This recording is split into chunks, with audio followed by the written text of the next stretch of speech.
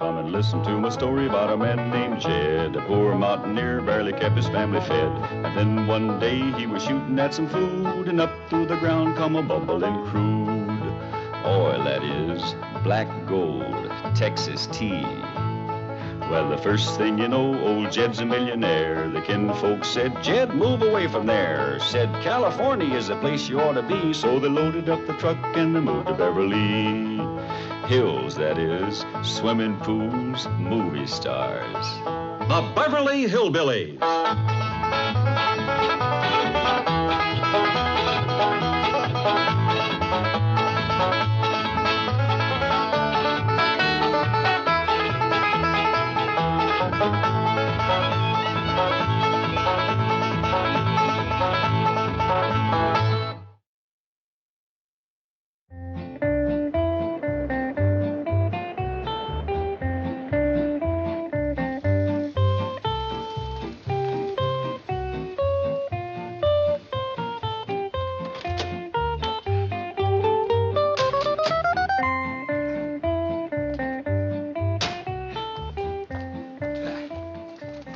Ought to get the Clampetts interested in deep-sea fishing, don't you agree? Chief, it is a master stroke of psychological strategy. Thanks.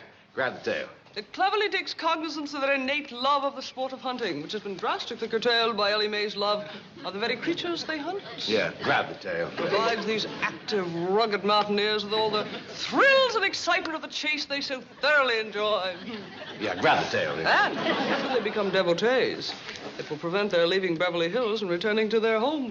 For, by its very nature, big game fishing is impossible in their landlocked, mountainous terrain. I repeat, Chief, it is a master stroke of psychological strategy. All this because I said 3 lousy words. Don't you agree? Well, I'm going to say 3 more. Grab the tail!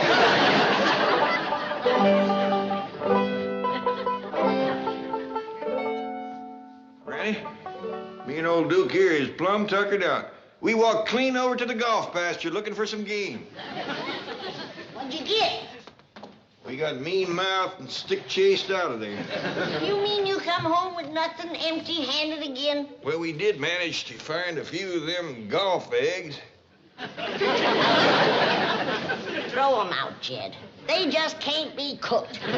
I boiled 'em and porched 'em and fried 'em. And they still come out gummy as an old boot. Doggone it, I wanted some fresh game meat. Well, looks like we's caught betwixt and between, Granny. Folks don't want me shooting a gun, and when I snare the game, Ellie makes a pet out of it. Uncle Jed, Granny! Come see what Mr. Drysdale and Miss Jane brung us. A great big old fish about this long. Fish that size must be a channel cat. Yeah, some catfish rolled in cornmeal, deep fried. Ought to taste pretty good right now, huh? Sure. Come on, let's go. Remember, not a word to my wife about giving this trophy to the Clampetts. Right, Chief. That fishing trip to the Gulf of Mexico cost us about $4,000. And this is all we have to show for it. I understand. Plus which, it took her 6 hours to land it.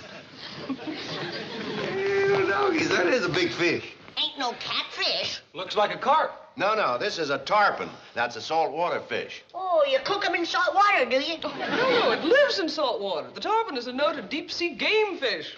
And I want you to have it for your game room. Our what room? Game room. That's the one with the trophies on the wall. The billiard room. Oh, you mean the fancy eating room. Yes, as you so quaintly call it. What do I have to do to 'em? Nothing. It's been prepared by an expert taxidermist. Feels nice and crisp. I'd sure like to see the skillet he was fried in. Me too. Appears like the grease got too hot and he curled up a mite. Oh, no, he's not fried. Baked? No. Don't smell like he's been smoked. Tarpon are rarely cooked at all. Once caught, they're usually preserved, like this one. Oh, preserved. Like pickled? Well, yes, in a way. It's quite a process. They're cleaned, scraped, treated with chemicals. Even the bones are removed. Then, a form is made, and the skin Miss is... Hathaway. Sorry, Chief. Mr. Clampett, I'm sure you'd enjoy catching a fish like this. I would for a fact. Now, there's a critter even Ellie wouldn't make a pet out of. Then it's all settled. Now, I'm going out and get you the finest deep-sea fishing equipment that money can buy. Oh, no need to do that, Mr. Drysdale. I can cut myself a pole and make a hook out of a bent nail. No, catching big game fish like tarpon and marlin requires very special equipment. It does indeed, Mr. Clampett. The black marlin, for example, which is a native of our own Pacific waters. Jethro, fetch this fish out to the kitchen. I gotta figure out how to cook him. But, Granny, Miss Jane said you didn't have to do nothing more to it. She said that it was all... I heard what she said, but I say that this fish ain't got a fresh-caught look to it. And nobody's chomping on him till I've cooked him. Yes, ma'am, Granny.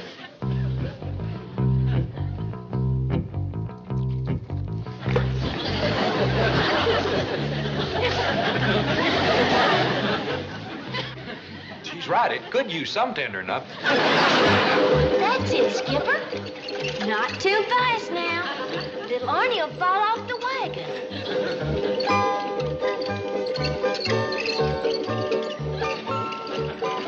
If Arnie goes around one more time, it'll be your time, Elmer. Skipper, I told you not to speed. Now, Arnie will think you done that on a purpose. Now, you show him you're sorry and how much you like him. That's nice. See, Arnie? Skipper didn't mean it. Hey, mate. Oh, howdy, Pa. What you got? That's a present from Mr. Drysdale. That's their what you call a fishing machine. That's for catching them big saltwater fish. Oh, I don't think Granny's gonna want no more of them. She's up yonder now wrestling with that one Mr. Drysdale give us. When are you gonna commence a tendering up, you wall-eyed, ocean-going varmint? Are you cooking that fish? I ain't giving him a bath. Gene said he already been prepared by expert something or other. Taxi driver. That sounds like it, yeah. He better stick to driving taxis. He don't know shucks about fish. I've been boiling this rascal for 2 hours, and he's still tough as harness leather. You know what it could be, Granny? What? Swimming around in the salt water all them years is what toughened him up. You know what brine will do to any kind of hide. I know what it's done to his hide. Why, I've dulled 3 knives trying to cut him up. Finally had Jethro fetch him out here and throw him into my big kettle whole. And cooking him 2 hours ain't soften him up none? Not one smidgen. And I've had both ends in the water. Granny, we's hungry. Ain't that fish ready yet? That fish ain't never gonna be ready. Well, let's go catch one of our own. Yeah, with this fish winding machine. It'll be a freshwater fish if I cook it. I'd as leave try to stew an alligator as that thing. Come on, Jethro, let's dig some worms. Now, hold on. I reckon it'd hurt Mr. Drysdale's feelings considerable if he was to find out we didn't eat his fish. But, Uncle Jed, I pretty near broke a tooth on that thing. And if Jethro can't bite through it, nobody can. How about Rusty, my cat? He's had his eye on it ever since Jethro fetched it out here. Yeah, let's give it to him. It's a heap of fish for one cat. Don't worry about that, Granny. Appears like Rusty is rounding him up some friends to help.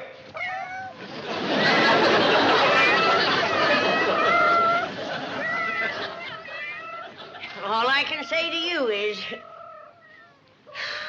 loads of luck.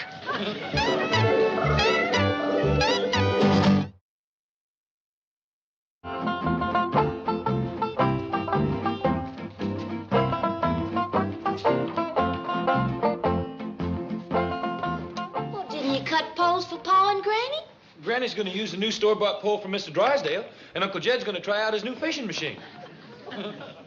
You dig a nice bucket of worms, Ellie? Yes, sir, Pa. They's on the truck. What's that thing you're wearing? Well, this here is a fishing machine harness for holding this here fishing machine. I still say that's a mighty short pole. I reckon it's meant for fishing over the side of a boat, man. Ain't gonna get me on no boat. Ain't figuring to. They work just well off a bridge. You know any good fishing bridges, Jethro? Only bridge I know goes over the Los Angeles River. Ain't nothing like a river for catfish. Let's get going. Wasn't much water in it last time we was there. Maybe the beavers had it dammed up. If May's still there, can I bring home a beaver? No more critters. Quiet down, Granny. We ain't bringing home nothing but fish. Let her roll, Jethro.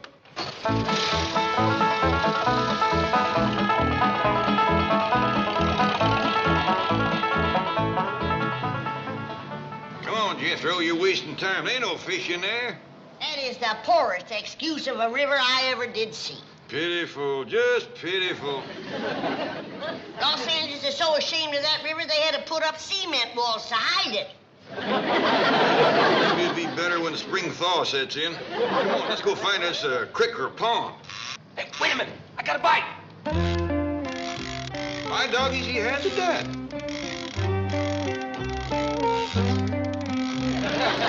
Gilly, fetch my pole, quick! What for? This ain't nothing but a boot. I know it. I want to fish for the other one. They're better than the ones I'm wearing.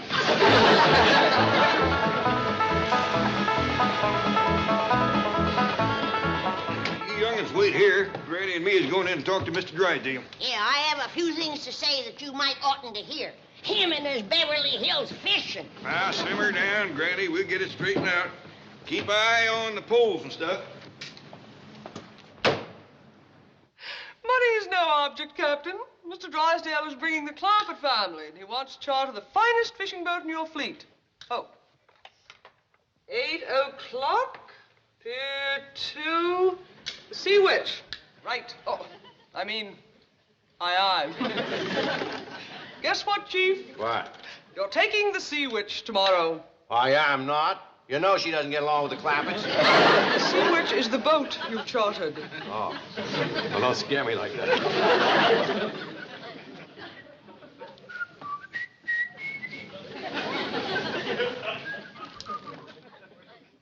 By doggies, we come here to complain about having no place to fish.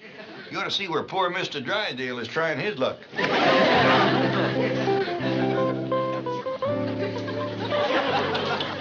Granny, Mr. Clampett, come in.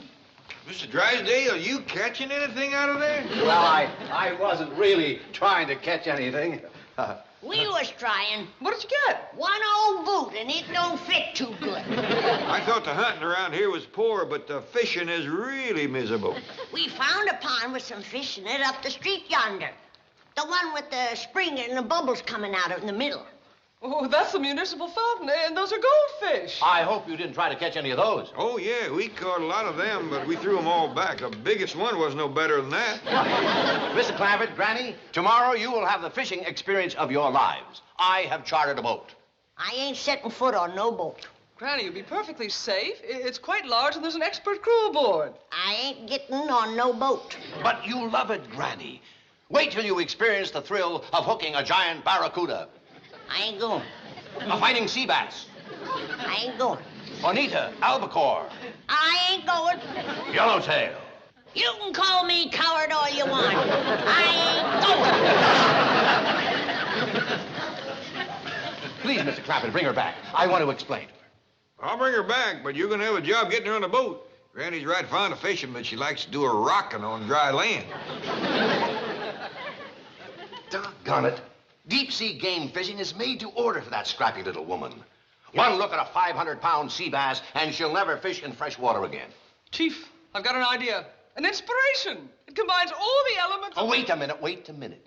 Can you tell me in 5,000 words or less? I can tell you in one word, Marineland. Marineland, Yes, there, with her feet firmly planted on dry land. Granny can gaze through glass windows into a huge tank and observe at arm's length specimens of sea life by the thousands, from the largest mammals to the tiniest crustaceans. Now, Granny, it won't hurt you none to listen to Mr. Drysdale. He ain't getting me out on no water. But, Granny, I know how fond you are of fish. I'm fond of ducks, too. But I ain't going up in the sky after them.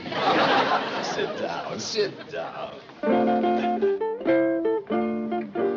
Well, youngins, we're going fishing after all. Mr. Drysdale told us about a fishing hole that's got 'em all beat. He's going to take us out there first thing in the morning. It's a gymnastic. You can look through a glass window and pick out the kind of fish you like. Some of 'em as big as this truck. Woo! Let's go right now. Yeah. I'm all for that, Jed. Well, I reckon it would spare Mr. Drysdale a heap of trouble. Yeah, where is it, Pa? Down near the ocean, a place called Marineland. Do you reckon the Marines would let us fish there? Well, he didn't say nothing about that.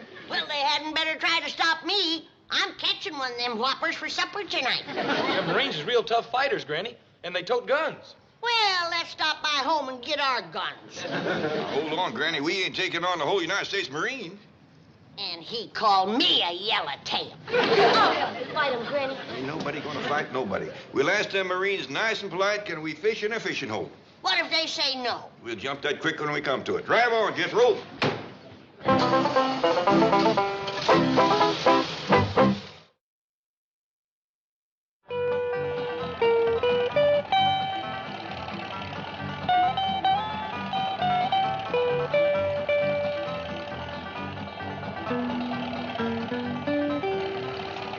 Yes, sir, that there is the Pacific Ocean. Well, doggy, that is a big rascal. You can't even see the other side. And right out there, 3,000 miles is the Hawaiian Islands.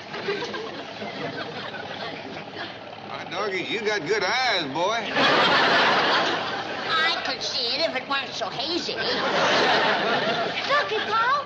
Up here's a big sign that says Marineland. Yeah, we's pretty near there. Now, let me do the talking, Granny. I don't want you scrapping with a Marine. All right, Jed. But they hadn't better give us no trouble. I got my heart set on fish tonight.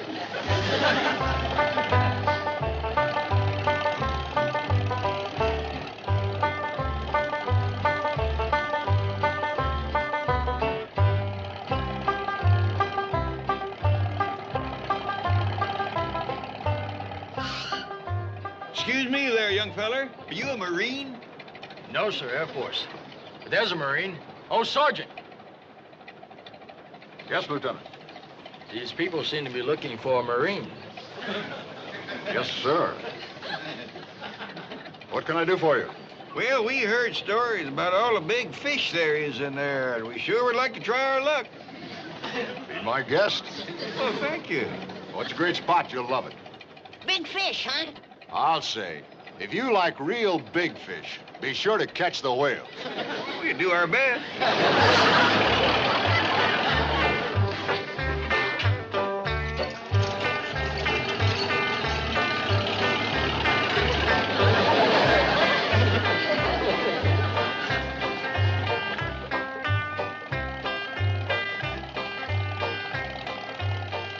Why, there's all kind of fishing holes here. I don't see any no fishing signs. They better not be.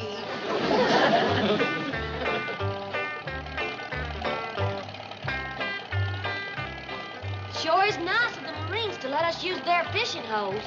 Yeah. Hey, this looks like a good one. Pull up here, Jethro.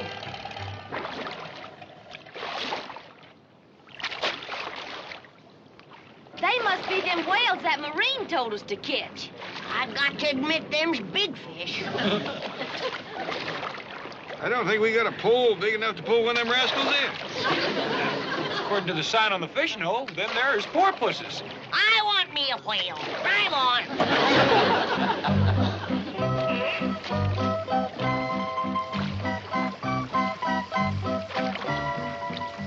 What's these critters? Sign says these here is seals. Well, let's see what else we can find. I want me a whale. I like them, especially that baby one.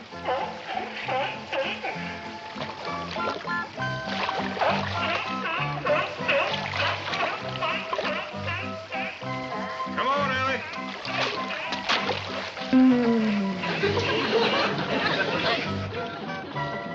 This here's the biggest one yet. It's a dandy. Is this where the whales are supposed to be? That's what the sign says. I don't see no fish. Maybe you gotta drop a line in, get a bite. Put a hook on my line, Jethro. Listen, Granny. Ellie Mae, I'm gonna catch me the biggest whale there is in there. Fish me out a nice big fat worm.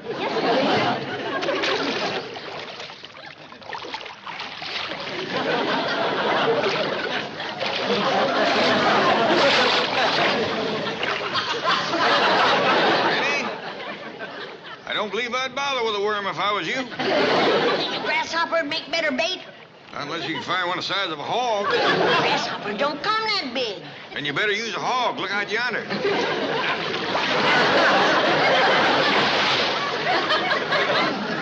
Here he comes again.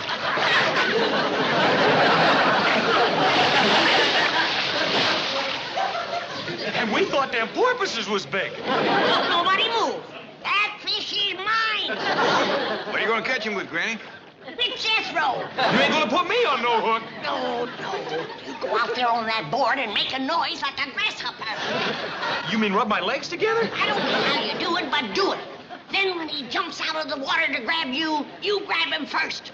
How? Throw your arms around him. Grab him out of there and fling him on the bank.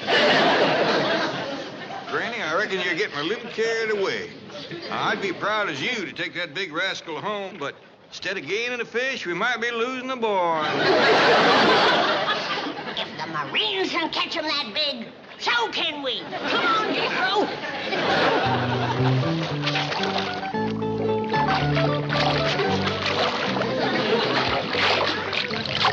Ellie, we's in for trouble. That muley little woman is bound and determined to have that fish. Ain't he too big to catch, Pa? Granny'll have a go at it, and big as he is, when she's done with him, he'll know he's been fished for. Go on, Jethro, go on. All right, but you come with me.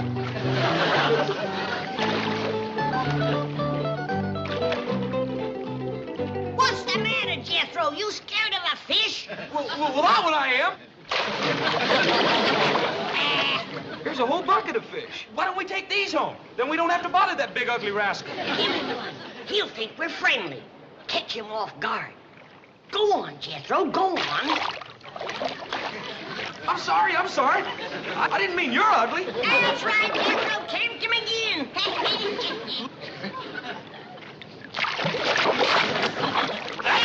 That's it. Looking down his throat is like looking through a cellar door.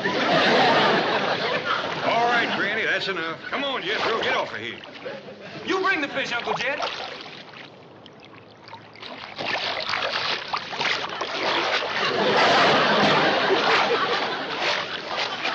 Wants another fish, Jed.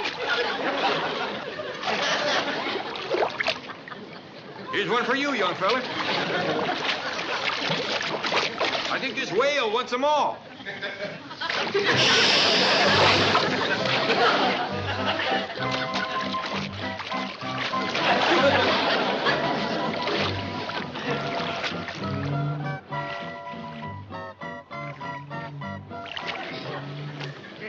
a baby walrus. Ain't he cute, Pa? Can I take him home? Hadn't better, Ellie. He'd remind Granny too much of Leif Crick. Ain't that right, Granny? Where'd you go, Granny? Jethro! Put me down, you big coward. I caught her, Uncle Jed. She was pricking her back to the whale tank. I reckon we better head for home.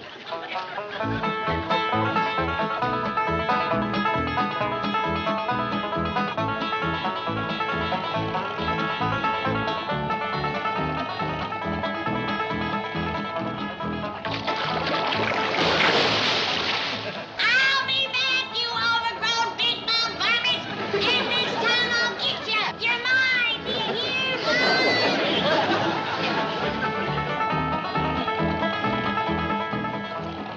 I can't stand it. Turn around and go back. We're going home, Granny. Now quieten down. You can't catch a whale, Granny.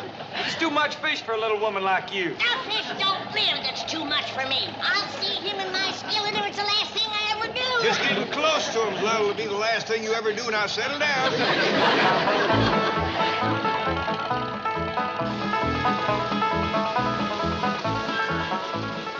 I know what I'll do. I'll roll them in cornmeal. That's what I'll do. Deep fry them. Get that rascal yet? Where you going, Gran? None of your business. Who set her off? Poor Granny. Yeah, the sad part of it is, when she goes to telling folks about the one that got away, ain't nobody gonna believe her. Hey, Jed, look what I found on the truck. A baby seal. That's my baby seal. You put him down. Ellie Mae Clampett, did you carry off that critter from Marineland? No, sir. He followed me. Followed you? Yeah, you just put him down and I'll show you.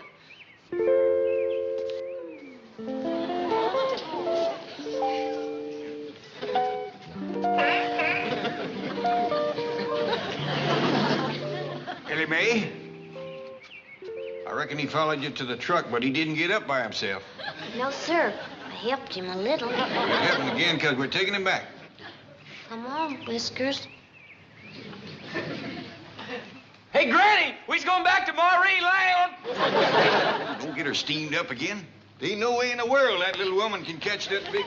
Let's go. I'm ready for that big rascal this time.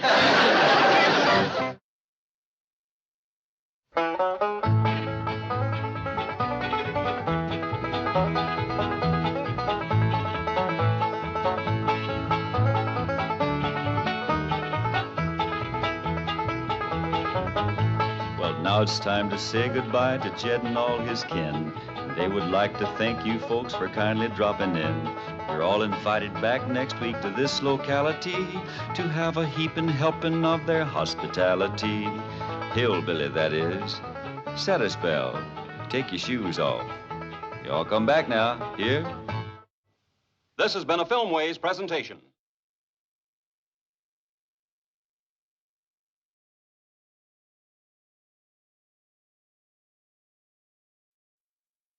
Come and listen to my story about a man named Jed. A poor mountaineer barely kept his family fed.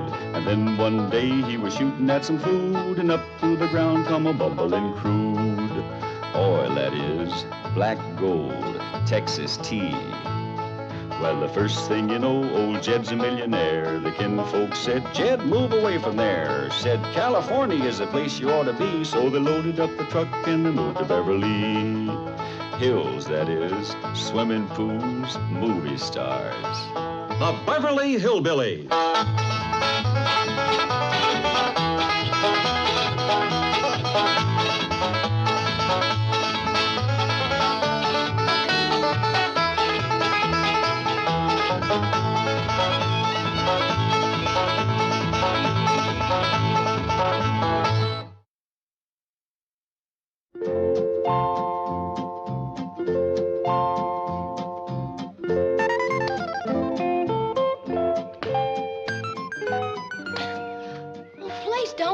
So hard.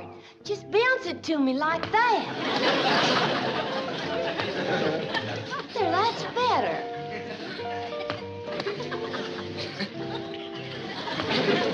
You? I know it's asking a heap, but if you can pull your eyes open for a minute, yonder is something you don't see every day. A girl playing ball. With a monkey. And a bobcat watching.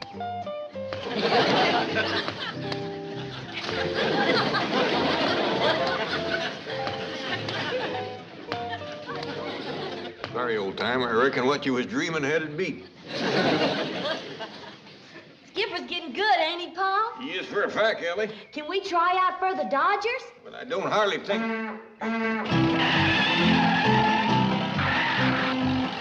Look out, here comes Jethro, going faster than a hungry dog at feeding time.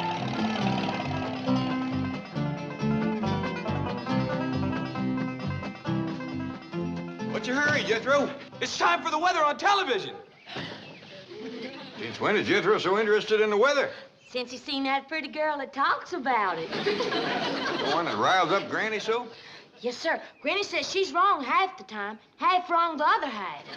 It's expected that this high-pressure system will hold back the mass of moist air moving in across the Pacific. Hot diggity dog, ain't she pretty?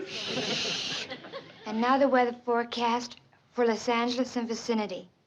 Continued clear this afternoon and tonight, sunny and warmer tomorrow. You're wrong again. It's gonna rain tonight or my name ain't Daisy. Shh, don't you shush me. She's the one that's fibbing. What's the trouble, Granny? Oh, it's gonna rain tonight, and she keeps telling me that it's gonna be clear. She don't know what she's talking about. Shh, I want to listen to my TV, sweetie. By the way, there'll be a full moon tonight. Perfect for a weenie roast at the beach. See you there. You sure will. Hey, Granny, we got any weenies? And now, good night from your weather miss. Weather miss is right. She ain't hit it right all week. Well, she's just a young girl, Granny. Well, then they shouldn't send a girl to do woman's work. We got any weenies, Granny? I keep telling her she's wrong, but she won't listen to me. Just keeps on blabbing. We got any weenies, Granny? I don't think they can hear you when you talk back to this TV contraption. Well, then why do they keep asking me those questions? Like, are you tired and run down? And does too many suds clog your washing machine?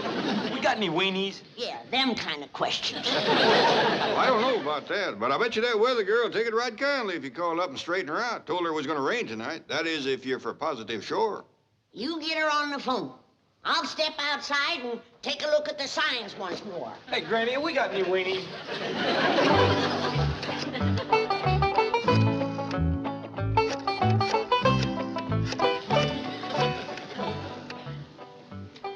Special operator. Well, thank you. Any operator would have done, but since you come on special, I'll let you handle it. I'd like to talk to that girl on TV that says it ain't gonna rain tonight. Granny thinks she's wrong. I can give you weather information. Oh, you too, huh? Well, all right. Whose side are you on, hers or Granny's? Now, Ellie, watch close. Because one of these days, you'll be taking my place predicting the weather. Jethro, fetch me a ladybug. Granny, how about them weenies? You can't tell nothing from weenies. Fetch me a ladybug. Oh, yes, ma'am. Now, we'll commence with this little bobcat. Have you noticed his fur standing up bushy? Yes'm. And have you noticed him licking agin the grain? Yes'm, I have. That's a sign. Bobcat's licking agin the grain. Come that night, it's likely to rain. You hear that, Bobby? You're a weather sign. So is your rooster Earl, Ellie. Looky yonder. Is that a sign of rain, Granny? Yes, sirree. Rooster crows before he goes to bed. He'll wake up with a soggy head. Tell me some more rain signs. Oh, there's dozens of them.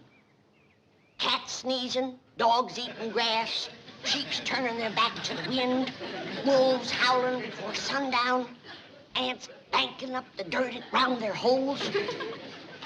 See that tree over yonder? Yes'm. You notice how the leaves are turning up, showing the underside? That's a good sign. Hey, Granny, I can't find no ladybug. That's a good sign. Now see if you can fetch me a bullfrog. Yes, ma'am. Bullfrogs turn dark 10 or 12 hours before it rains. But here's a sign that separates the girls from the grannies. My weather beetle. Watch him when he gets a whiff of air. Well, he turned over on his back and kicking up his leg. That's a dead for sure, positive, certain sign it's gonna rain tonight. This little rascal never fails. Likes to get his stomach scratched. Can I do it? Easy, easy now, it tickles him. Granny, here's like that pretty little girl on the TV don't do her own predicting. She don't? Oh, she gets her weather news from the government. Whose government? Ours, I reckon. Leastwise, I got the number where we can call the head weatherman. Good. The sooner I set him straight, the better. Back to sleep, Cecil.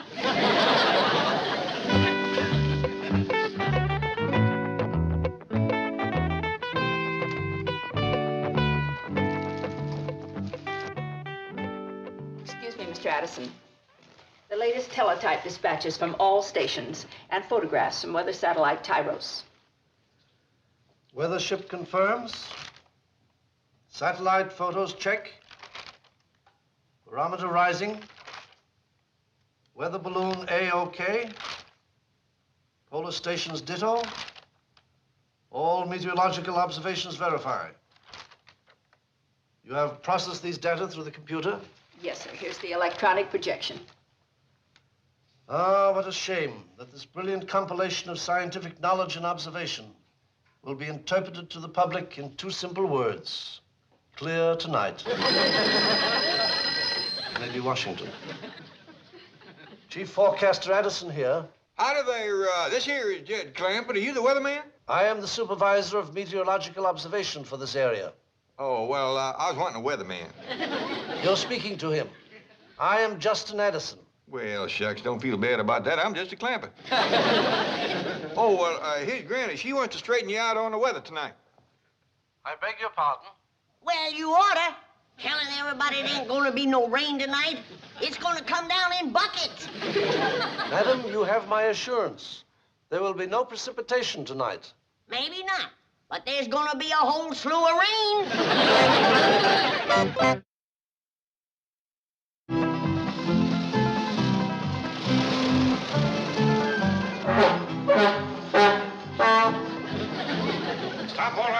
boy. Your granny's on the telephone talking to the head weatherman. I'm sorry, Uncle Jed, but I wanted to tell her I weren't going to be home for supper tonight. I'm going to the beach to roast weenies with that pretty little weather girl. Granny says it's fixing to rain. You're liable to wind up with a sack full of soggy weenies. But the weather forecaster says it ain't going to rain. But Granny says it is. But the government says it ain't. I say it is. Madam, may I ask what leads you to believe we are going to have rain?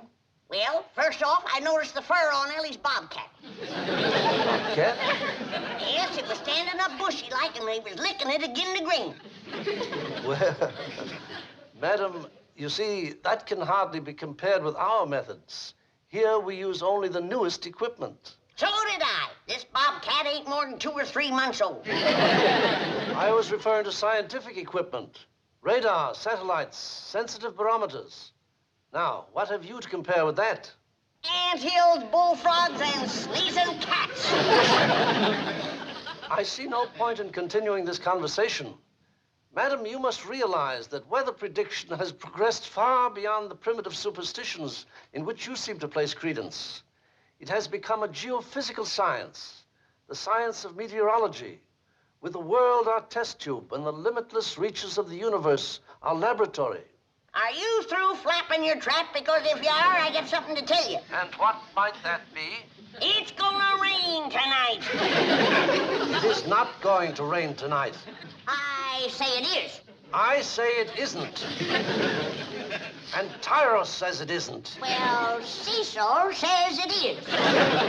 Who the devil is Cecil? My weather beetle. And he can out-predict your Tyros any day.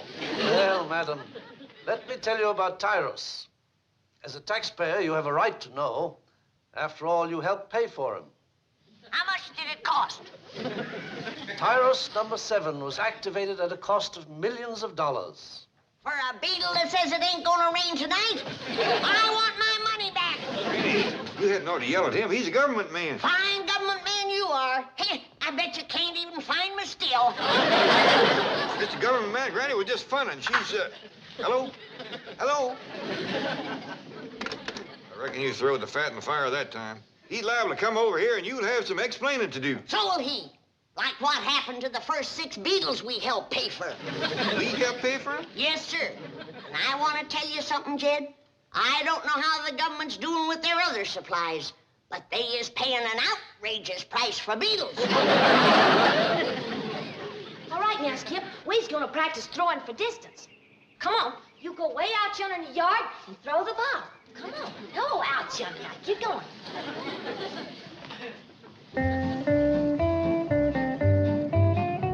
Out further, Skip. Keep going. Howdy there, Miss Jane and Mr. Drysdale. Greetings, Ellie. Look out. Skipper's fixing to throw the ball. Say, you two made quite a combination. Well, thank you. Yeah. All right. Burn one right across the plate here, young fella. Come on.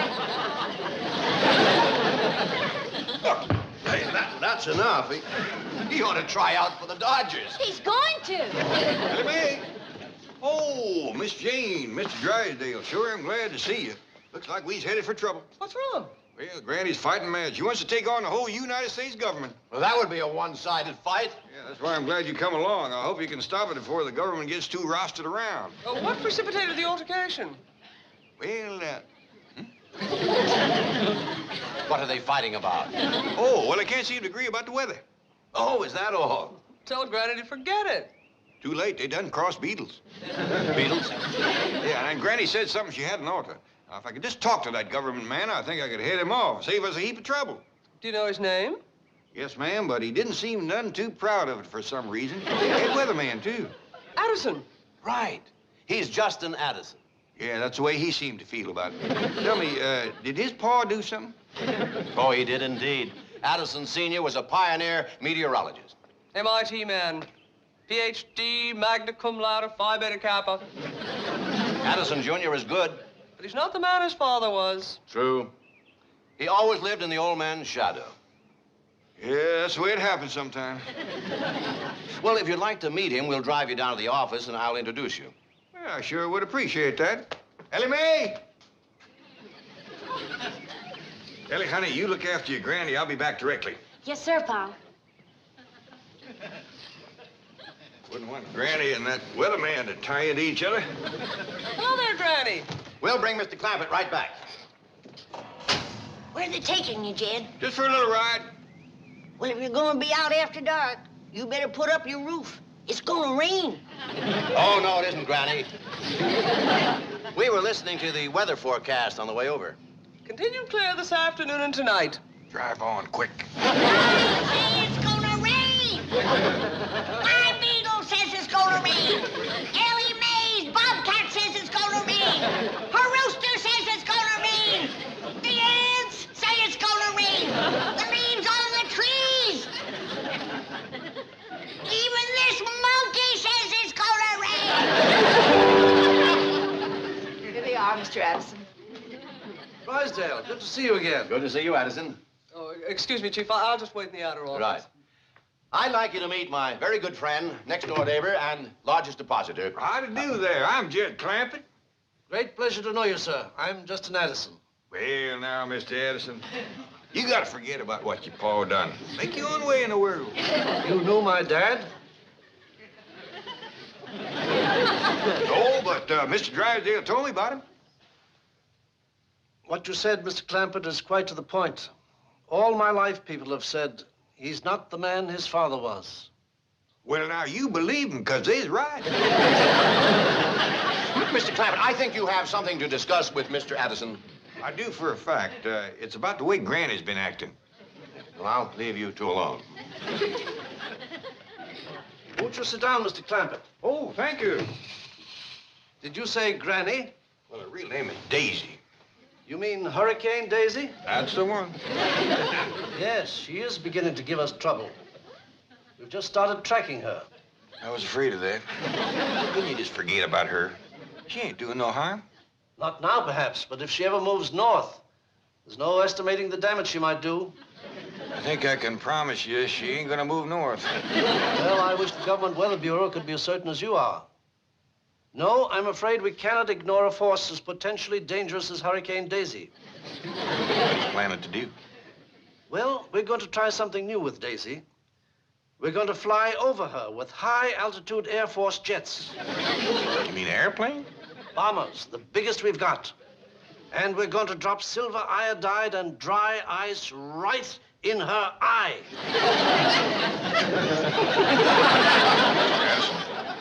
Government or no government, I reckon I can't let you do that. Well, with all due respect, sir, I hardly see how you're going to stop us. Well, maybe not, but I'm gonna do my best. What are you, a hurricane lover? Please, believe me, Mr. Clampett. Daisy is a violent, destructive force. She's unpredictable. She's dangerous. I grant you all that, Mr. Addison, but she's still my mother-in-law. Mother-in-law? The Clampett clan sticks together. Mr. Drysdale, help!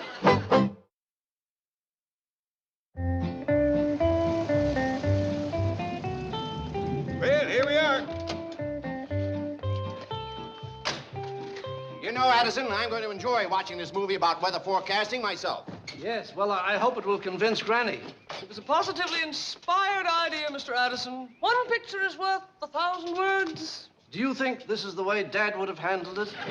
You gotta stop worrying about what your pa done. Make it on your own. You're still a young feller. Of course, you ain't met Granny yet. Put up the screen, Miss Hampton. My goodness. This is a magnificent home, Mr. Clampett. Well, thank you, sir. Now, let me tell you something. My pa lived in a little bitty log cabin with a dirt floor, and I was never ashamed of him, and you hadn't ought to be ashamed of your pa. Ashamed of him? Why, Dad was an MIT PhD. You don't need to spell it out. I've heard ugly words before.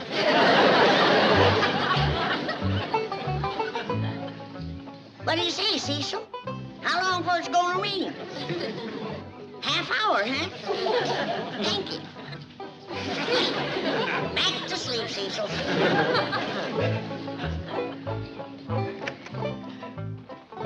I thought I told you to put the roof up on your car. Now Now it's only a half hour before it starts to rain. Oh, Granny, I'm sure you'll change your forecast once you've seen this film on modern scientific weather prediction methods, which Mr. Addison's going to show us.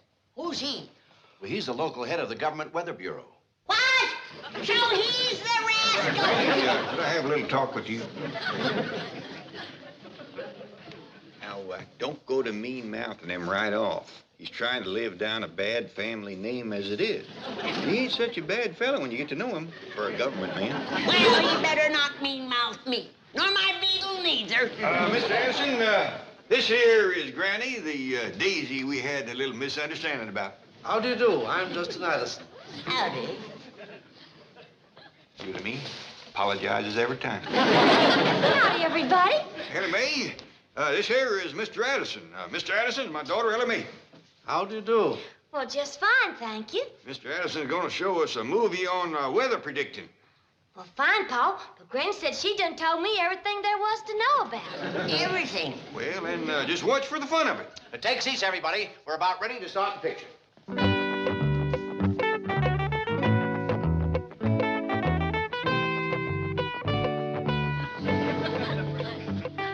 By way of prefacing what you are about to see, may I say that from the dawn of his existence, man was in awe of the elements. But in time, man's awe of the elements gave way to investigation.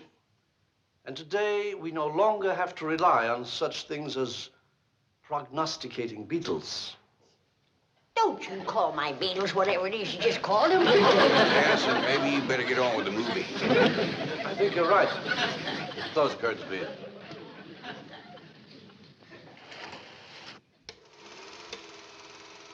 Today, weather reports from every part of the world can be obtained almost instantly, and they are the basis of modern weather forecasting. Because weather on Earth is affected by conditions above Earth, ray-sun balloons are launched into the atmosphere at stations throughout the world. Instead of looking for weather signs, they's playing with balloons. Pressure, temperature, and winds are plotted on map segments, which are joined together to form a large map of simultaneous observations. But a revolution is taking place in forecasting techniques. Electronic computers can analyze data and predict tomorrow's weather map. The frontiers of meteorology have been greatly expanded by the use of tyros. That's a big one. Here you see Tyros 2, 19 inches high, 42 inches in diameter, and weighing approximately 280 pounds. That Tyros may be big, but he ain't half the beetle Cecil is. And here is Tyros atop its launch vehicle, about to be rocketed into space.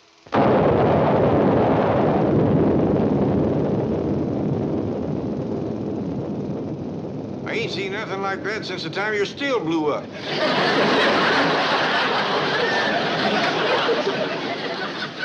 Yes, the modern science of meteorology has removed weather forecasting from the realm of superstition and coincidence, enabling me to say with complete confidence, it will not rain tonight.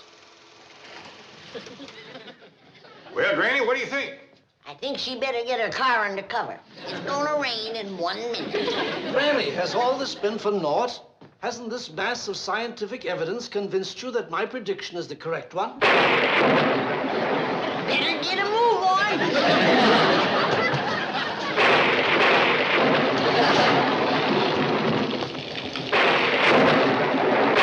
Can't happen.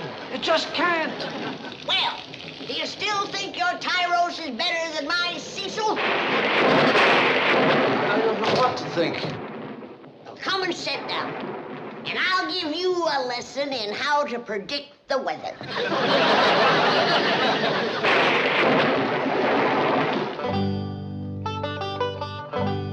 Jethro!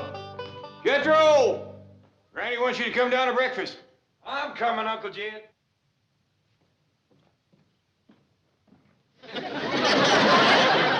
got caught in the rain last night. I sure did. I wait down the beach pretty near all night in the pouring rain for that pretty little weather girl. And she never did show up. I can't see as a blamer.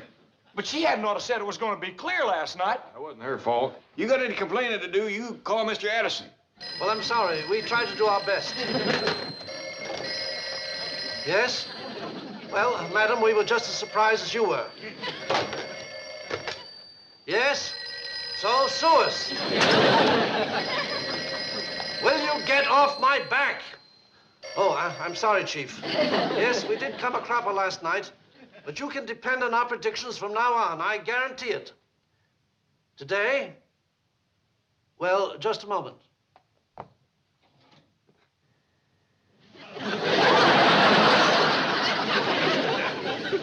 Hello, Chief. All clear today. You can depend on it. How do I know? My beetle isn't kicking. Goodbye.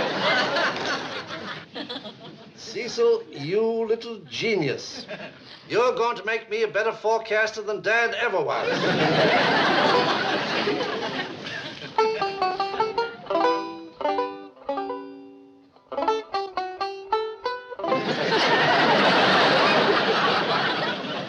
Why, Dad, you should have told me you were a beetle man.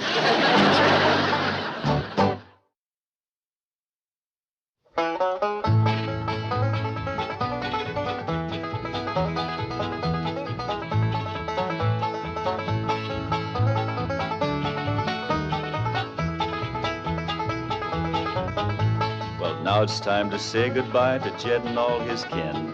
They would like to thank you folks for kindly dropping in. You're all invited back next week to this locality to have a heaping helping of their hospitality. Hillbilly, that is. Set a spell. Take your shoes off. Y'all come back now. Here? This has been a Filmways presentation.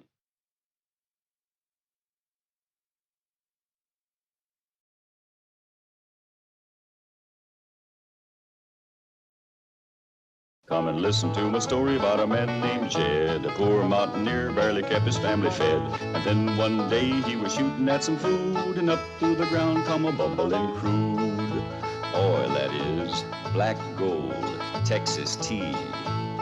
Well, the first thing you know, old Jed's a millionaire. The kinfolk said, Jed, move away from there. Said, California is the place you ought to be. So they loaded up the truck and they moved to Beverly Hills, that is, swimming pools, movie stars.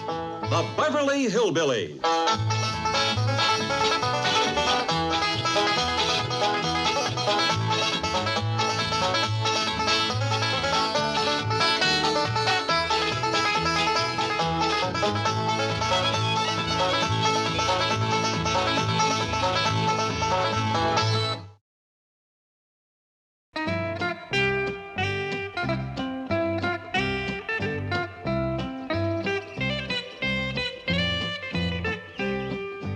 What you cooking, Granny? Done cooked and cooled. That's my spring tonic. Got a dandy head on it this year. How come you cooked up such a big batch? You fixing to tonic the whole town of Beverly Hills? That's just a starter. Then I'm going to commence on the rest of the country. Everybody? No, just the Democrats and the Republicans. They need tonicking, do they? Why, Jed, they is in such bad shape, one party can't walk and the other one can't even stand up. Who told you that? They did. I've been watching the TV. The Republicans claim that the Democrats is dragging their feet. And the Democrats come back and say that the Republicans ain't got a leg to stand on.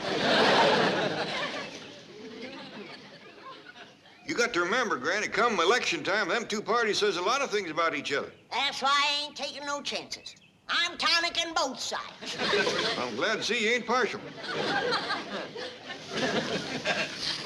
I'll say this.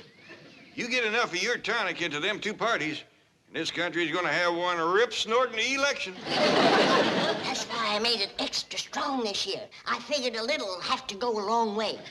Now go ahead, help yourself. Well, I tell you, Granny, you ought to go first. It's your tonic. Yeah. I have been feeling a little stove up lately.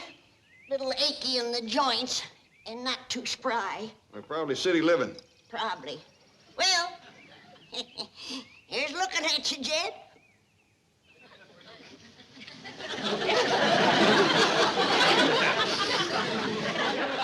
Granny, you ain't looking at me.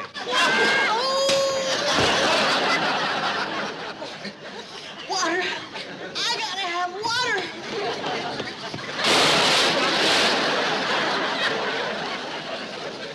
Tells me folks are gonna talk about this election for years to come. And if at first glance this tax burden might seem somewhat staggering, I feel certain that...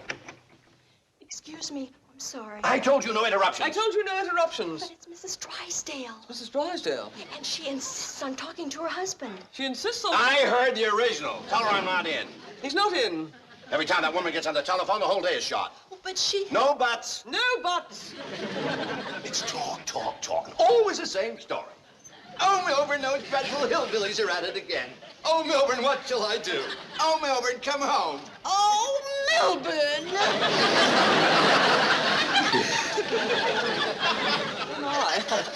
Why wasn't I told my lovely wife was here in person? Why wasn't he told his lovely wife was here in person? Oh, I'm sorry. Everybody out, while I take this beautiful creature in my arms and comfort her. Couldn't I just have a small raise instead? You two! Now, what brings my lovely wife here to brighten up my dreary day? Milburn, those dreadful hillbillies Hillbillies are at it again. Well, what is it this time, dear? They're going to ruin the social event of the year. Which is? The Countess Maria von Holstein is returning to Beverly Hills. No. Yes. Well, who's she? Oh, Milburn, really. The Countess Maria is the absolute unchallenged leader of the continental jet set. No. Yes. Well, who are they? They're the avant-garde of international society. They jet to the Riviera for the sun, to Innsbruck for the skiing, to Paris for clothes, to Las Vegas for divorces. They practically live on jet planes. Margaret, I can't think of two groups of people more dissimilar than the Clampetts and this jerk set. Jet set. Same difference, they'll never meet. Now, we're very busy, dear. But they will meet. The Countess has leased the mansion on the other side of the Clampetts. Margaret, in cities like Beverly Hills, people can live out their whole lives without ever meeting their next-door neighbor. Now, run along, dear. I am very busy. Milburn, will you let me finish? Let you. I'll pay a cash bonus. Granny is going about the neighborhood distributing a vile concoction she calls tonic. She left this at our house.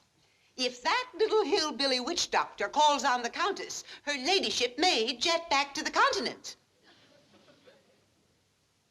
If she drinks this, she may jet back without a plane.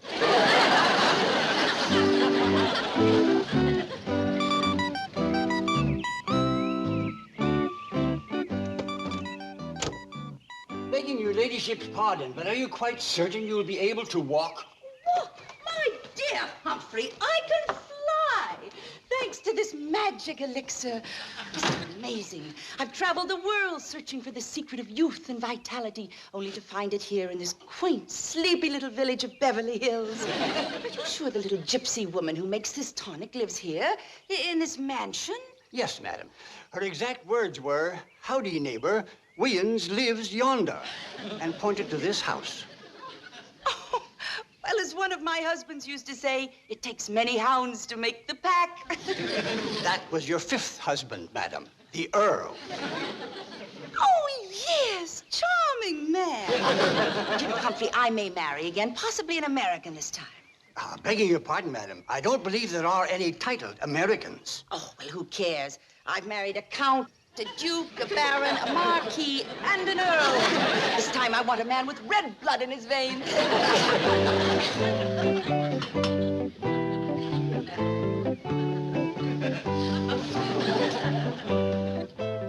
Oh, howdy, ma'am. See you come for a refill. Step right in. Granny, lady here needs some more tonic. You know, I think I'm in love with you. Never mind, Granny, she's had enough.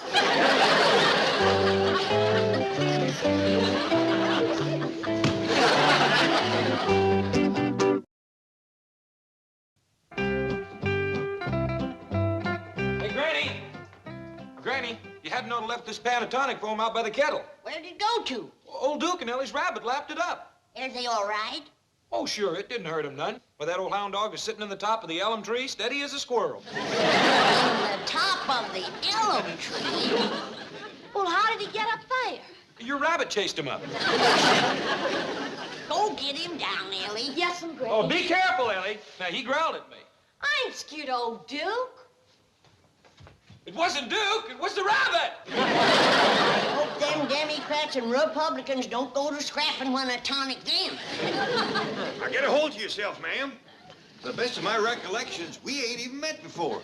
I reckon you got me confused with somebody else. Who's she, Jed? Somebody wanting tonic? Yes.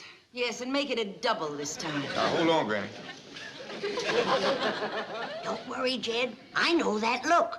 She'd been over-tonicked. Jethro, leave the room. Oh, shucks, Granny. Boy, do what your granny says. Always getting thrown out. I'm gonna get married and have my own house and throw other folks out. Get her setting down, Jed. I'll fetch some catnip tea. That'll work again the tonic. Won't you set a spell, ma'am? Yes.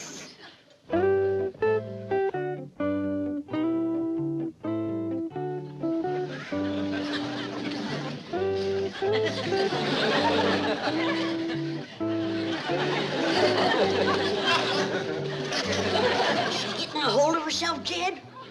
No, Granny. So far, it's mostly me. Here. Swallow that.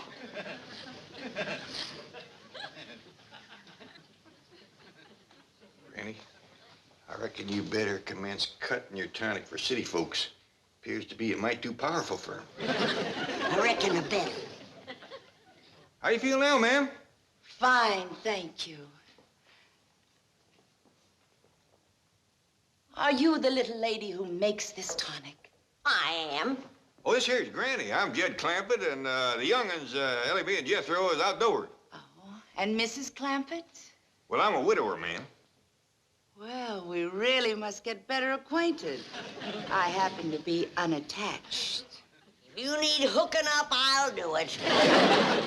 Granny, I reckon that was just a tonic of talk. I mean, I have no husband at the moment. I'm the Countess Maria. Countess? Yes. My last husband was an earl. Oh, well, I got a cousin that pretty near married to Earl. Really? Yeah, Earl Scruggs, you know him? No, I don't believe so.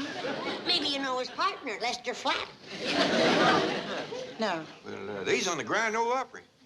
Oh, opera stars. Yeah, down there with Minnie Pearl. Do you know her? I'm afraid not. How about the Duke of Paducah? No, I don't. I know several dukes, but not that one. Oh, I've just had a perfectly marvelous idea. I'll give a huge party so that your friends and my friends can get acquainted. And so can we. Well, that's mighty neighborly of you, Miss Countess. Or is it Ms.? Just call me Maria. Granny, instead of champagne, may I serve your tonic? I don't know, Marie. Oh, please, it'll simply make the party. What do you think, Jed? Well, Granny, why not? You was figuring on tonicking the whole town anyway. Save you a heap of walking pushing that wheelbarrow. I'll serve it blowing from a fountain into a huge punch bowl. We'll call it the Fountain of Youth. Granny! Granny, Mrs. Drysdale dumped your whole kettle of tonic into the cement pond. What? All of it? Yeah, it must have been 15, 20 gallons. Who is this Mrs. Drysdale? Why, she's the meanest, orneriest, no good, low down. Now, Granny, you see, ma'am, Miss Drysdale is high society. Her husband is president of the Commerce Bank, and she never has cottoned to us living next door. I'll fix her. Please, Granny, let me have that pleasure.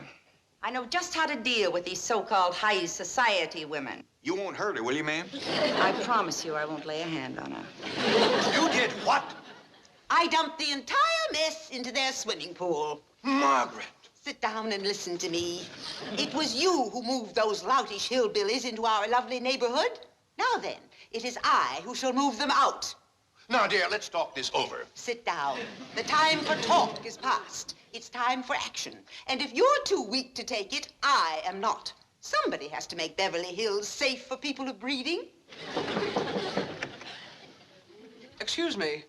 I told you no interruptions. I told you no interruption. Oh, sit down, Milburn. I wouldn't interrupt, but the Countess is here. The Countess? She wants to see you. Oh, Milburn, did you hear that? Stand up. Mrs. Drysdale, I presume. Oh, yes, Your Ladyship. I am giving a party, and I wanted you to be the first to know about it. What an honor. Not only am I inviting the cream of Beverly Hills society, but Newport, Santa Barbara, Pasadena will be represented. I have many friends there. And, of course, members of the nobility will be jetting in from all over the continent. Oh. Lords and ladies, dukes and duchesses, perhaps a few princes, and a king and queen or two. Oh. And now, Mrs. Drysdale, we come to my guests of honor. Those people whom I consider to be the first family of Beverly Hills. Oh, Your Ladyship, surely you don't mean the Drysdales? I surely don't. I mean the Clampetts. the Clampetts? Your next-door neighbors. Oh, those Clampetts. Oh, wonderful. They're my dearest friends. Really? What a shame you're not invited to the party. Good day. Oh, but, Countess, Your Ladyship, surely that's not your last word? No, my last word is this. If you ever tamper with another drop of Granny's tonic, I shall buy Beverly Hills and exile the both of you. Oh, but, your Countessship. So that's what did it. She likes Granny's tonic.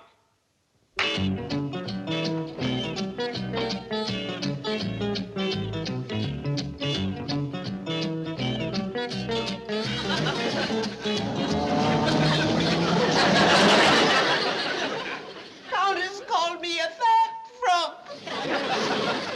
It's Milburn's fault. If he'd taken action when I told him to, this tragedy could have been averted.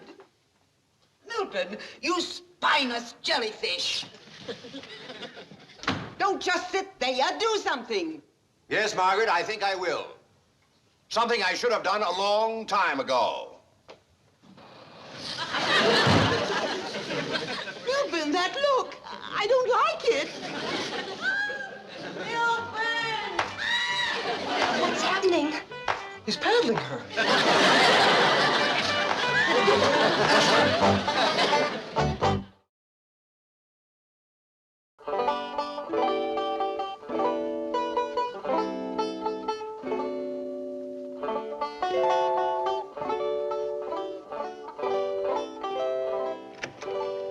Oh, there you are, Uncle Jim.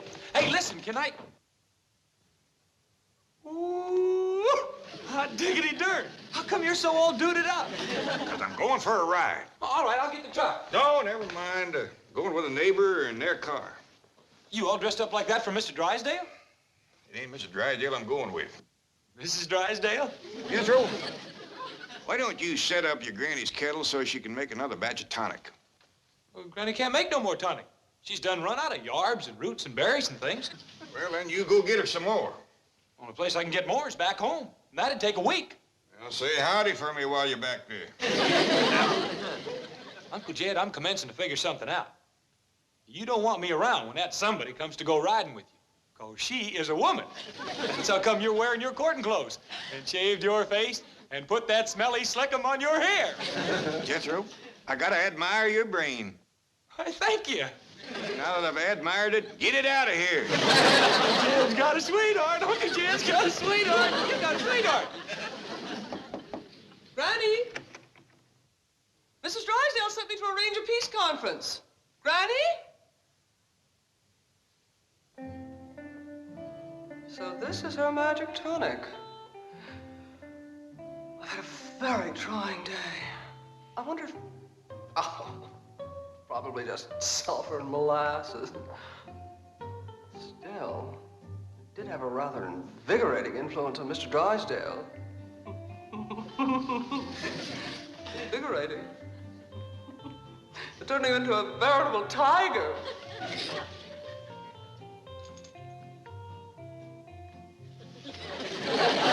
With Fenwick, huh? Is that it? No, I got it. It's the Countess.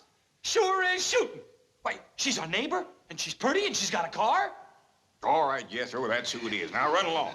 Hey, if you marry up with the Countess, you gonna live in one of them castles Wear one of them tin suits, fight dragons with a sword, rescue them damsels in distress? Every day and twice on Sundays. What in tarnation is that?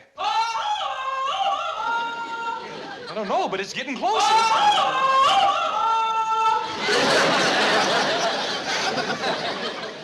Jethro, come here. Yeah, boy, Miss Jane called you. I know, but she's got a kind of funny look in her eye. Yeah, I've seen that look before. Jethro, I said come here. Jethro, you going or ain't you? Unless you come with me. I got my own problem. You find Granny and ask for some catnip tea. But I don't like catnip tea. Not for you, for her. Be quick about it. Here she comes.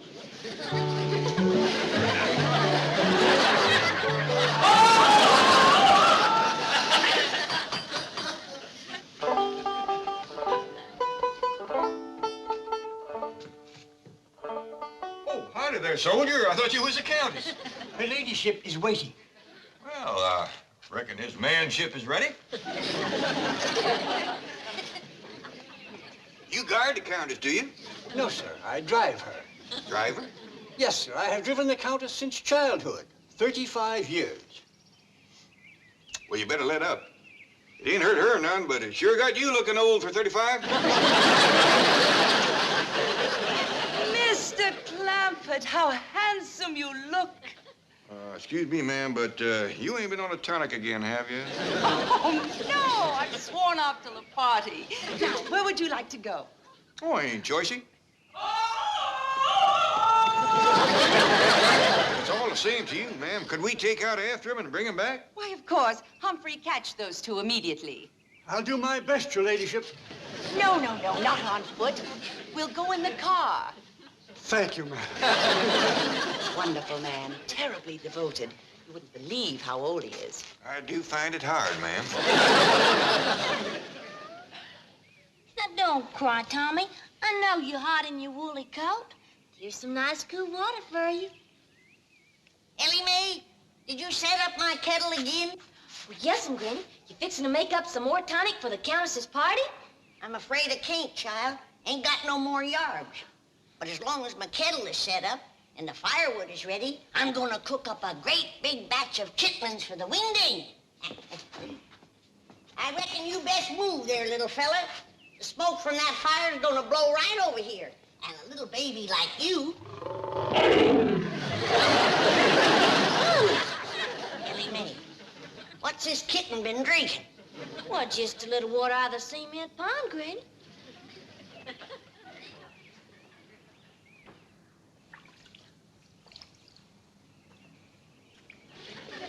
Well, I'll be doggone. What is it, Granny? Dumping them 20 gallons of extra strong tonic in the pond has watered it down and made it just right for little critters and city folks. Melvin, must I go up there and humble myself to Granny? No, you can have another paddling instead. I'm going up. So you brung help with you, huh? Well, come on. I'll take you both over. No, Granny, we're not here to fight. Tell her, Margaret. I'm here to eat crow. Well, you're out of luck, sister. I'm cooking chitlins.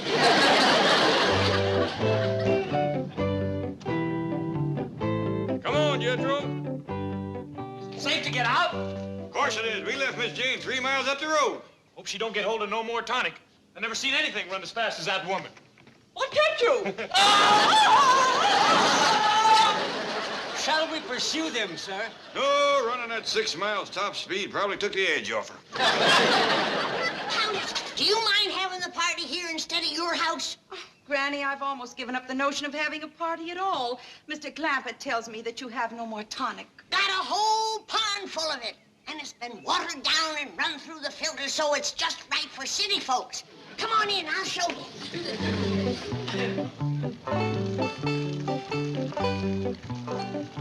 Oh, what a magnificent spot for a party. We can have hundreds of guests. And you've got the fountain of youth, too, just like you wanted. Folks can just pass by and fill their glasses.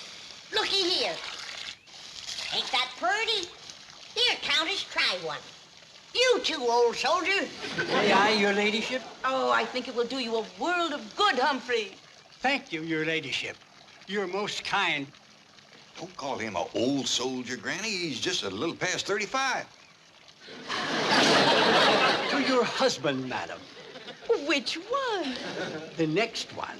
Oh, thank you, my dear Humphrey.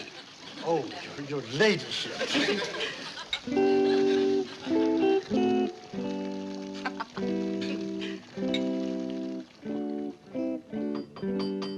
I'm coming. This party life is too much for me. Up half the night. Good morning, Granny. Good morning. Granny, how can I ever thank you for last night? It was a dandy wedding. The tonic flowed like water. And to think that I was there in person when the countess married her 6th husband. Oh, by the way, the bride and groom up yet? Ain't heard a peep out of them. Well, come on out to the kitchen and have some coffee. Oh. Good, thank you. Good morning, dear friends. Fabulous wedding party. Well, good morning, Countess. How's the groom this morning? Wonderful, simply wonderful. The kitchen is this way, Countess. Where are you going? To the fountain of youth.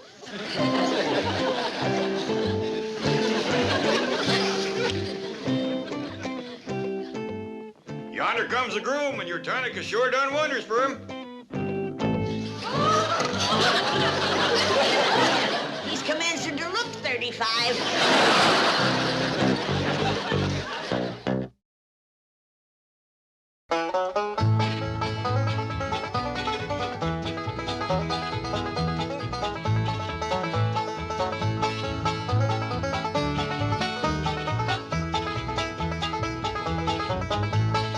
It's time to say goodbye to Jed and all his kin. They would like to thank you folks for kindly dropping in.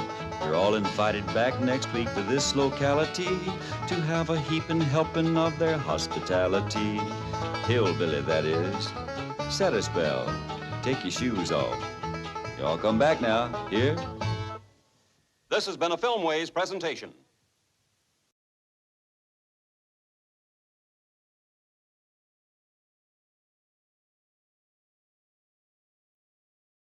Come and listen to my story about a man named Jed. A poor mountaineer barely kept his family fed. And then one day he was shooting at some food, and up through the ground come a bubbling crude oil, that is, black gold, Texas tea.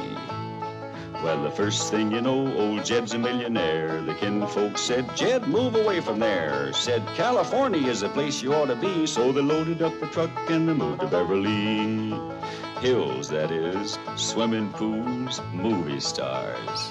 The Beverly Hillbillies.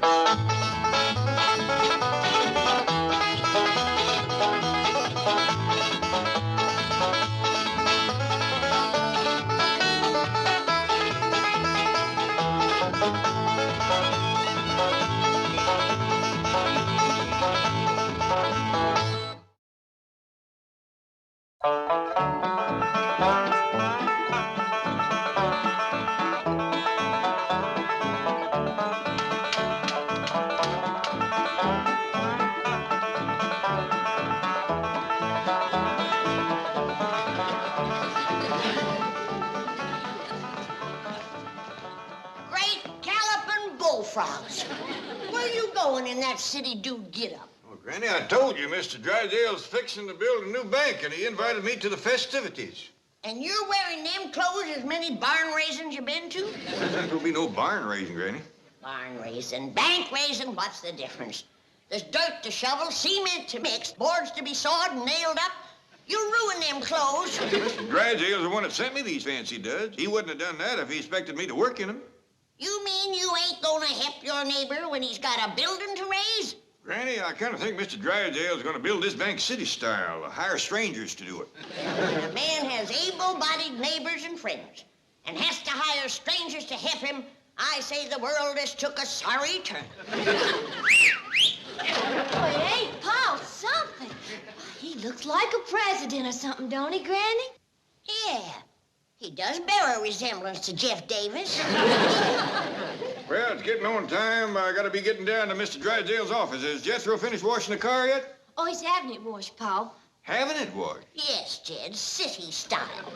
Hiring strangers to do his work for him. Well, Jethro says there's a new place in the neighborhood where they wash your car in just 3 minutes. 3 minutes? Yes, sir, and he wanted to try it out. Why, he's back already. Oh, you are sopping wet. Yeah? That's the last time I go to that there automatic car wash. What happened, Jethro? They like to drown me, that's what happened. I drove into this here place, and this fella says, hop out, buddy. I'll take that truck. I says, you won't neither. So I followed some arrows around into this here tunnel. I no sooner got inside, this dad-blamed cyclone busted loose. Cyclone? Worser. Why, water commenced to hit me from every direction. Steam shot up through the floor, and wind pretty near blew me off the seat. Did you complain about it, Jethro? Uncle Jed, as soon as I got out of that tunnel, I took off like a scolded dog. Serves you right for not doing the job yourself. Yes, sir, Granny. Ah, shoot! Bless you. Now get into some dry clothes, boy. I'm due over to Mr. Drysdale's office.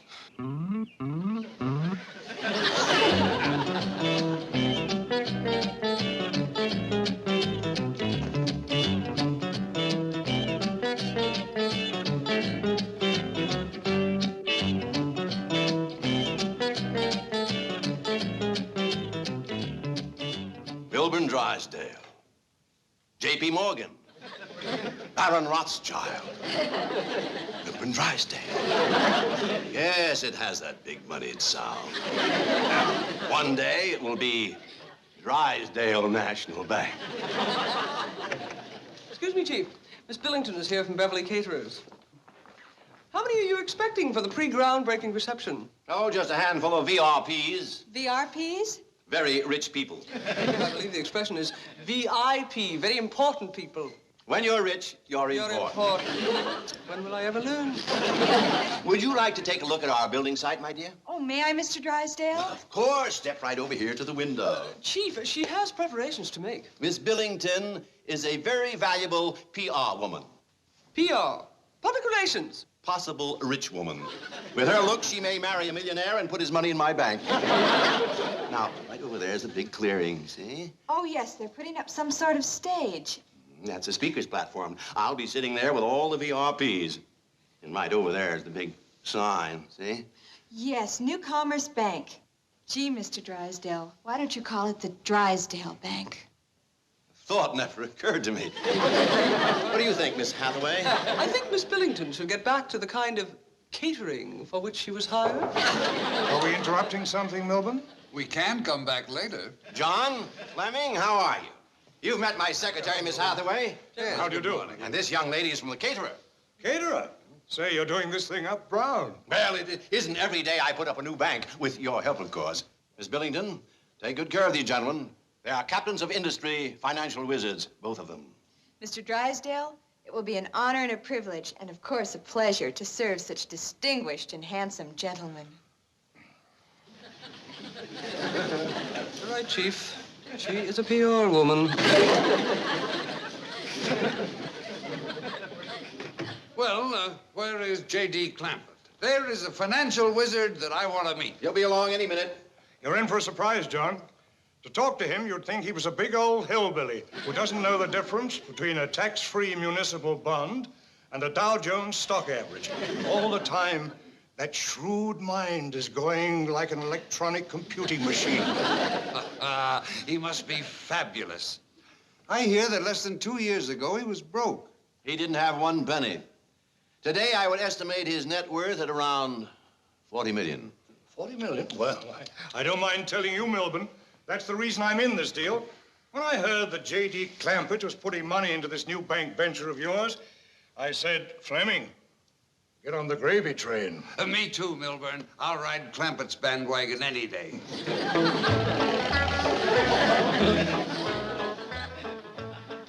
Oh, Jethro, you want to come in and say hello to Miss Jane? Oh, no, sir, Uncle Jed. She might take to chasing me again. I'll wait here. Oh, did you bring along one of them tickets the policeman give us for parking here? Oh, yes, sir. I got a $5 one. How long can you park here for that? Well, There's a gadget down the street that says parking is 10 cents an hour or so. Let's see. Got 10 cents, goes into $5. That's 500 cents. 1 into 5 is 5. Naught into naught is naught. Bring down the 5 and the naught. And then bring down the extra naught. Subtract naught from naught, and naught from naught, and 5 from 5. Doggy, you sure can cipher. Thank you, Uncle Jed. This here is what you call long division. Now, I got a naught, naught, and naught down here, and a 10 up yonder. Now, all I got to do is put the 10 into the 3 knots and bring down the decimal point. I ain't got long enough for long division. I don't want to keep Mr. Drysdale waiting. Well, all I got to do is put the 10 into the 3 knots and figure out where the decimal goes. Well, you figure it out and park here your $5 worth. If I ain't back by then, you ask the policeman to give you another ticket. Remember to say please and thank you. Folks appreciates good manners in the young. Yes, sir.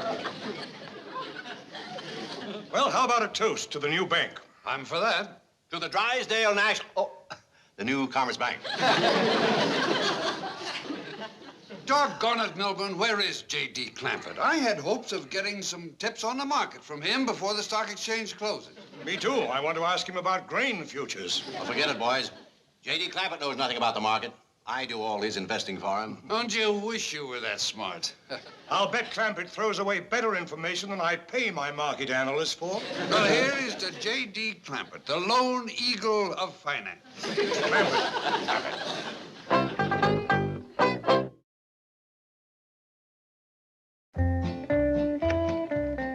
Oh, greetings, Mr. Clampett. Hi, Miss Jane. Remember me, Mr. Clampett? You bet I do. I'd remember even if you didn't have the name wrote right on your dress there. How are you, Beverly? I'm Marion Billington. Well, he's a mighty lucky man.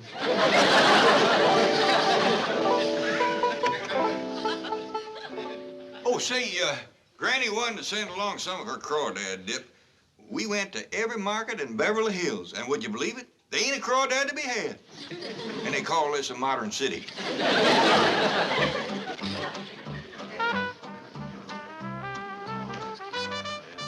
Oh, thank you, thank you.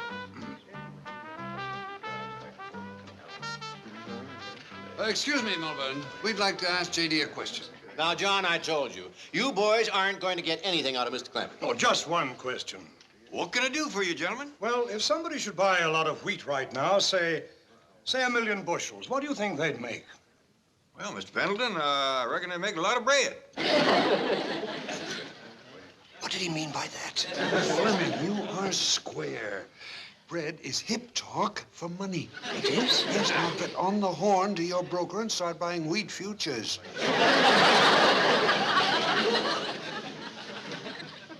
That's a mighty big piece of ground, Mr. Drysdale. Is your new bank going to cover that whole field? Oh, no. Just a little portion of it. We'll be right in the middle of a huge development. Compared to some of the new buildings, our bank will be quite small. Hors d'oeuvres?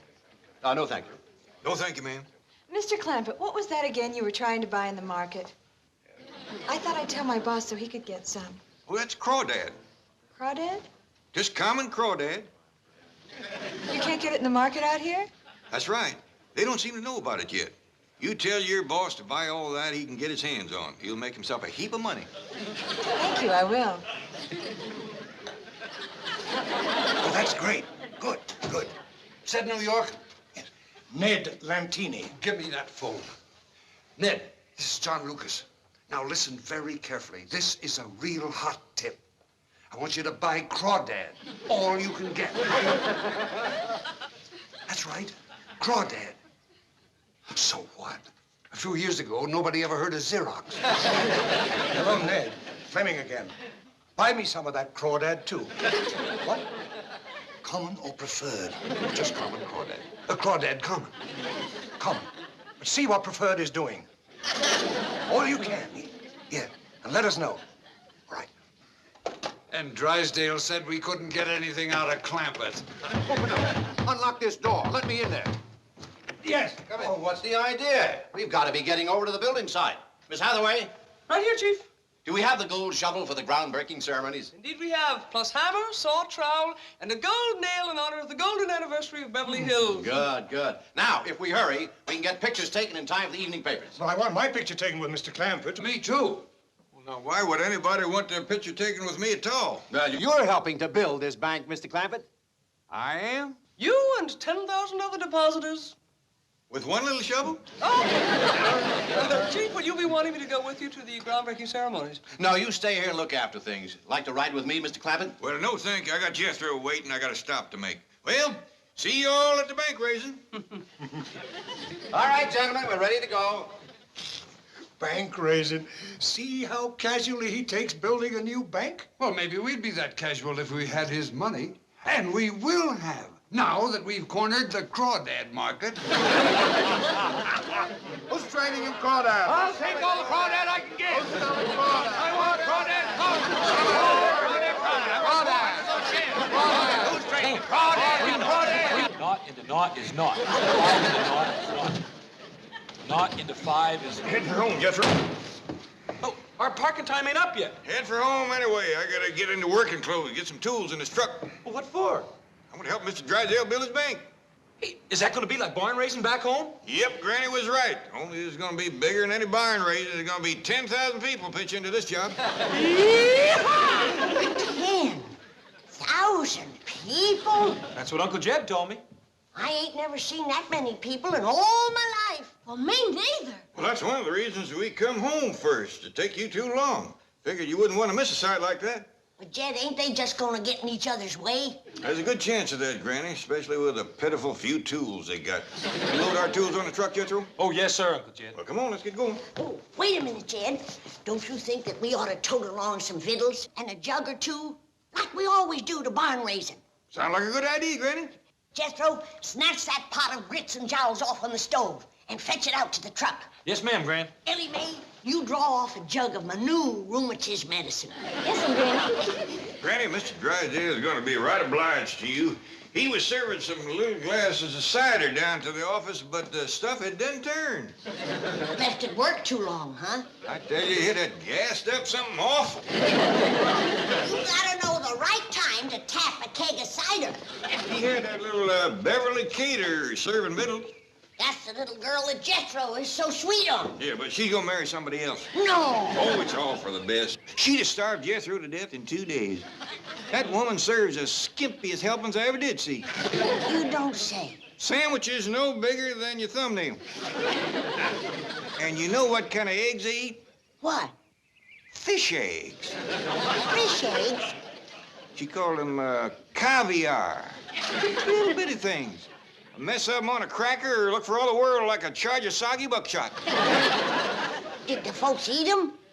Granny, you wouldn't believe the way them city folks was putting away fish eggs and sour cider. Mr. Drysdale ain't gonna have his bank put up in a hurry with them kind of victuals. Put it in the back of the truck, Jethro. Yes, sir. Now, them's victuals that I call stick to your ribs. We'll save them for the hardest workers. Good idea, Granny. Let her roll, Jethro. We're late for the barn raising. Bank raising. Yeah. Yeehaw! Oh, we'll take along our victuals and we'll take along our jug. And we'll take along the shovel just to see a hole we stuck. We'll raise the dandy building and we'll raise the Dickens too. And when we get it finished up, it all belongs to you.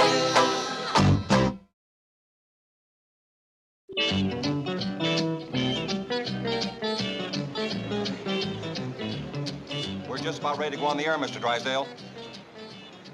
Mr. Clampett isn't here yet. We can't start without him. Well, I'm afraid we'll have to. This is a direct broadcast, and my cue comes up in 30 seconds. All right. I'll stretch my speech. What do you suppose happened to Clampett? He's probably on the phone to his stockbroker. Yeah, trying to find out who cornered the crawdad market. Greetings, ladies and gentlemen. This is Bill Baldwin, bringing you another in our series of on-the-spot broadcasts over station KBH, the voice of Beverly Hills. And remember our slogan of the week: drive carefully, protect our millionaires. Today, ladies and gentlemen, we're speaking to you from one of the few remaining vacant lots in our fair city. Soon, this barren expanse of earth will bloom with steel and concrete skyscrapers, and far among them will be the edifice for which we're breaking ground today. the Newcomers Bank of Beverly Hills. Milburn Drysdale, president. And here he is, in person, the handsome, suave, debonair man of finance, Mr. Milburn Drysdale. Thank you very much. Honored guests, citizens of Beverly Hills, ladies and gentlemen of Radioland. 210 years ago, our forefathers made their way west from Pasadena into what is now Beverly Hills. And they built the first crude 40 and 50 room mansions, some of which still stand. These brave people were seeking freedom in the wide, open spaces.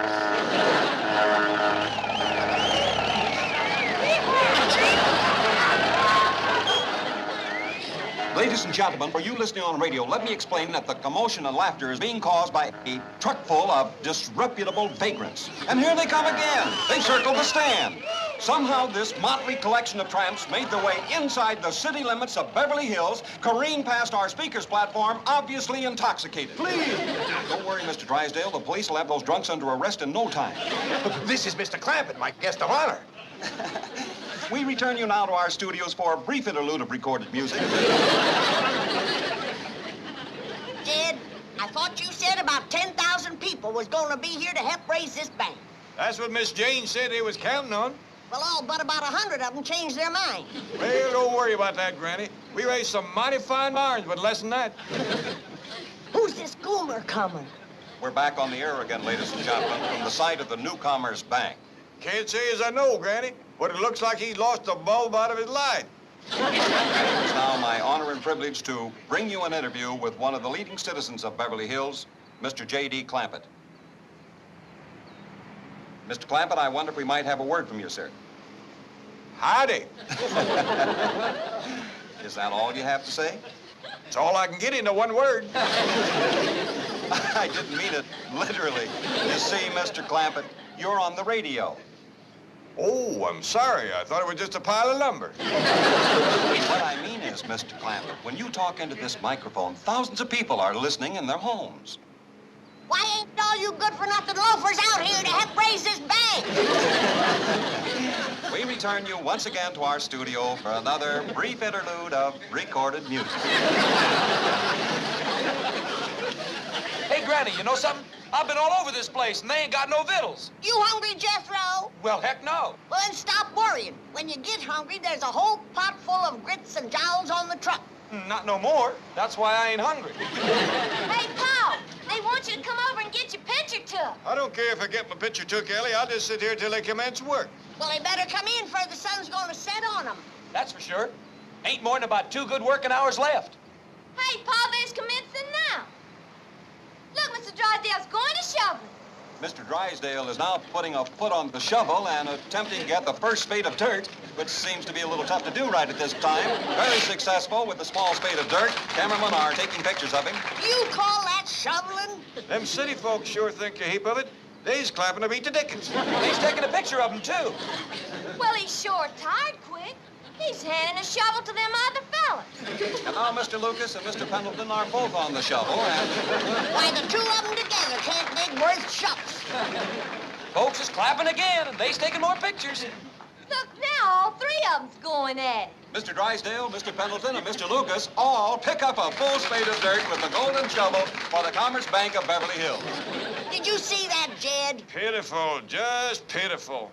They better figure on building this bank without a cellar. Well, it looks like that's what they're gonna do. Mr. Drysdale's leaving with the shovel. Goodbye,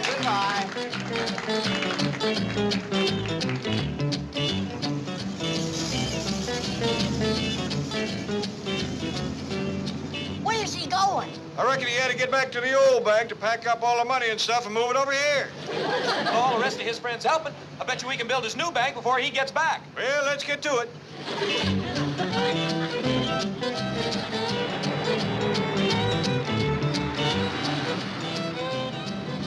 Where's everybody going? Dogged if I know. Shame on you lazy loafers. Come back! Hey, there's the bank to be put up. Come back!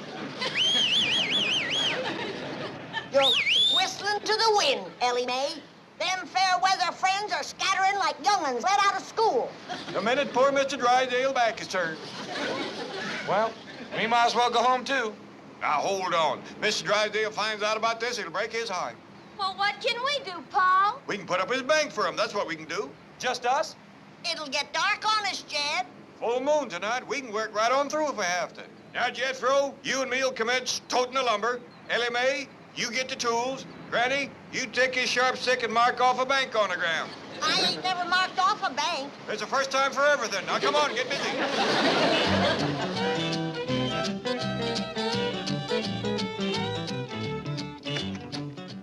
Oh, good morning, Chief. Good morning. How did the groundbreaking ceremonies go? Oh, a little chaotic, but the ground finally got broken. It's going to be a beautiful structure. Yes, I can't wait to see those steel girders start to rise. Well, they should be bringing in the heavy equipment any time now. I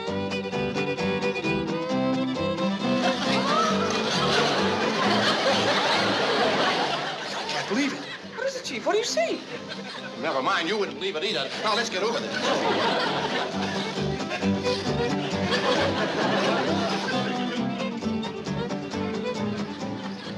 Well, Jethro, considering the moon was behind the clouds most of the night, we throwed up a right tolerable barn.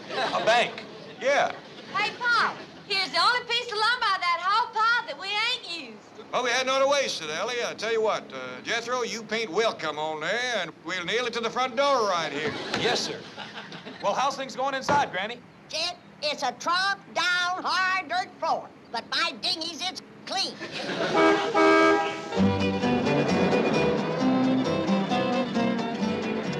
Morning, Mr. Drysdale, Miss Jane. What is this? That's your new bank.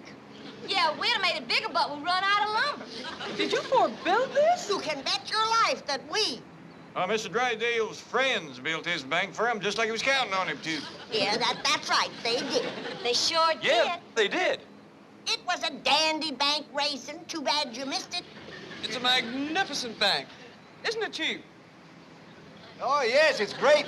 It's beautiful. It's terrific. It's fabulous. It's stupendous. Mr. Drysdale? Yeah. Your friends done the best they could with what was here.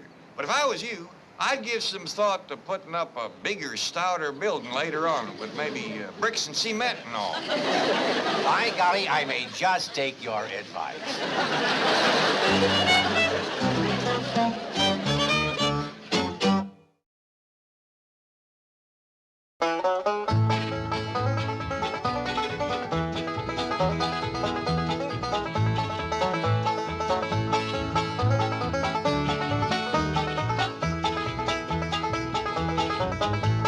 Now it's time to say goodbye to Jed and all his kin. They would like to thank you folks for kindly dropping in. You're all invited back next week to this locality to have a heaping helping of their hospitality. Hillbilly, that is. Set a spell. Take your shoes off. Y'all come back now. Here? This has been a Filmways presentation.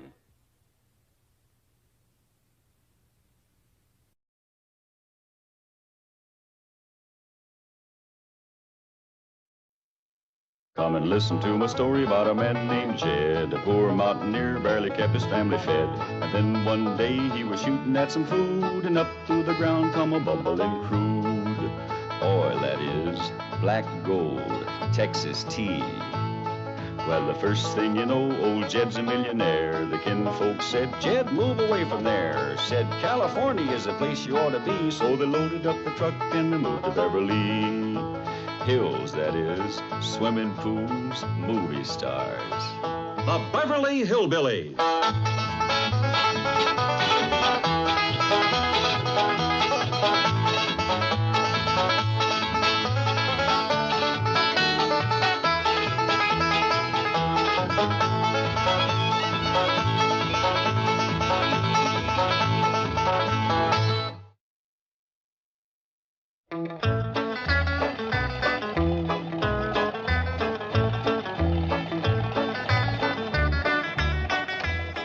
Wait here, Uncle Jed? No, Jethro, come on up to Mr. Drysdale's office and say hi to the folks. Oh, yes, sir. Reckon it's all right to leave the truck parked here?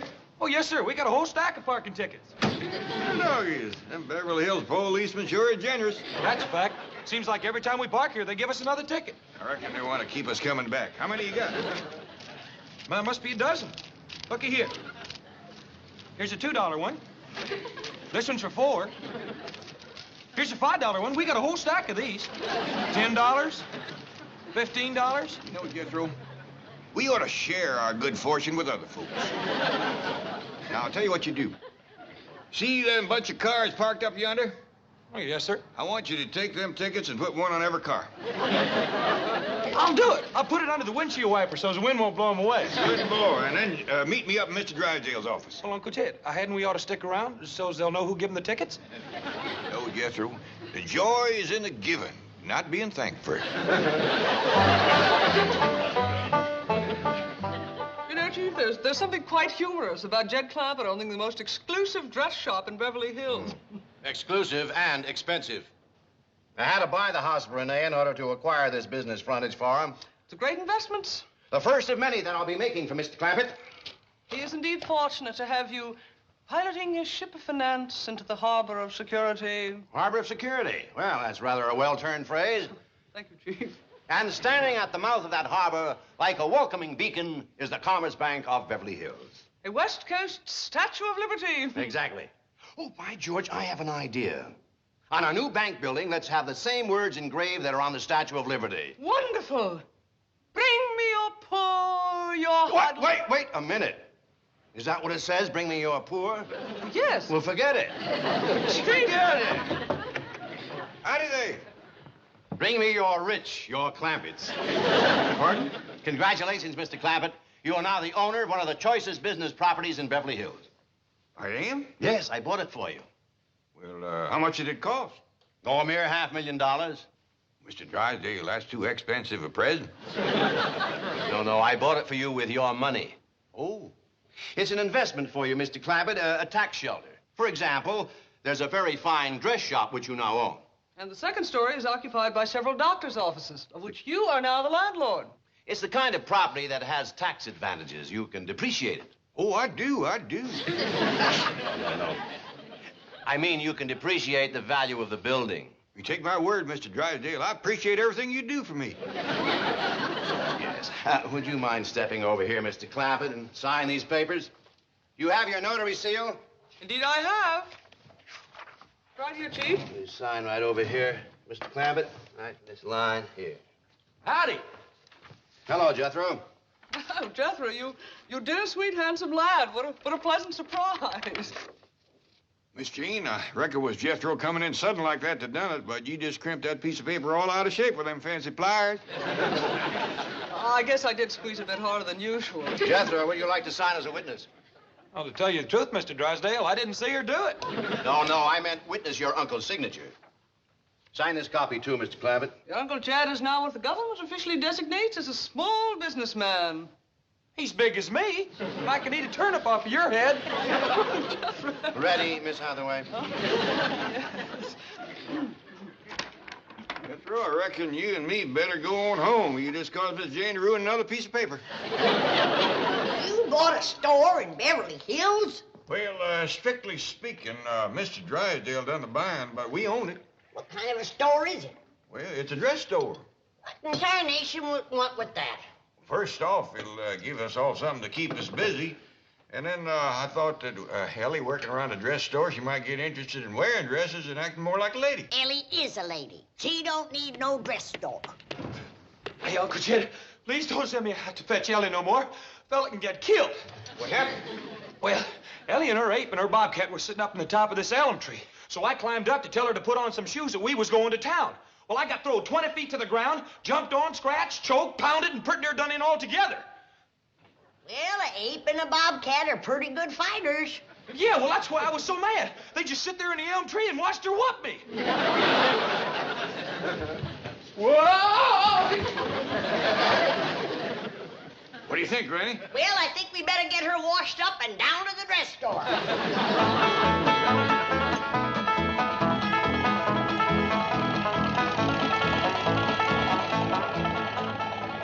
What am I supposed to do down to the a dress store, Pa? Well, I figure first we'll all just look around and see what needs to be done. Then we'll pitch in and help wherever we can. When Ma done her dressmaking, I used to oil the sewing machine. So did Petalise. Well, you offered to do that, Jethro. Ellie Mae can shake out flour sacks and feed sacks and undo the seams so I can wash and iron it and make yard goods. Well, now, Granny, this being a fancy Beverly Hills dress store, they probably got ready-made yard goods.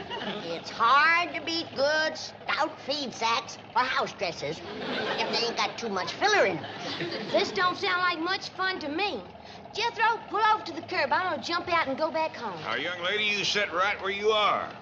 Where you ain't gonna feel much like sitting. Jethro, you drive on down to our dress store. Yes, sir, Uncle Jed.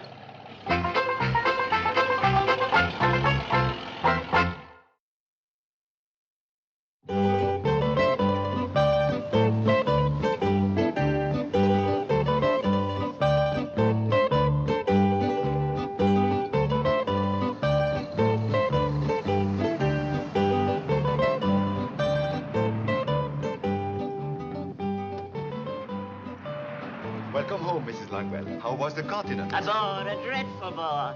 I do hope Renee has designed a gown that will lift my spirits. She's waiting to show it to you.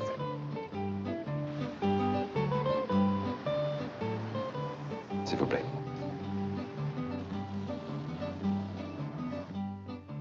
Oh, bonjour, Madame Langwell. C'est merveilleux de vous revoir. Oh, please, Renee, no more French. In Paris, it seems every other person is speaking it. Maurice, champagne for Madame Langwell. Immediately, madame. I've created something perfectly divine for you. Tommy's waiting to show it to you. Entree.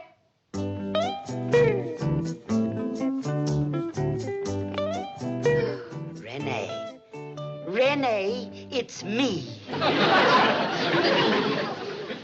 Oh, it makes me look so slender. I knew you'd like it. I adore it. Will you have to make any alterations? Oh, none to speak of. A little here, a little there. Well, to you, Renee. I must take it with me. How soon can you have it ready? Oh, in no time at all. Maurice, see that Madame has everything she wishes. Renee, I don't wish to seem bourgeois, but my husband always scolds me for not asking prices. Do you mind? Well, it is a little bit unusual, but for you. Now, be prepared for a surprise. The gown is less than $2,000. I'm robbing you. But the honor of having you appear in one of my creations is worth a great deal. Nevertheless, I insist upon paying what the gown is worth. Well, if it will make Madame happy, just my cost. $2,500. Thank you, Renee. She's such a dear.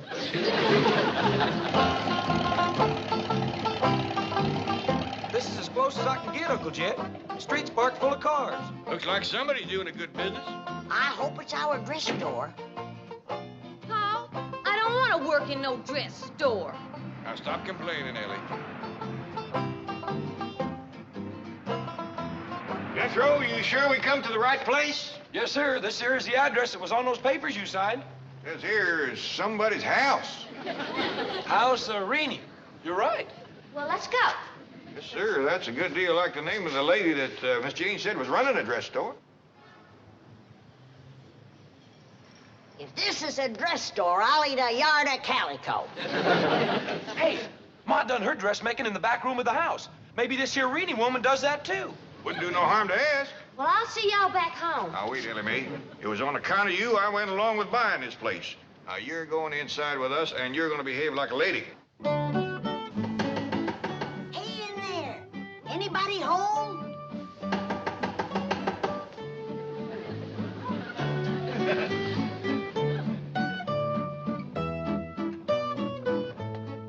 Howdy there. Is this here Renee's dress store? This is the house of Renee. That's the name. Are you her, Renee? No, indeed. Madame Renee is in the fitting room in the rear. I was right, just like Ma used to do her dressmaking. Boy, this sure is a pretty parlor. Here Here. Oh, thank you. Go easy, Granny. Looks like that gassed-up cider city folks are so fond of it. Renee, come quickly. What is it, Mrs. Langwell? Who are these people? They look like welfare cases. You go on up and have your fitting. Maurice and I'll deal with these trespassers. Who are you? Oh, we's Clampetts, ma'am. I'm Jed, it's Granny, Jethro, Ellie Mae. Maurice, show these people the door. Oh, no need to put him to that trouble, ma'am. We seen it when we come in. And I don't blame you for being proud of it. It's pretty. The whole place is pretty, Reenie. But you ought to dump this cider. It's done turned on you. Well, what do you want? Why are you here? Oh, pitch in and help any way we can. Yeah, shake out feed sacks, undo the seams, and Wash and iron and stitch them together. Oil the sewing machines and sweep up thread and stuff? I can do most any kind of carpentry work and heavy toting. Oh, I see. You're looking for employment. Oh, well, I'm sorry, but I have no work of an unskilled nature. If you'll excuse me just a moment. Do you wish me to telephone the police? Oh, no. Above all, we must avoid a scene or any kind of notoriety. Just give them some coins and send them away. I'm afraid we have no silver, madame. Oh, dear. Don't they make some rather small paper money for such emergencies? As small as $1? Really? Do we have any? I hardly think so. Oh, I'm afraid they might become unpleasant if we send them away with nothing. I have it. The coffee machine in the back. That may have some coins in it. Go and see. Will you be safe? Oh, yes, they're obviously gentle people. Just poor. Maurice is going to see if he can find some money. We hardly ever have any cash. Young'uns, you wait out front. I'm sorry business has been so bad, man. Well, no wonder. There ain't as much as a yard of goods or a spool of thread or a card of buttons for folks to buy. Well, now, Granny, it takes money to lay in a stock, and she just told us she didn't have none. Don't you worry, honey. Good times are on their way. Jed here just bought the whole building. Yes, that's wonderful. Oh, shucks, it wasn't nothing. He's got 40 million. Yes, of course. Well, now, if there's anything you need, I hope you speak up. Oh, I shall. Madame Renee, I'm afraid this is all we were able to scrape together. 7 dimes and 2 nickels. Oh, I'm embarrassed to say this is all we have, but I want you to take it and buy some food. How much is it, Jed? Only 80 cents. Well, now, don't you be embarrassed, ma'am. You can buy a lot of food for that. Anything special you'd like us to get? Well, something filling, I suppose. We'll do it. Now, you keep your chin up. Come on, Granny. This your girl? One of my girls, a model. Your favorite, huh? Yes, as a matter of fact, she is. What'd you have to eat today, honey? Oh, a glass of tomato juice and some watercress. But don't tell Madame Renee. I'm not supposed to eat so much. Ed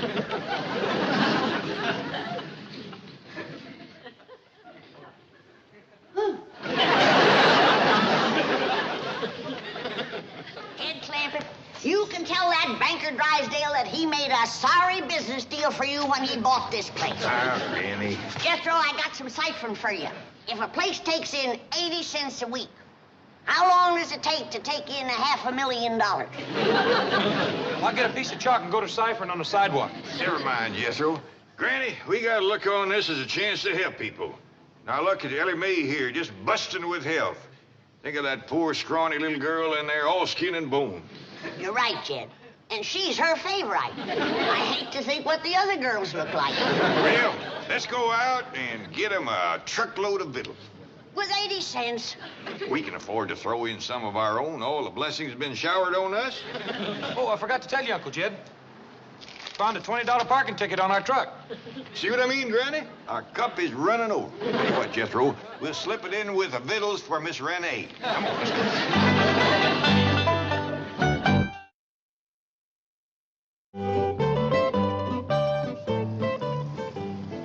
is your limousine, madame. No, thank you. I'm only going to the ice cream parlor. Allow me to accompany you across the street. The street's parked full of cars again. He sure ain't trading at our store. That's a cinch. Everybody grab some. We got a lot to tote in. Tommy, dear, I'm afraid you're putting on weight. You'd better cut down on those seconds of watercress. Yes, madame. Kid, she ain't never gonna believe we got all this for 80 cents. Well, we'll tell her we run into a special sale.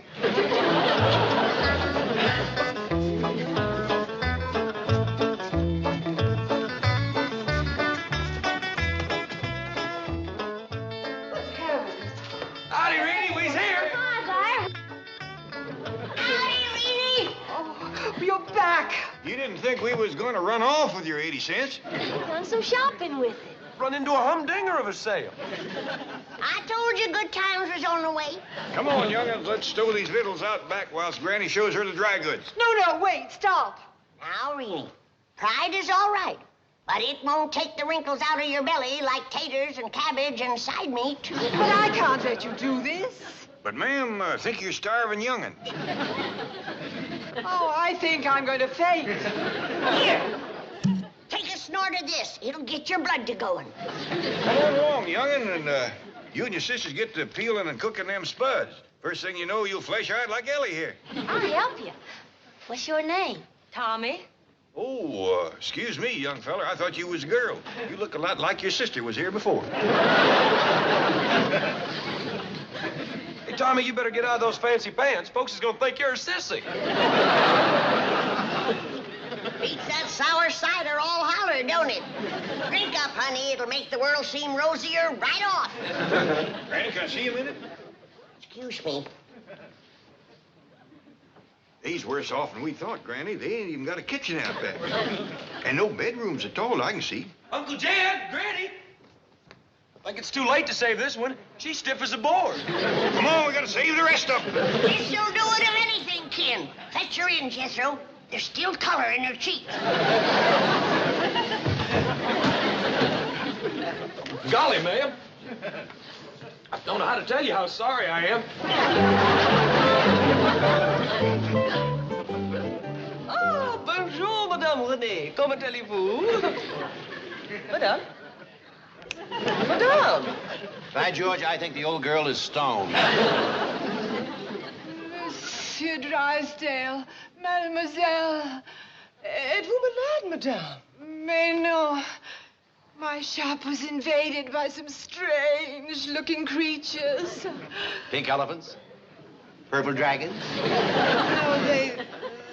Ah! There they are! But these are the Clampetts. They're the new owners of your dress shop. And he's taking over right now. Every one of them girls back there is coming to our house to get fattened up. But I need them. I'm giving a fashion show at 5. Now, you forget about it, Reenie. We'll mind the store and put on the show.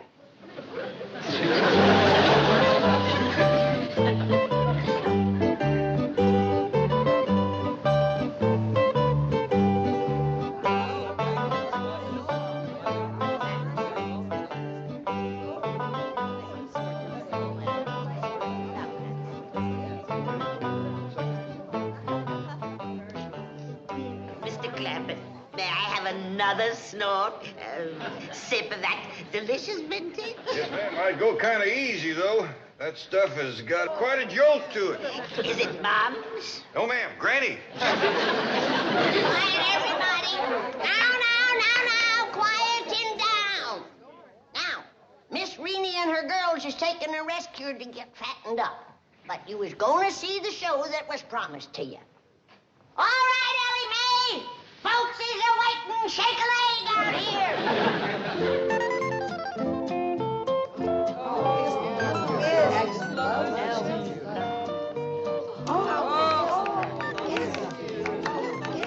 By George, he makes a beautiful model.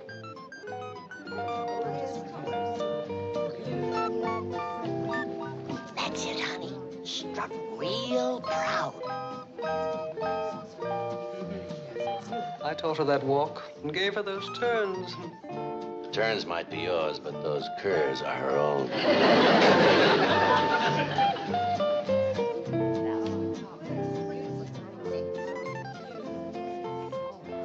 Now, this is one of Reenie's favorite dresses. What am I bid for this? Bid? Is this an auction? All right, ladies, let's hear a bid. $12.50. $12.50? Are you out of your cotton picking mind? Very well. 15. Sold for $15. That's ridiculous. Now, ladies, it's her money. If she wants to throw it away, that's her business. Next dress, Ellie.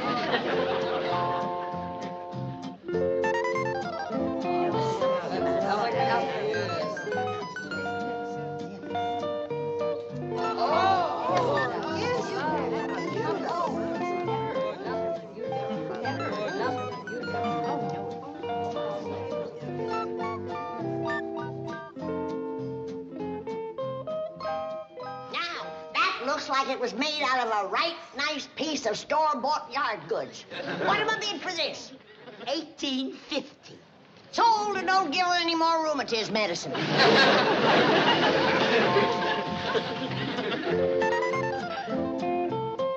All right, let's start the bidding on this dress. Do I hear $3?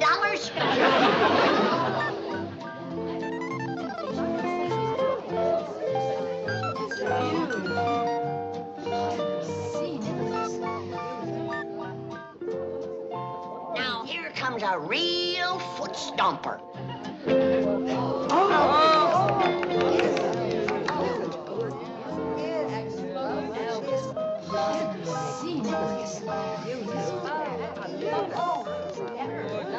Now, June will be with us before you know it. And I reckon there's more than one of you women that has a daughter that you're looking to get shed up. My dingies. You put her in this when you bring her to that church, and you won't need no shotgun. Ain't that something? The goods under there is slicker than a toad's belly. And that's first-class cheesecloth on top, too. All right, let's hear it. What am I bid for this? I bid you hush up and give somebody else a chance. All right, now let's hear it. What am I bid for this wedding dress? I'll pay any price if Jethro comes with it. Sold to Miss Jane. And Jethro will come with it this evening. Don't worry, Miss Jane. If he's got a date, I'll fetch it to you. Show's over.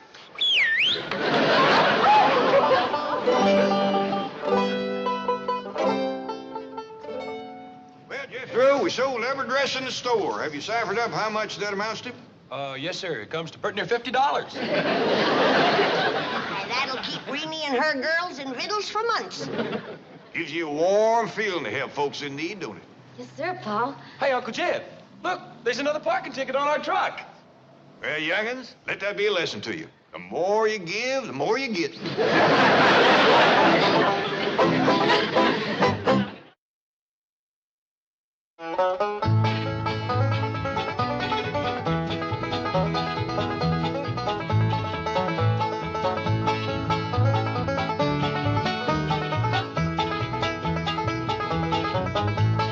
Now it's time to say goodbye to Jed and all his kin.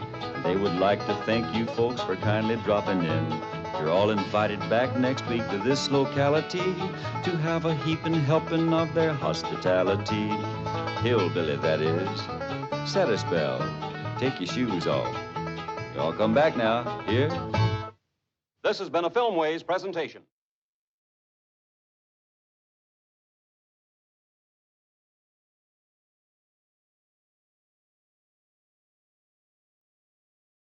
Come and listen to my story about a man named Jed. A poor mountaineer barely kept his family fed.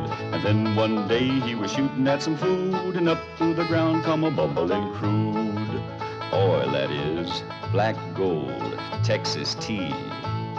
Well, the first thing you know, old Jed's a millionaire. The kinfolks said, Jed, move away from there. Said, California is the place you ought to be. So they loaded up the truck and they moved to Beverly Hills, that is, swimming pools, movie stars. the Beverly Hillbillies.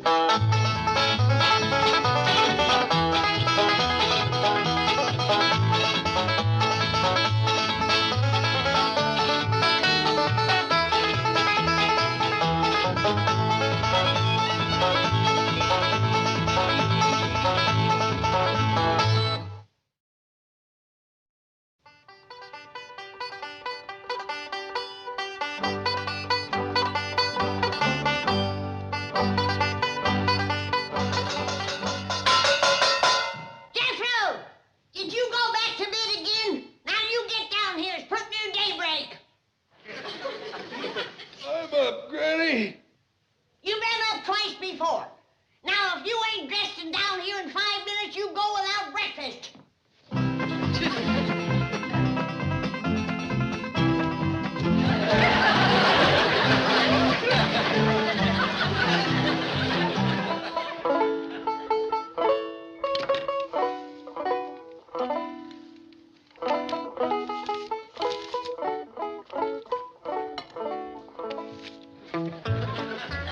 Morning, Uncle Jed. Boy, I sure did sleep up appetite. Hold on, boy. Wait a minute. Oh, I'm sorry, Uncle Jed. Is these yours? Them sugar pine shaving. They sure do got more names for cereals. Sugar pine shavings ain't one of them. Cornflakes is over there. Have them for breakfast. Yes, sir. Them's my favorite. Ellie Mae, ain't you up yet? Yes, Granny, I'm up. It ain't even daylight yet.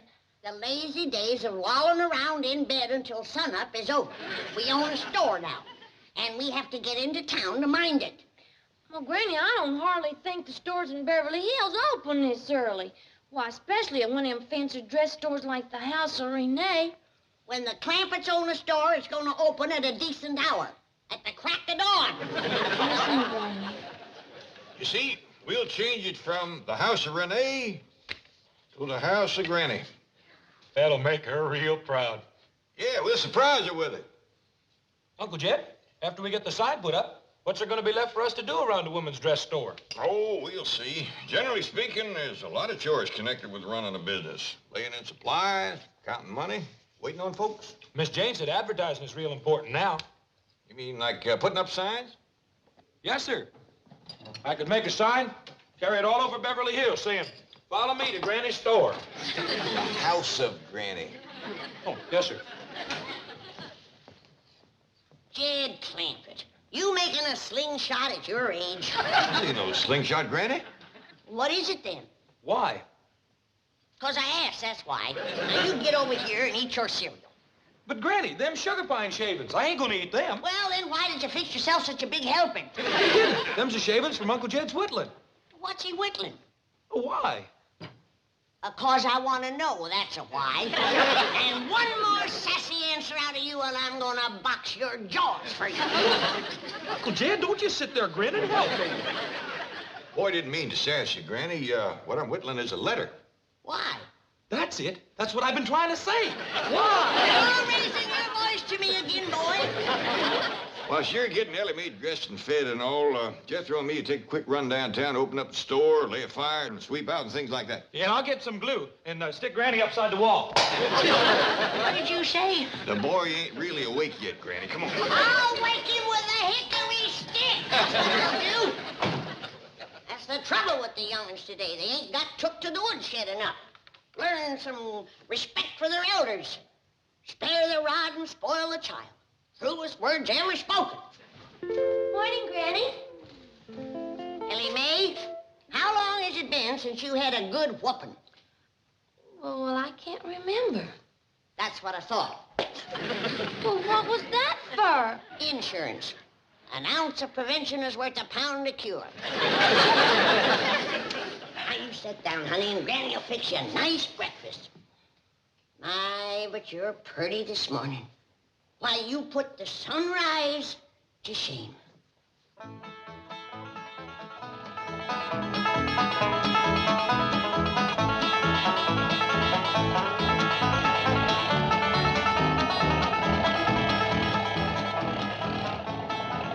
like there ain't a soul stirring, Uncle Jed. Yeah, I reckon we're getting a jump on these other storekeepers.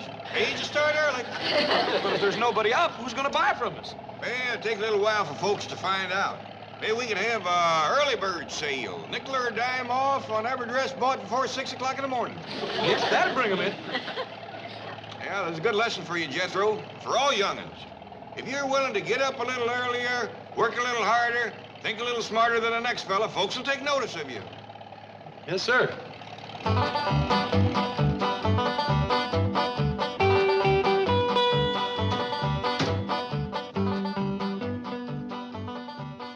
I reckon we can leave the house and just knock off the Renee. Yes, sir. Jethro, did we get keys to our store? Not that I know of. You want me to bust it open? Oh, I reckon I can pick this lock.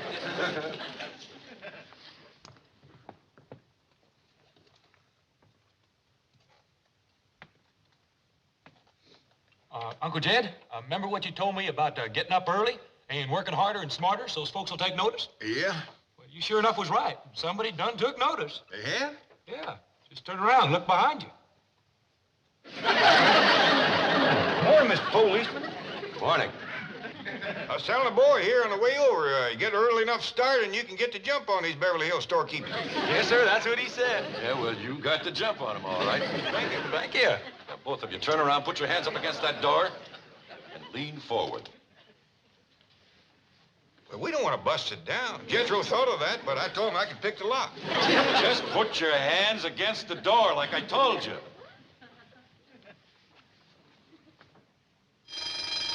Hey, the phone's ringing in there. I better get back to work on this lock. That's the burglar alarm. You mean somebody's trying to rob this store? Yeah, wise guy. Quick, Jethro, bust down the door or let's stop him. Don't move. Joe! Look, Mr. Policeman, I better explain something to you. We own this store. Oh, sure you do. Sure you do. Yeah. Joe, bring bracelets for these two. Bracelets? No, thank you, Mr. Policeman. We sell dresses, but we don't wear jewelry. Hurry up, Joe.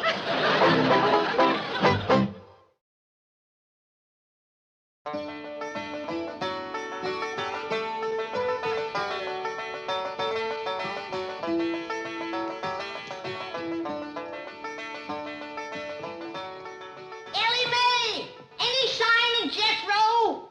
Not yet, Granny. Probably lollygagging someplace. I should have hit-resticked that boy this morning. He was asking for it, and I should have given it to him. Granny, maybe there's so many customers down to the store that Pa couldn't spare Jethro to come and get us. Can't sell anything until we bring these things in. Granny, you ain't fixing to sell my dress ain't pearl made for me. No, Ellie Mae. We's gonna put this outside the store to draw the women in. Oh, hanging on one of them there dummies. Yeah. Where is that boy? Hello? Jethro? Where are you lollygagging at? Well, you just get yourself out of that jail. Jail? Uncle Jed and me got arrested by the police. Is both of you in jail? Who's minding the store? Well, nobody, Granny. Gee whiz, I just told you we got arrested. A policeman pulled a gun on us and brought us here to jail. Now, heck, fire! Jethro, give me that phone before I get my arm tore off. Arm tore off? Ellie, fetch our guns. The police are torturing your paw. Hold on, Jed. We'll be right down to help you.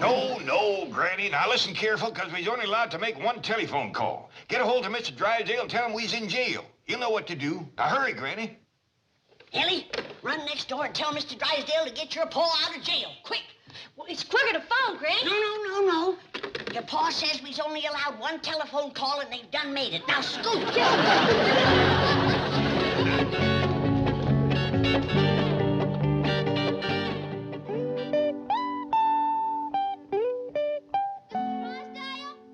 Mr. Drysdale!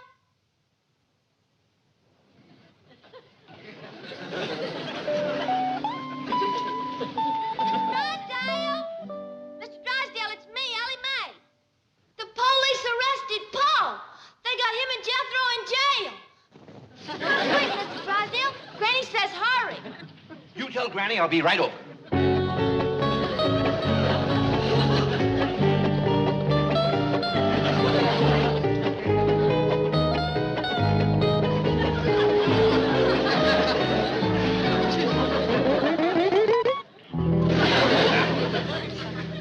again they arrested you for, Mr. Drysdale? Indecent exposure, creating a public disturbance, drunk and disorderly, resisting arrest. Ooh-wee. You sure got us beat by a country mile. Best we could do was breaking and entering. And we don't rightly deserve that. We didn't break nothing, and we didn't get a chance to enter. The whole morning's for Miss Hathaway to be out bird watching. Doing what? Bird watching. Why, is he up to something? Well, we may as well relax till she gets here. You say you can identify these characters? Indeed I can. They are three of Beverly Hills' most distinguished citizens, a bank president and two multi-millionaires. Release them immediately. Here, blow this up. Then I want to see you walk that crack in the floor. Now see. And what have you got in that canteen?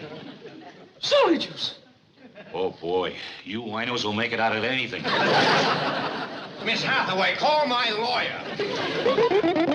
Well, by George, as mayor of Beverly Hills, it's your duty to see that people are not mistreated, especially rich people. Well, created equal, yes. But once a man comes into money, all right, have it your way. Radical. Well, what do you want? Just reporting in, Chief. I delivered the Clampetts to their store as you requested. I didn't request it, I ordered it. Yes, sir. I also ordered that they be made happy. Have they been made happy? Well, I did my best. Don't evade the question, are the Clampetts happy? Well, yes, sir, I believe they are, but you may not be when I tell you what they're planning to do. If the Clampetts are happy, I'm happy. What are they planning to do? Turn Beverly Hills' most exclusive dress shop into a country store. I'm unhappy.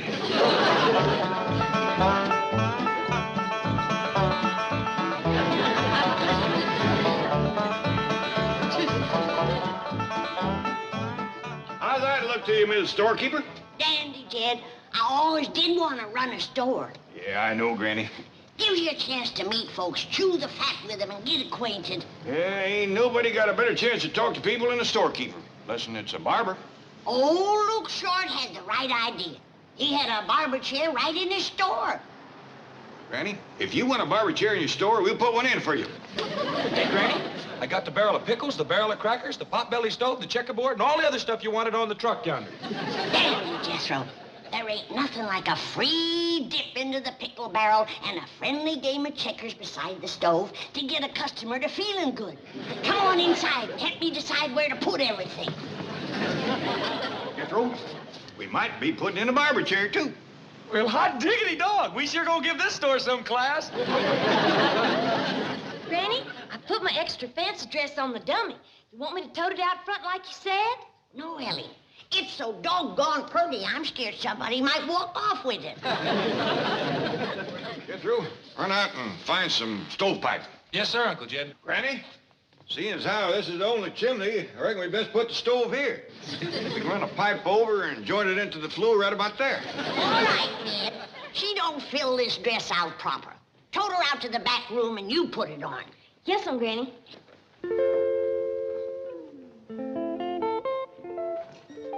Bonjour, mademoiselle.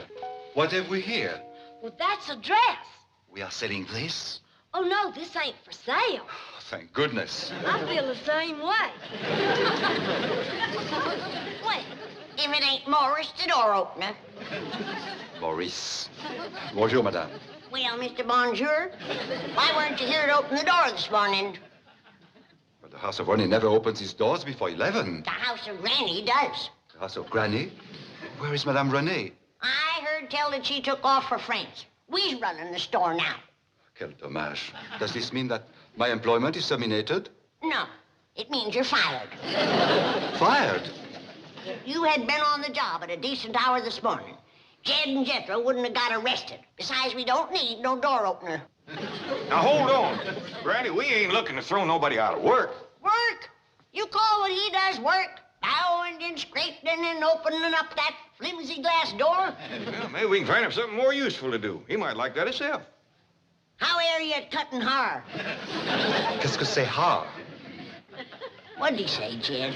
I ain't sure, but I don't think he does it. Bill, how are you on checkers? Qu'est-ce que c'est checkers? Well, maybe he's got some ideas of his own. Man always does better when he's doing work of his own choosing. Anything you'd special like to do? Oh, monsieur, if you are serious, I will run home and get my sketches and designs. You see, all my life I have wanted to be a couturier. There you are, Granny, you see? Man wants to couture. What's that? Well, let him show us. All right, young fella, go right ahead and commence coutouring. Oh, monsieur, merci beaucoup.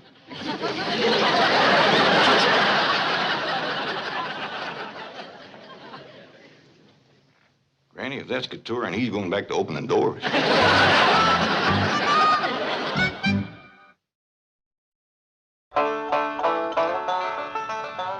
Look, Chief, they've changed it from the house of Renee to the house of Granny. So what? We'll just get fancier letters made and spell it Granee, the house of Grenade.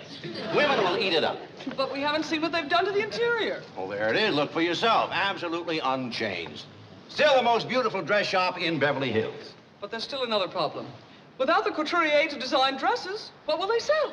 Bubble gum if it makes them happy. Chief, they'll lose money. Great. The bigger the loss, the bigger the tax write-off. Now get rid of that long face. When we see the Clampetts, we're going to be smiling.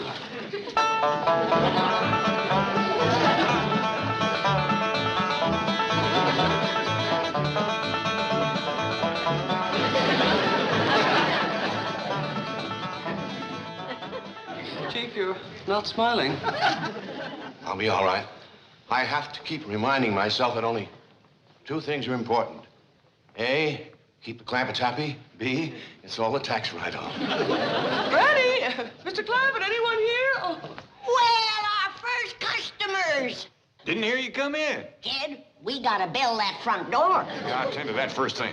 Well, how do you like the store since we friendlied it up? Well, it's a tax write-off. I mean, It's a friendly store. Exactly.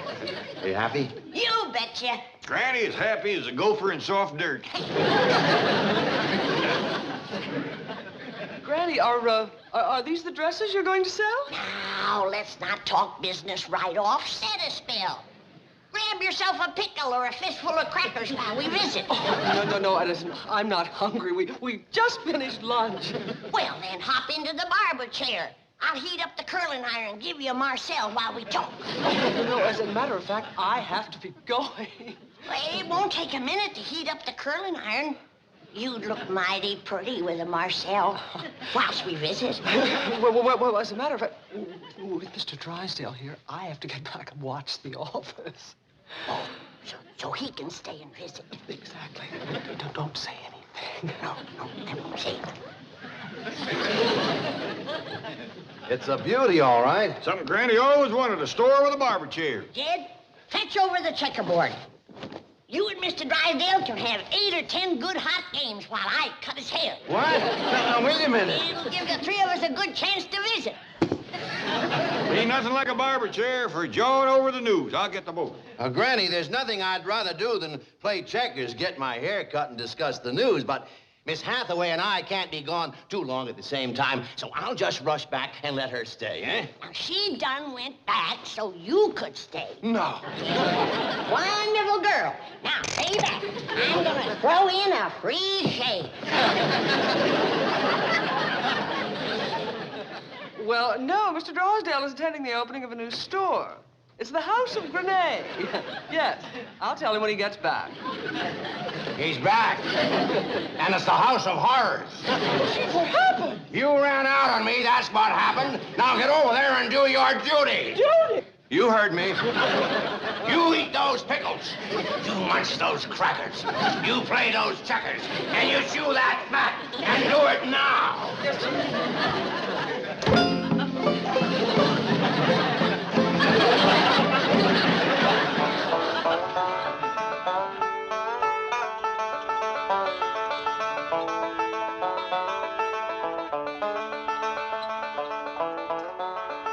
Granny sure is unhappy, Pa.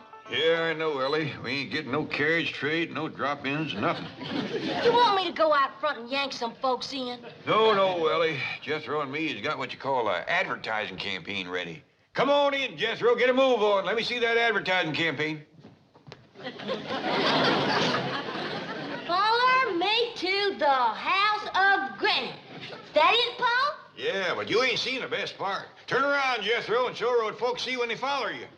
Free pickles, free crackers, checkers played, news jawed, haircut and curled. Come visit. Bye, doggies. That ought to bring him in. Should I get it going now, Uncle Jed? Yeah, but go out the back way so Granny don't see you. Yes, Remember sir. now, right through the best part of town, Wilshire Boulevard and all them big hotels. Yes, sir.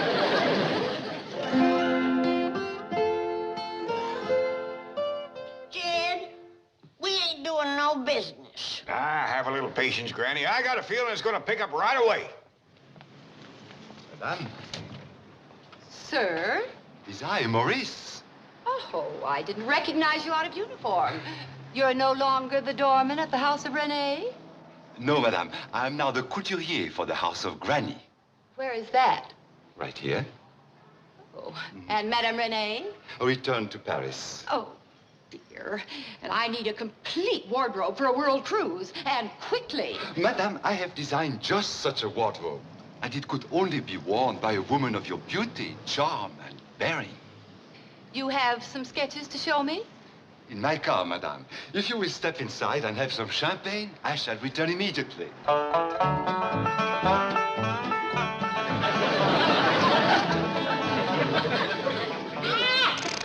Jed, Ellie, we got one. We got a customer. What's your name, honey? Oh, it don't make no difference anyway. This here is my son-in-law, Jed Clampetts. Howdy, ma'am. This is his daughter, Ellie. Ain't that a purty dress?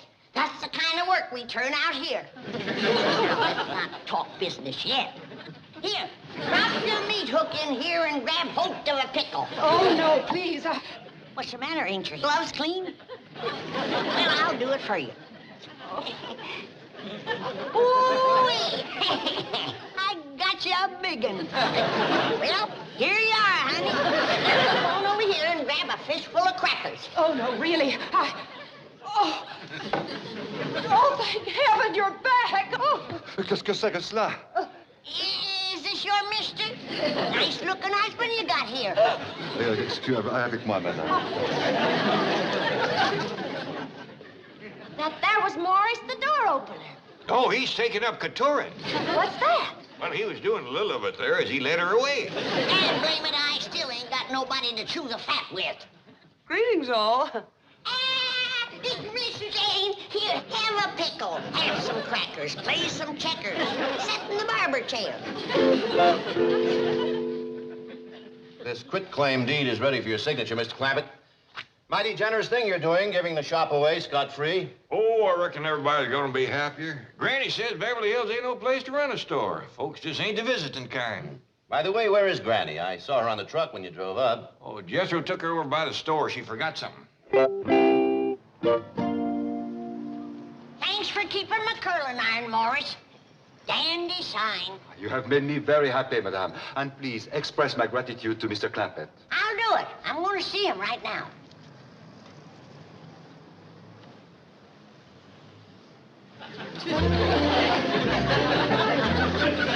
Miss Hathaway, would you come in and witness the signing away of the house of Granny? With pleasure. Fine dog is Mr. Drysdale. You gotta admit, Granny did give a mighty stylish hairdo.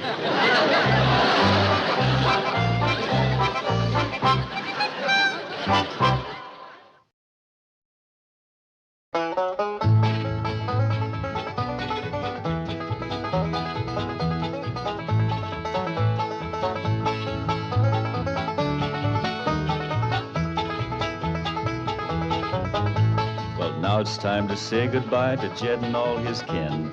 They would like to thank you folks for kindly dropping in. You're all invited back next week to this locality to have a heaping helping of their hospitality. Hillbilly, that is. Set a spell. Take your shoes off. Y'all come back now. Here? This has been a Filmways presentation.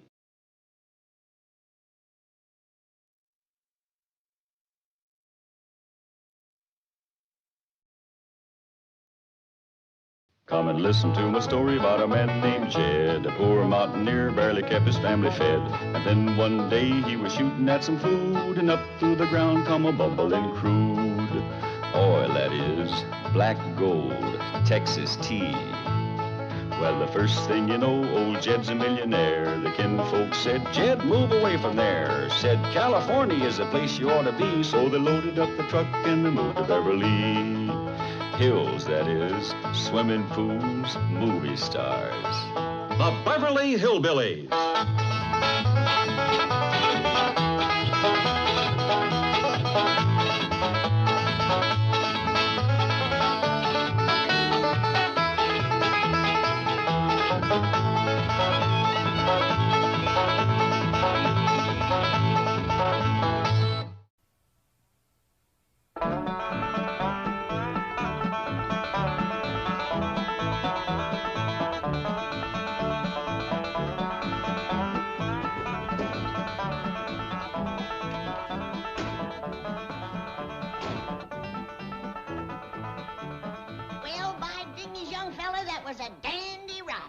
Thank you. Thank you for picking me up. These shoes were just killing my feet. Ain't broke in good yet. Well, I could see you was limping when you flagged me down. Putting your wave my arm out before you stop. Well, I'm used to spotting people who need a lift. I do that all day. Oh, what a fine thing. You must be a nice man. Come on in and meet my family. No thanks, lady. I gotta get going. Oh, don't be in a hurry. Ain't near as late as you think. That clock of yours is way fast. Uh-oh. It stopped altogether now. Are you talking about that? Yeah. See, it says 6:30 and it's barely noon. You better get that thing fixed. It's probably a busted mainspring. Lady, that means $6.30. Oh, then forget it. You can get a new clock for that. Thanks again. Goodbye. Hey, but lady, what about the fare? Are you asking me? I sure am. Well, now, ain't that nice? Wait till I tell Jed.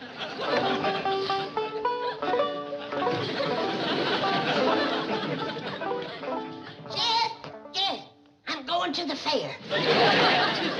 Who with, Granny? Nicest man I met since I come to Beverly Hills. He works for something they call a cab company. But mostly he just drives around and takes tired folks home. He just brung me clean from town. Well, now, you see, Granny, there's nice folks every place. Just have to take trouble to find them. You better go out and keep him company, Jed. We're going to do a lot of walking at the fair. I got to get out of these high-style shoes. All right, Granny.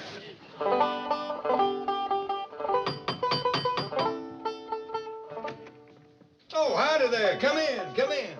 Reckon you're the young fellow that brought Granny home. My name's Jed Clampett. Oh, hi. I don't believe I caught your name.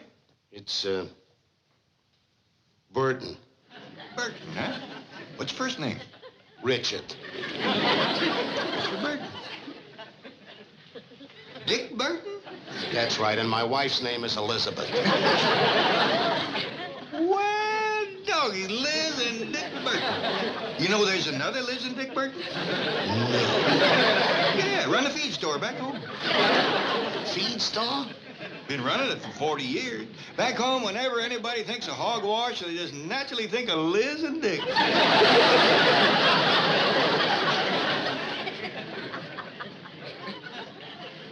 Sit down. No thanks. Say, what happened to the lady that just came in? Oh, she'll be down in a minute. She told me about the fair. Good. That's 6:30. Well, you got loads of time. Sit down. Well, glad you come in. I wanted you to meet my son-in-law. Ain't he a nice feller, Jed? He sure is. Gives you a whole new feeling about Beverly Hills. Well, changed my shoes. We're ready for the fair. Me too. That'll be 6:30. Oh, you two got lots of time to kill. Yeah, we can go for another ride. Not until I get my $6.30. $6.30.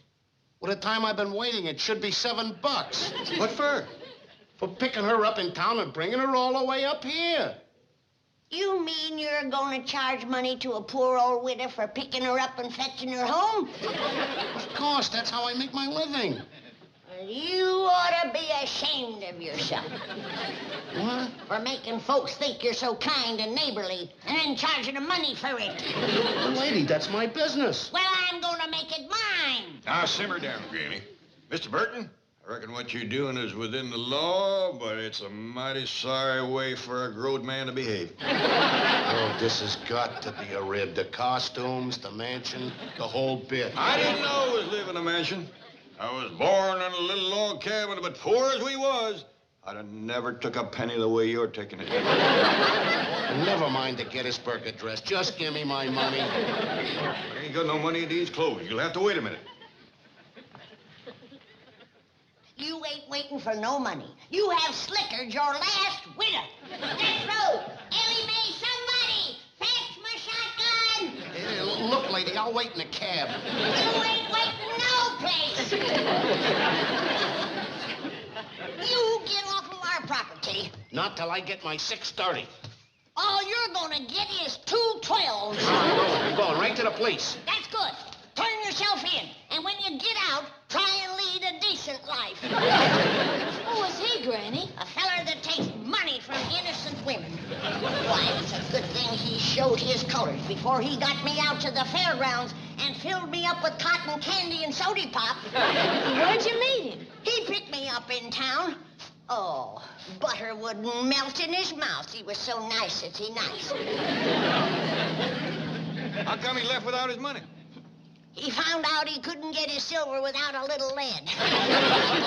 Now, Granny, you know good and well you wouldn't really shoot nobody with this. What are you talking about? You know I've smoked the britches of many a chicken thief and revenue with that gun.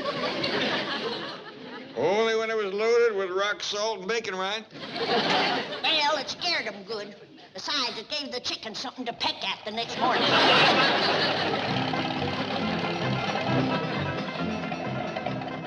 Jethro, you're just the rascal I'm looking for. Well, what'd I do now? Nothing. You're gonna learn me to drive. Well, what for? God, it ain't safe for a lady to walk the streets of Beverly Hills. Is it all right, Uncle Jet? I don't see no harm in it. When you get through with Granny, I might just take a go at it myself. Come on, come on. What do I do first, boy? Well, the first thing you do is turn that there what you call ignition key. What does it unlock? The electricity or something. Then the next thing you do is stomp down on the start. That's that there little button on the floor. And then you leave off the brake. Like this.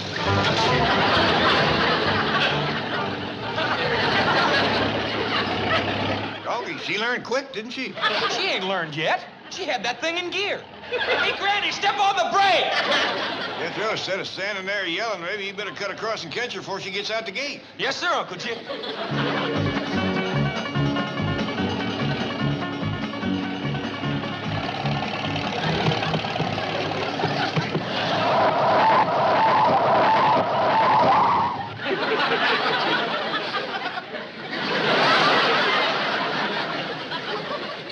What did you stop me for? I was just getting going good.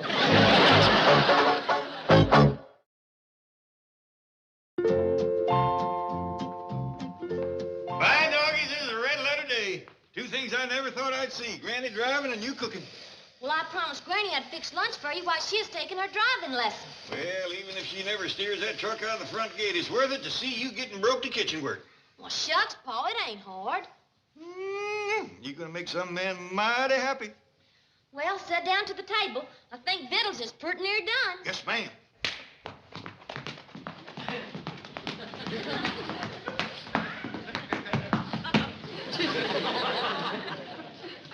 Ready, Pa? You bet I am.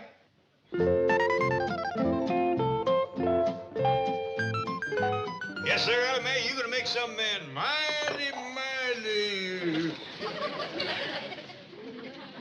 But I wish you'd look at that. I ain't seen one of them in years. Well, tear into it, Pa. You bet I will. This is an extra big one, Ellie. How about you having some? Oh, no, sir. This is all for you, Pa. Well, good. You got some hot mustard I could smear on that? Oh, it's got hot mustard in it, Pa. Oh, good. Well, how about some sorghum to pour over it? It's got sorghum in it, too. Well, Ellie Mae, how about you brewing up a pot of coffee? I got some boiling. Boiling? Yes, sir. I'll fetch it over.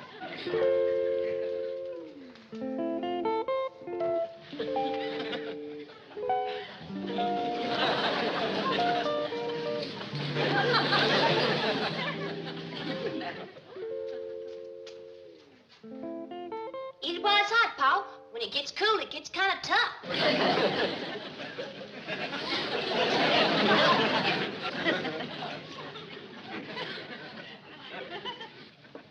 You've been boiling that coffee for some time, ain't you? Yes, sir, Pa. I want to make sure it was good and done.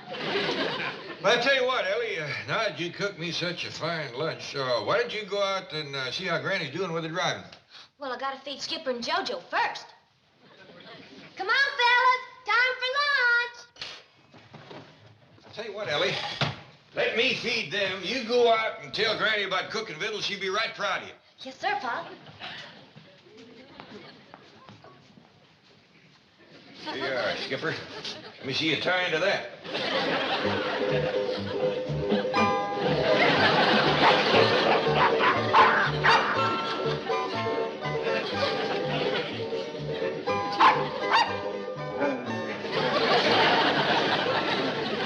I'll tell you something, fellas. I hope Granny's doing better at her driving than Ellie is at her cooking. How far have it drove, Jethro? Oh, let's see. I'll cipher it for you. We've been driving along at 35 miles an hour for a half hour. So you take half of 35. 2 goes into 3. Once, you bring down the 1. 2 don't go into 1. That leaves naught. Bring down the naught, and 2 don't go into naught neither. Granny, would you mind stepping it up to 40 miles an hour? It'd be a whole lot easier to cipher that way. I'm tired of driving, Jethro. You take over for a while. I'm going to get some victuals. Granny, don't never do that when you're driving along the street. Are you learning to drive, Granny? Been driving for a half hour. Nothing to it. Well, let's see you do some. Plain or fancy?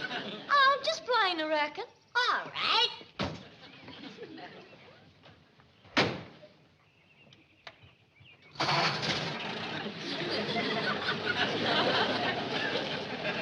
Oh, your wheel ain't touching, Granny. Just a minute.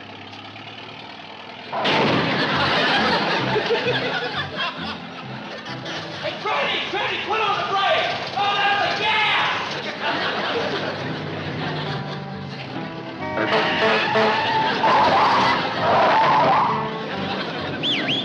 I can't wait to see her fancy driving.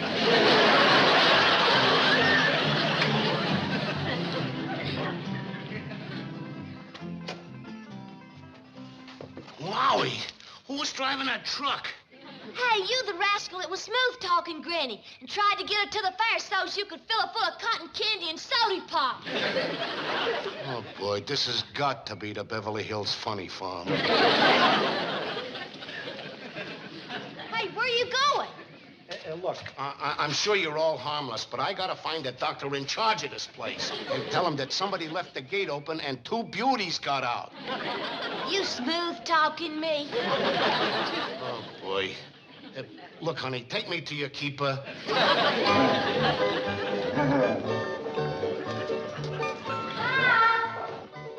Quick, fellas. Take the tug-of-war outside. We don't want to discourage Ellie.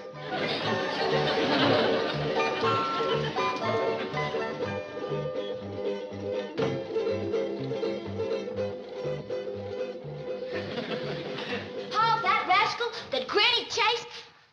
Oh, I see you ate all your omelette. Omelette? You want to fix you another one? Oh, no. I mean, why don't you try cooking something different this time? Well, to tell the truth, I just as lieve.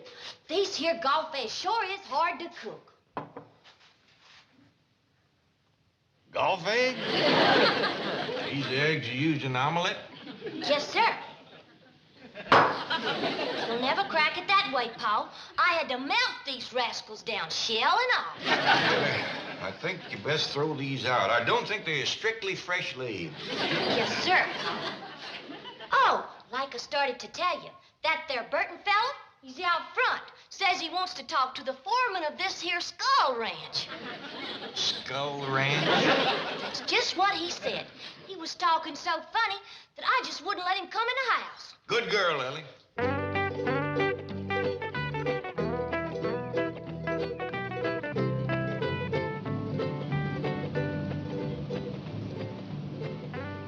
All right. You can take Jethro bird watching this one time. But from now on, concentrate on Ellie Mae. Very well, Chief. You're the doctor. Oh, hey, Doc, you're just the fellow I'm looking for. A couple of your guests just checked out of your ha-ha hotel. What are you talking about? Oh, the doc will know what I'm talking about. Hey, look, Doc, you know that little one called Granny? Yes, what about Well, her? someone left the gate open and she went tearing out of here about a mile a minute, driving an old truck. Granny driving? She doesn't know how to drive. You're telling me she almost creamed the side of my cab. Hathaway, get on the phone to the police. Explain the situation. Ask them not to arrest Granny, just to stop her and bring her back here. Right, Chief. By the way, what are you doing here? I tried to collect some cab fare from Granny, but... Granny called a cab? No, I was cruising in town, and she was walking along the curb and waving and yelling at cars, so I picked her up. I thought she was a little peculiar, but I didn't think she was from this place. And when I asked for my fare, she chased me out with a shotgun. Oh, I'm sorry. Hey, it's none of my business, but should they have guns? No, they shouldn't, but I try to humor them. How much was the fare? $6.30. Here, 10. Keep the change. Oh, thank you very much. Hey, you know, I've been driving a cab in this town for 10 years, and I never knew this place was here, right in the heart of Beverly Hills. Well, the less said about it, the better. Here's another 5. Oh, thank you very much. Hey, for another 10, I can say that this is Knott's Berry Farm. Excuse me, Chief. I have alerted the police. They have issued an all-points bulletin. Granny will be intercepted and escorted home. Good. Well, if Granny's gonna drive in here, I'd better move my car. Hey, me too. Knott's Berry Farm? Disneyland, a pick fair. For $10, you name it.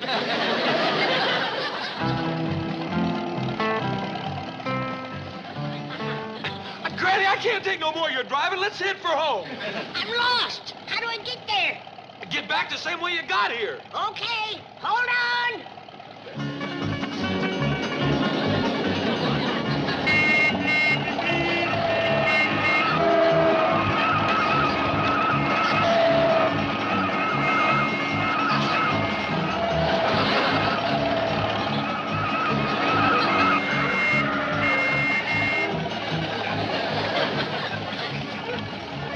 Granny, you just went past another red light. Don't worry about passing them red lights. He's catching up with us.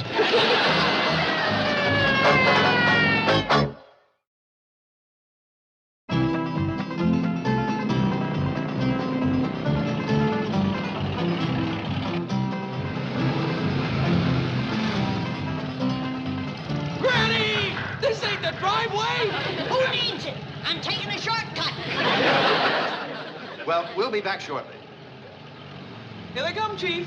Mr. Clampett. Bye. These Beverly Hills police certainly are efficient. Best in the country. Brake! Granny! Step on the brake!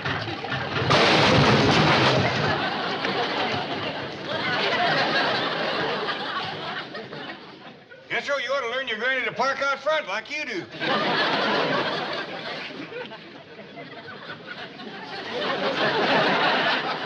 Uncle Jet, I have done giving my last driving lessons.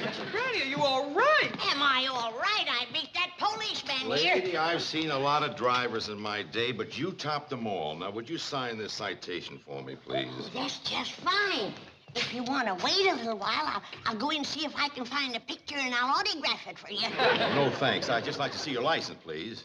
Hunting, fishing, or wedding. I'm Milburn Drysdale. If you'll step inside, we'll telephone headquarters and straighten the whole thing out. Hey, buddy, come here. Huh? I can see you're a little confused. Don't you know what this place is? It's like a private home. It's a private home, all right, with rubber rooms.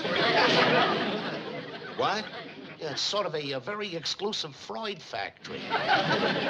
You know, kind of a happy farm. The little woman I picked up, she's, Bubbles in the think tank. I brought her back once today. She keeps busting out. Who's that big kid with her? Oh, I figure he's got a little space to rent, too. You know that tall geezer, the one with a scraggly beard? Thinks he's Abe Lincoln. Well, who's the fella Drysdale? Oh, he's the doc, the head shrinker. Thanks. I'm glad you told me. Well, wait a minute. What are you doing here? Oh, no. That's my cab out there. I'm waiting for somebody to bust out so I can bring them back. The doc pays real good for that. Jojo, give me that. It's mine. Now you turn loose. You ain't supposed to have this. Well, there's another one.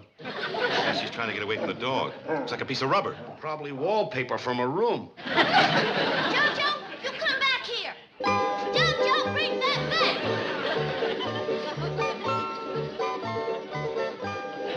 Well, there's another $15. See you later.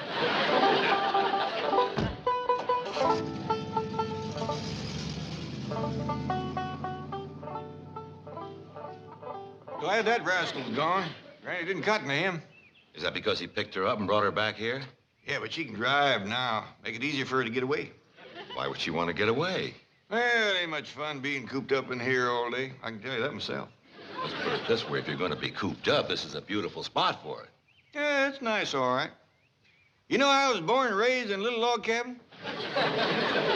Really? Yeah. Moving into here was like moving into the White House.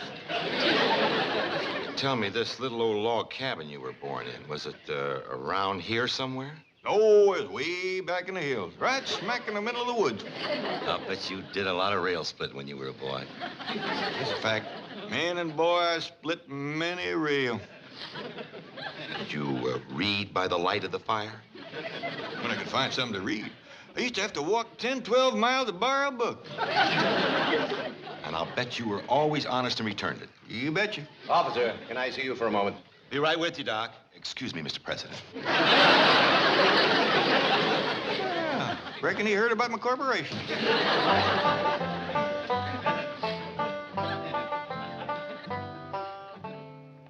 I spoke to the captain. I gave him my assurance that Granny would do no more driving. He said to tell you that everything is squared away, okay?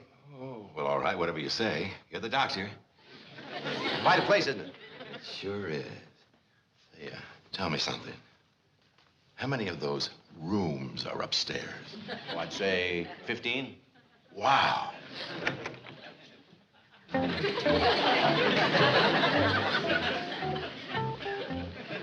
Where do you think you're going?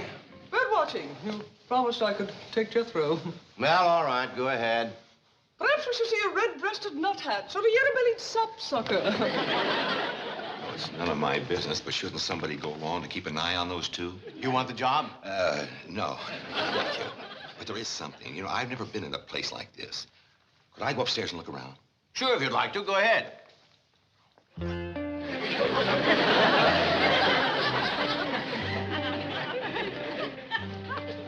On a second thought, I'm due back at headquarters. So long, Doctor. And you too, fella.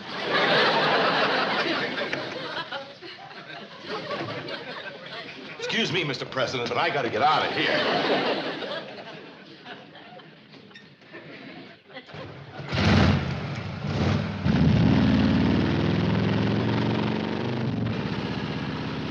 Hey, where are you going? I'm taking the shortcut. Like Granny opened up a new road.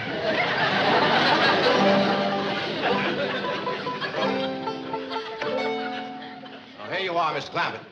Now, remember, I promised the Beverly Hills police that Granny will do no more driving. I'll do my best, Mr. Drysdale, but that's a mighty muley little woman, and she has took quite a shine to driving. Well, we've got to see to it that... Granny! She must have snuck around the house. We've got to stop her. Relax, Mr. Drysdale. It ain't Granny driving.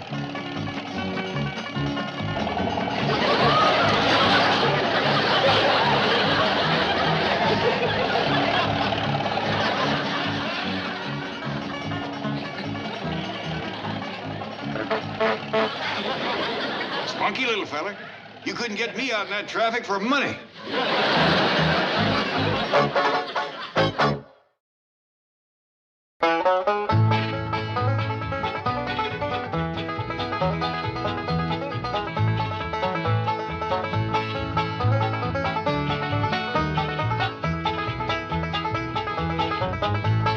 Now it's time to say goodbye to Jed and all his kin. They would like to thank you folks for kindly dropping in. You're all invited back next week to this locality to have a heaping helping of their hospitality. Hillbilly, that is. Set a spell. Take your shoes off. Y'all come back now. Here? This has been a Filmways presentation.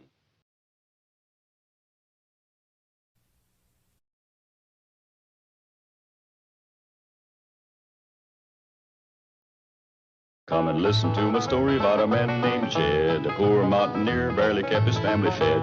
And then one day he was shooting at some food, and up through the ground come a bubbling crude. Oil, that is. Black gold. Texas tea. Well, the first thing you know, old Jed's a millionaire. The kinfolks said, Jed, move away from there. Said, California is the place you ought to be. So they loaded up the truck and they moved to Beverly Hills, that is. Swimming pools, movie stars. The Beverly Hillbillies.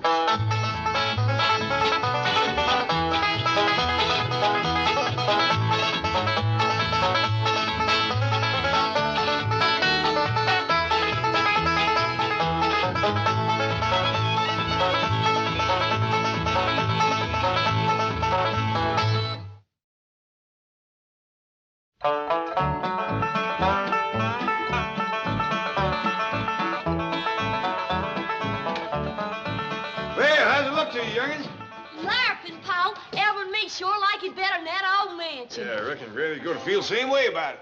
Well, not me. Give me city living anytime. Well, we ain't got things in working order yet. Did you prime the pump? Yes, sir. Lay fire in the fireplace? Yes, sir. Well, now, I want you to go out and get some wood and lay it by, because the first thing Granny's gonna want to do is start cooking. Yes, sir. And bring them guns and put them up on the wall in there. The place won't seem like home to Granny without them guns on the wall. I'll take care of that right away, Uncle Jed. Ellie Mae, we'll leave the pots and pans to you. Yes, sir, Pop. Mr. Clampett. Mr. Clampett. Well, morning, Miss Drysdale. What is this? Well, there's a cabin, just like the one back home. But this is Beverly Hills. You have a mansion. Why do you want this? It's a surprise for Granny. You see, today is her birthday, and she's been kind of homesick for the hills lately. Then why don't you take her back to the hills? Well, we was going to do that, but your husband was dead set against us leaving. Milburn? Yes, ma'am. He's the one that thought of bringing his cabin here. Milburn?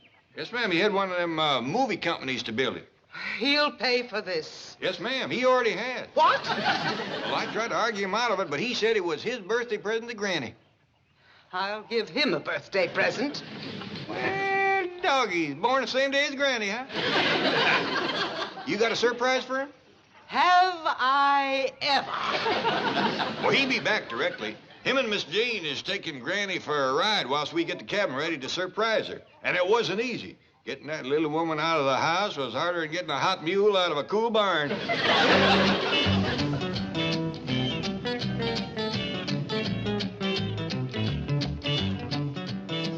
Granny, you're home. Why did you bring me back here? My family don't want me. What? You heard them trying to get shed of me this morning. Go outside for a while, Granny. Take a ride. Make yourself scared. Oh, but Granny, they just wanted Nobody even remembered my birthday. I'll go around to the kitchen and put the candle to the cake. Right. Now, Granny, I'm sure your family wouldn't forget your birthday. Did you hear anybody say happy birthday? No, but... Did you see anybody give me a present? No, but... As much as one little old posy to pin on my dress? No, but... A single crumb of a birthday cake with candles on it, or hear my kinfolk singing to me? No, but... Oh, here comes Mr. Clampett. I'll bet he has something in mind. Yeah, how to get rid of poor old wore-out, useless Granny, that's why. Well, Granny, see, they brought you back. Now, we got a little surprise for you, but first off, we want you to put on this here blindfold. Ah, they're fixing to fire and squad me. You're gonna stand me up against a wall and shoot me. Now, you hush that kind of talk. Here are the guns, Uncle Jed. Now, here, you darn fool. Take him around back. Well, you didn't say which wall. Quiet and down, put on his blindfold, and come around back with us. No, at least give me a running start to make it to the head. Jethro, Give me them guns and go fetch your granny back. Oh, well.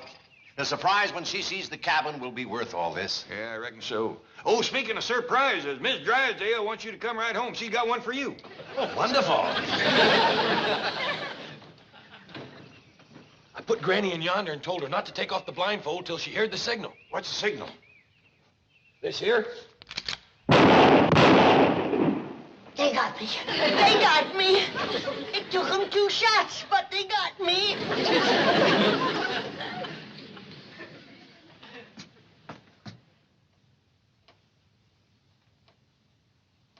It's the cabin. It's the little cabin from back home.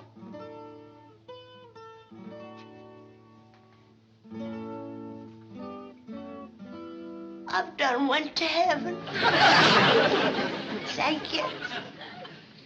It's just like I always hoped it would be. Here comes Miss Jane with the cake. I didn't have any candles to put on her, Mr. Clampett. I don't believe you told me Granny's exact age. Well, I don't believe anybody knows, but that looks like enough to keep her happy. Oh, can we light 'em now and go in singing? I think we ought to wait for Mr. Drysdale. This whole thing was kind of his doing. Now, please, Margaret, it's Granny's birthday. Try and be pleasant. Say something nice. I want that horrible shack demolished. Oh, you can do better than that. Try happy birthday. Milburn, have you no civic pride, no sense of social responsibility, placing that monstrosity in the very center of Beverly Hills? Well, it's just till Granny gets over her homesickness. Believe me, it's a temporary thing. Now, come on. Is that a promise? The cabin is only temporary? Well, it's just a surprise for Granny's birthday. Now, remember, say nice things. Keep my lodger's depositor happy. You are obsessed with money. Money, money, money, money, money. That's it. Say nice things. This thing's commencing to look like a brush fire. Yeah, when you get to be Granny's age, you can pretty near bake a cake without an oven. Oh, good. Here come Mr. and Mrs. Drysdale. Fine. I kind of think they ought to be the first ones in, toting the cake. Ellie Mae, what's Granny doing? Just sitting there rocking with a happy look on her face. When the saints come marching in, when the saints come marching in, oh, it's nice to be here in heaven when the saints come marching in. This fire is scorching me. Surprise, Granny. Miss Drysdale, they don't send me to another place. Wait, Granny, wait. Come back.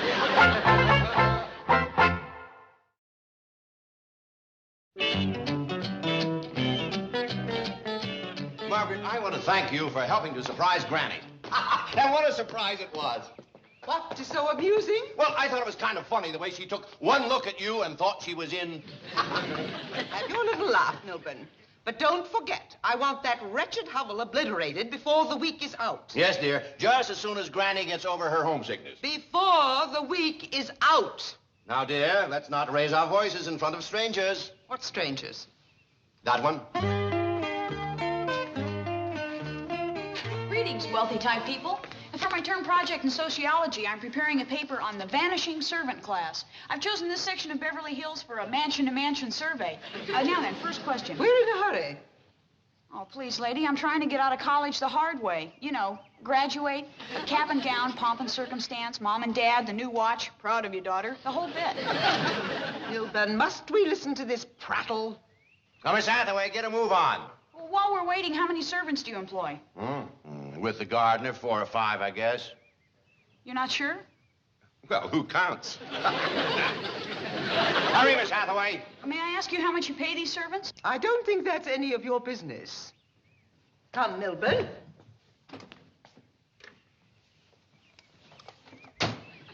Did you employ more or fewer servants 5 years ago? Did you pay them more or less than now? Did you operate a guillotine during the French Revolution? You have the kind face of a lower income type. May I ask you some questions? Of course, yes. Get in the car. Right, Chief. Sorry, miss. When Mr. Drysdale cracks the whip, I must obey. Do you find that automation and labor-saving devices are replacing the servants to the extent that it affects the labor pool of qualified domestic workers? One question answered out of 103. Well, that's the best I've done yet. Well, howdy there, little lady. Hello. Do you do the gardening here? Well, I do some of the gardening and lots of other things besides. Place this size keeps me and my whole family busy. Oh, there's a family of you. How many? 4, Granny, today's her birthday, and Ellie Mae, and Jethro, and me. 4 of you? To take care of a place this size? Well, don't look like much, but that's a 35-room house there, and then there's about 9-10 acres of ground besides. Fantastic. How much does Mr. Drysdale pay you for this? Well, he don't pay us nothing. Nothing. No, ma'am. We don't expect him to. Why, if it wasn't for Mr. Drysdale, we'd all still be back in the hills. It was him that fixed it so we could live on this grand estate. But he pays you no money for the work you do? Is he supposed to? Oh, I want to ask you and your family a lot of questions. Can we go inside and talk?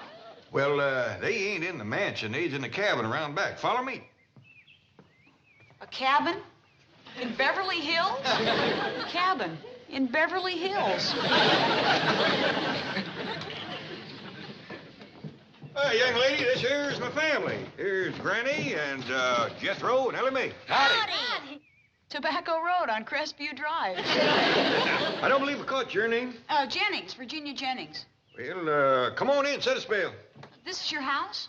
Well, strictly speaking, it belongs to Mr. Drysdale, but he had it put here for us. He's a mighty nice man. Yeah, I'm all choked up. Granny, this young lady wants to ask us some questions. That's the way for young folks to learn. Jethro, you light the fire under my soap kettle. Yes, Granny. Ellie Mae, you fetch the lye in the rendering. Yes, Granny. Granny, you hadn't ought to be making soap on your birthday. Got to, Jed. We're plumb out. You mean you have to make your own soap? If I wanted, I do. Well, can't you just get it from the Drysdales? Oh, shucks, no. They use that fancy store-bought stuff. Much too highfalutin for folks like us. Sure is.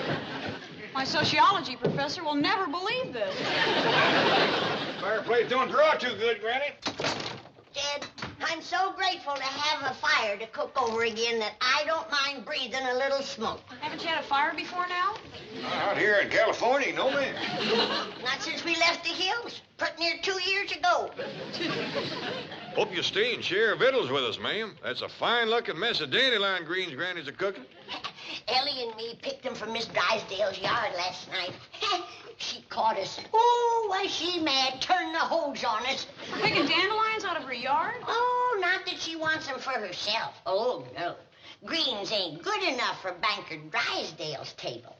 They have to have store-bought, butcher-cut, paper-wrapped meat every day. Now, Granny, you got to remember the Drysdales is high muckety-muck society folks.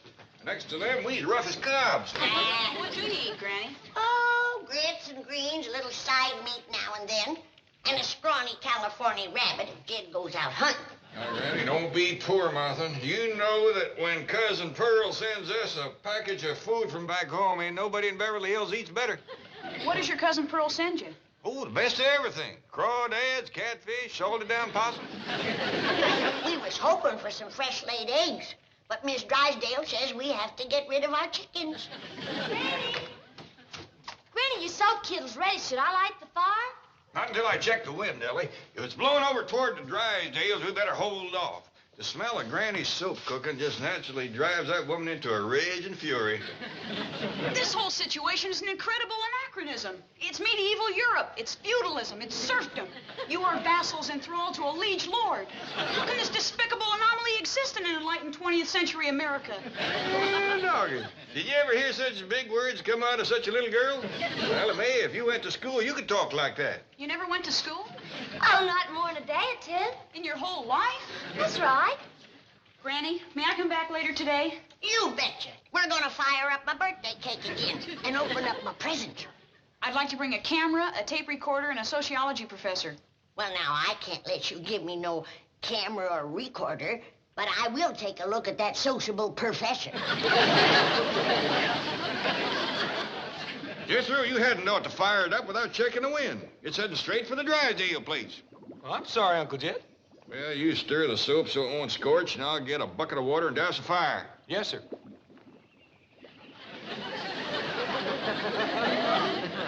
Jethro, you oaf! How many times do I have to tell you I will not tolerate the cooking of soap in the proximity of my flowers? When will you peasants learn? Now get this mess out of here, you churlish lout! Do not despair, noble peasant. Never again will your handsome head cower beneath the bludgeon of the oppressor, nor your strong limbs chafe at the fetters of serfdom. I shall return and liberate you. What is she talking about? Near as I can figure out, she don't want us making soap neither.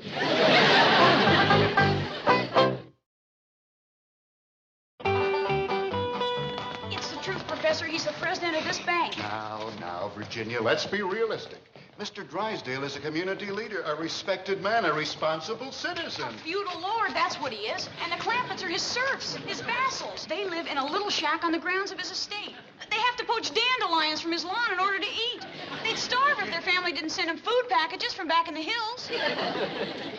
Let's keep our voice down, shall we? Professor Graham, I have found a family living in virtual bondage in the very center of the wealthiest section of the wealthiest city of the wealthiest country in the world. They face poverty, pestilence, famine. Jenny, lower your voice. The four horsemen of the apocalypse are riding the boulevards of Beverly Hills, and he wants me to lower my voice. I say, let's storm this Bastille. Let's liberate the prisoners of the tyrant Drysdale. Let's show him this is the land of the free and the home of the brave. Let's get out of here. Down with Drysdale, the despot! Yeah, let's get him. Oh, Margaret, will you change records? I've listened to you sing the hillbilly blues that's coming out of my ears. But I put the cabin where no one can see it. All right, you can see it. Well, why did you go over there? Well, let them cook soap. They're clean people. Excuse me, Chief. The young lady who was up at the Clampett mansion is here with the sociology professor. They demand to see you. What about? The Clampetts. They wish to register a strong complaint. Well, throw them out. Let us see them, Chief. The bank guard says they are spokesmen for what might be described as rather an ugly mob. What a choice. I can listen to my wife or face an ugly mob. I'll take the mob. Goodbye, dear. Come in, please. Mr. Drysdale, this is Professor Robert Graham of the Department of Social Sciences at the university. Big deal. So what's your complaint about the Clampetts? Aha, you've had others. Every day, and I'm sick of them. Have you no social conscience, no civic pride? Has your greed destroyed Ginny, I'd better do the talking. Mr. Drysdale, are you responsible for a family of 4 hillbillies occupying a squalid cabin in the middle of Beverly Hills? Yes, I am, and it's not squalid, it's clean. Does it have modern conveniences, modern plumbing? No, but they're very happy there. Or would be if Badinsky's like you would leave them alone. Would you live there, Mr. Drysdale? Oh, of course not. My wife would leave me like that. Hey, wait a minute, maybe... No, I still couldn't live the way the Clampetts do. The food they eat. And yet you expect your neighbors to tolerate a condition like that in the most fashionable street in Beverly Hills. But you can't see them from the street. I was very careful to put the cabin behind some trees. Ask him about their wages. Yes. Is it true that not one of them earns even a minimum salary? So what? They don't need money. They wouldn't know how to handle it if they had it. I take care of all their needs. Anything they want, they come to me. Well, Professor, have you heard enough? I think so. Well, I think so, too. And next time, keep your nose out of other people's business. The Clampetts are staying right where they are. We'll see about that, you tyrant. Caesar had his Brutus, Charles I is Cromwell, and Drysdale will have his Ginny Jennings.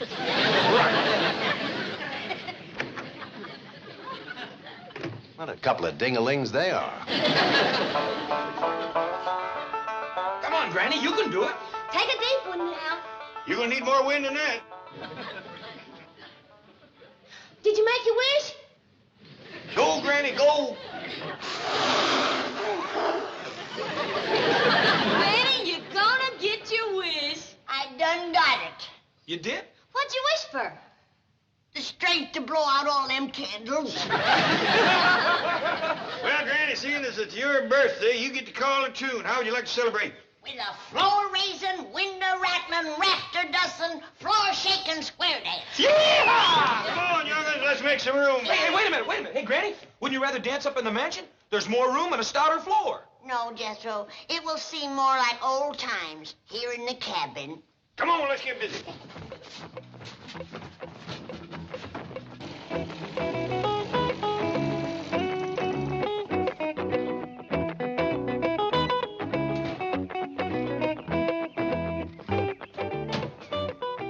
What a magnificent mansion.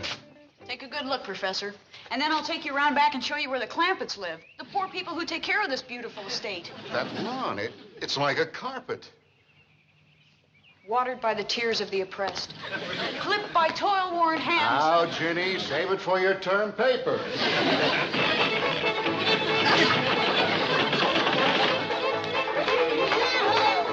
that you, Pop?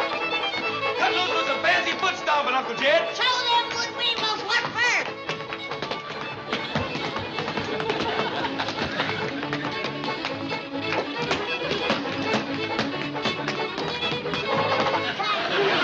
I don't know about you, but I'm as thirsty as a hound chased fox. I dashed me up a parched throat, too. Me too. Same here. Jethro, I thought you planned this pump. Didn't do no good. Mr. Drysdale forgot to connect the water. Well, take this bucket and fill it from one of them hose spigots outside. Yes, sir, Uncle Jed. Well, there it is. Why, it's even worse than you described it. Do you know they didn't even have fire until today?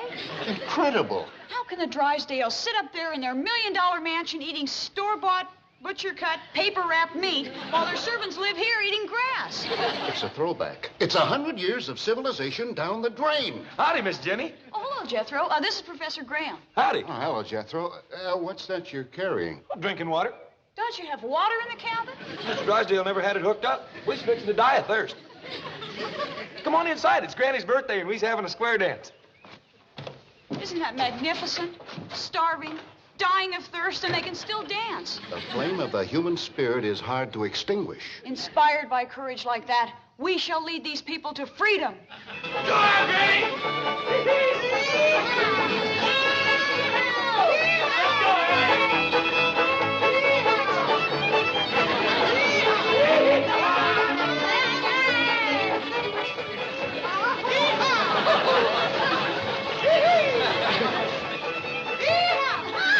Go of me, you vile beast! Stop this racket!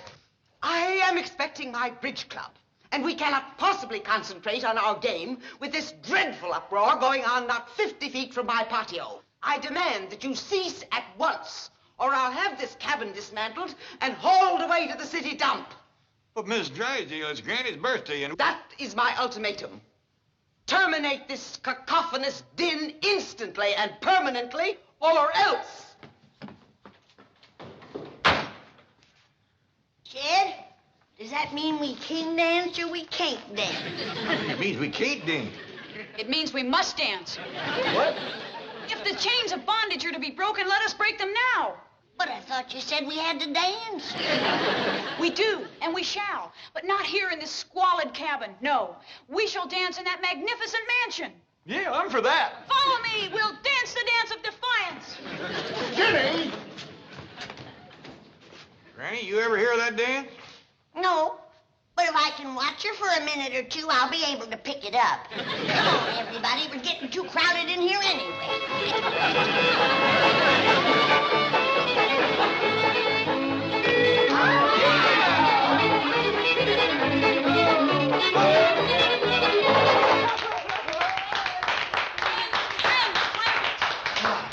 Clampetts, you have danced now for half an hour in this beautiful hall.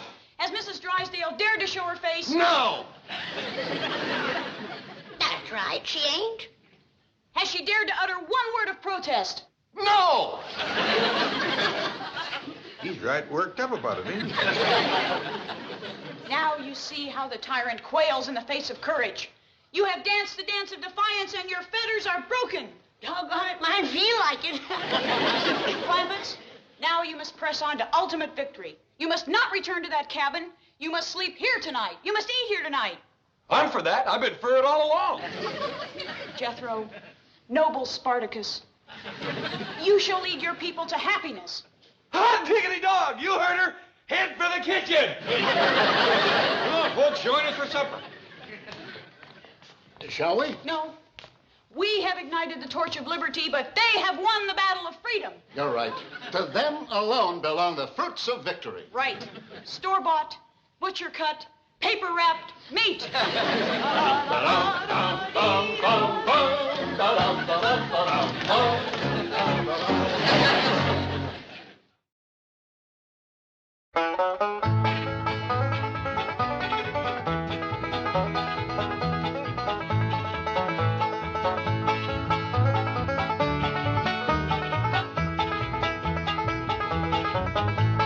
Now it's time to say goodbye to Jed and all his kin.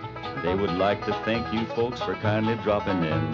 You're all invited back next week to this locality to have a heaping helping of their hospitality. Hillbilly, that is. Set a spell. Take your shoes off.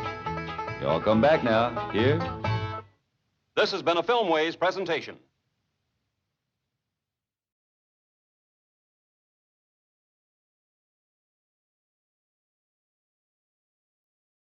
Come and listen to my story about a man named Jed. A poor mountaineer barely kept his family fed. And then one day he was shooting at some food, and up through the ground come a bubbling crude oil, that is, black gold, Texas tea. Well, the first thing you know, old Jed's a millionaire. The kinfolk said, Jed, move away from there. Said, California is the place you ought to be. So they loaded up the truck and they moved to Beverly Hills, that is, swimming pools, movie stars. The Beverly Hillbillies.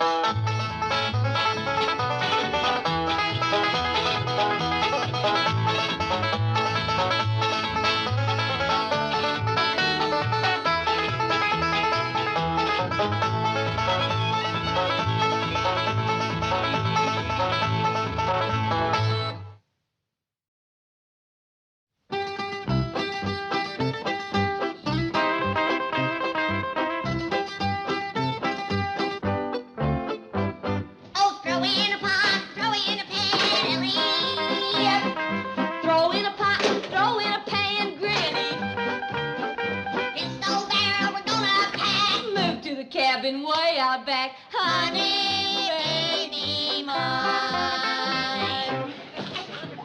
Well, you two look kind of happy. You betcha we are. Granny and me's moving everything into the cabin down by the cement pond. We've been in this mansion pert near 2 years. Now we want to live the good life again. Leastways for a spell. Yeah, this is going to make things kind of awkward. I just told Mr. Drysdale that he could move in the cabin. Oh, well, you just tell him Drysdale. Yes, ma'am. Banker Drysdale? Yes, ma'am. Wants to move into the cabin? Well, leastways for a spell. What in tarnation for? Well, I didn't figure it was my place to ask, but I reckon he's got a good reason. Because my wife has arranged to have this cabin torn down and carted away.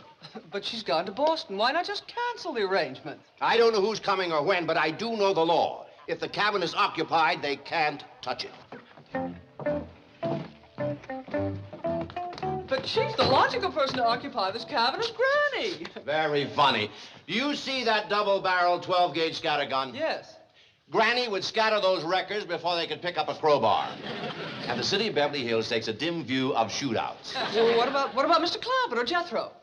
I don't want the Clampetts to know what a fink my wife is. Chief, occupying this cabin for several days or nights would be an arduous ordeal for one accustomed to the comforts of city living. I'm not worried. There's no electricity, no running water, no heat except the open fireplace, no comforts of any kind. Stop worrying. You'll do fine. Chief, I am but a frail woman. There's no such thing as a frail woman. Whoever named you the weaker sex must be the same idiot who said money can't buy happiness. Okay, you win. I'll stay here.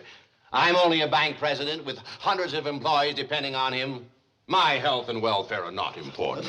Mr. Drysdale, you know I have never refused you any reasonable request. I have always been loyal and Forget faithful. it. Chopping wood for this fireplace will probably be good exercise. That's true. Chopping wood is considered very beneficial for the health. Sort of like swinging a golf club. Exactly. It promotes deep breathing, muscular coordination, and a keen eye. Okay, you win. Just enough for tonight. Chief, you don't expect me to... Now, you're not going to let me down again, are you? No, Chief. I'll do it. Good girl. Mr. Drysdale? Granny just wants you to know that if you want to stay here tonight, it's all right with her. Ain't that right, Granny? That's right. You can stay here just as long as you like. Well, thank you, Granny. I guess it seems a rather odd request. Now, like Jed says, it was you who put this little cabin here, and you did it just for me so I wouldn't get homesick. And like Jed says, it ain't my place to ask you why you want to move in. Thank you. And like Jed says, if you want to leave your fine home and move into this little cabin, that's your business, not mine. Well, thank you. That's like Jed says. But me, I want to know what you're up to. Granny. Did you and the missus have a spat? Mr. Drysdale, in case you need anything, anything we can do to make you comfortable, just holler. I'll do that. Are you planning to spend the night here? Granny. Well, Jed, I just want to tell him that he'll need some firewood. It gets chilly out here come sundown. That's a fact. I'll split you up a stack. Well, that won't be necessary, Miss Hathaway. I mean, I've already taken care of the wood chopping situation. Come on,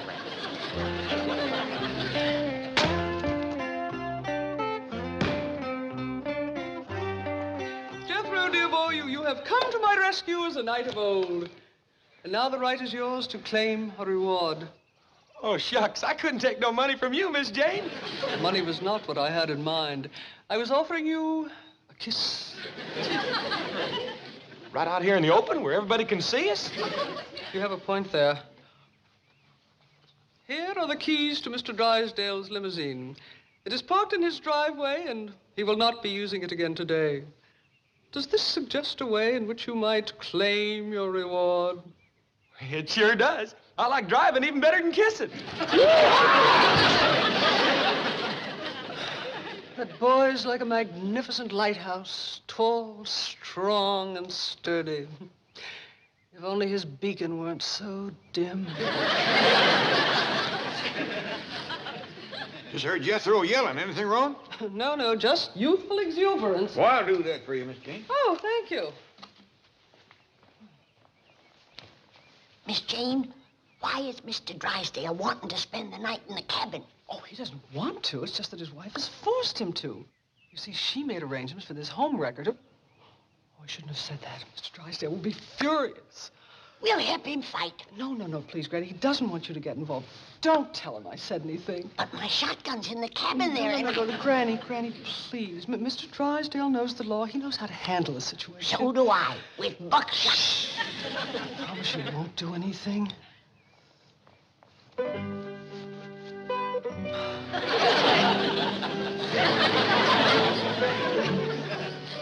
Granny, are you still trying to find out what's none of your business?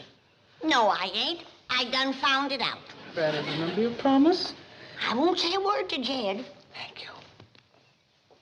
Now, Jed, I'm going to be walking right behind you. So don't listen, or you might hear me talking to myself. Ain't it terrible about Miss Drysdale throwing her husband out of the house for that other man? Granny. Ain't nothing worse than a homewrecker. Granny. Will you mind your own business, nosy? Poor Mr. Drysdale has to spend the night in that cold cabin all alone.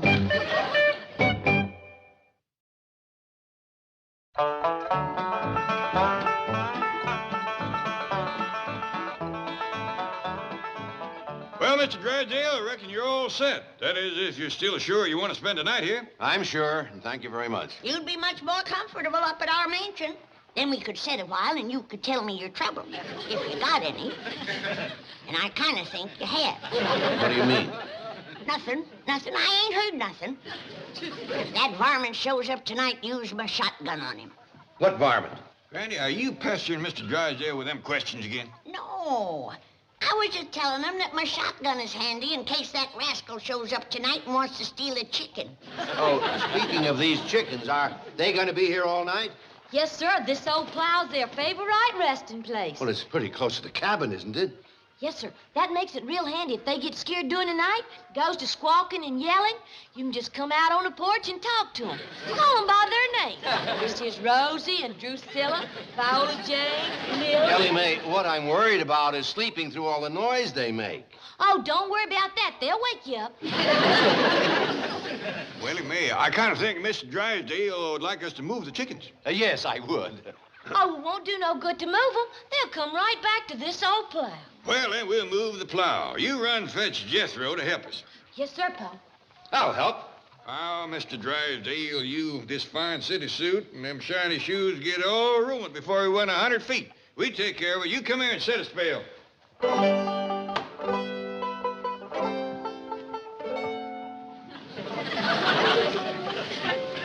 Yeah, we'll just sit here and talk.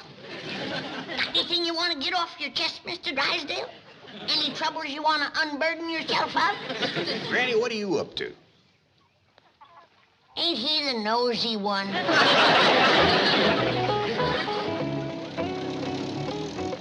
But, Professor, I've been offered $500 for the story of the Drysdales and the Clampetts. I know, Jenny, What a sensation it'll cause. Beverly Hills banker holds servants in virtual bondage. Entire family forced to live in tiny shack on his palatial estate. Jenny, listen to me. Writing this story for a term paper in sociology is one thing, but writing it for publication is quite another. You can be sued. For telling the truth? Professor, you were with me in Drysdale's office when he admitted he put that shack there for the Clampetts. He admitted he paid them no salary. He can deny it now. And if the Clampetts don't back up your story, he can sue for libel. They'll back me up. Why, if it weren't for me, they'd still be in that cabin eating dandelion greens and working for nothing. It was I who got them to shake off their bonds and move into the Drysdale mansion here. Jenny, I was with you here, remember? Oh, I'm sorry, Professor. I get carried away when I remember how arrogant Drysdale was about it, defying us to do anything. Well, you did something. You got the Clampetts a new and better way of life. And you also got an A in sociology. Now, maybe you should leave well enough alone and forget about selling that story. Well, maybe you're right. But as long as we're here, I would like to see how they're enjoying their freedom. Yes? Oh, it's the young sociology major. And this is Professor Graham. Of course, we met in Mr. Drysdale's office. Come in. No, thank you. Good to see you again. Oh, incidentally, the chief was furious after your visit the other day. Meddlers, he called you. Troublemakers. Dinglings. He was livid. But that's terrible. Well, you must realize that Mr. Drysdale has been barraged with complaints about the Clampetts for 2 years now. He's battled his neighbors, City Hall, even his own family to keep them as they are. You mean as they were? Their whole way of life has changed now. Not that I've noticed. What? Where are they? Oh, right now they're around back in the little cabin Mr. Drysdale put up for them. Again? The despot has extinguished the flame of freedom, stifled the cry of liberty. We must rouse the peasants to revolt. Wait a minute, what are you... Come on, Professor, let's storm the Bastille. To horse! To arms! The chief was right. They are a couple of dinglings. Pa, Miss Jane says Jethro run off and... Well, he's gone. Well, I reckon we can move this plow without him. Now, I insist that you let me help. Oh, I'm sorry. Mr. Drysdale, I do believe we can do better ourselves. I guess I'm not too handy at this sort of thing, and I do have to speak to Miss Hathaway before she leaves. I'll be right back. All right, Ellie Mae, you take one handle. Granny, you take the other. Now pull.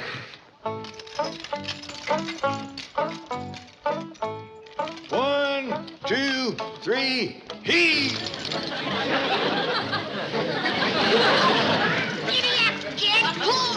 Come on, Pa, heave!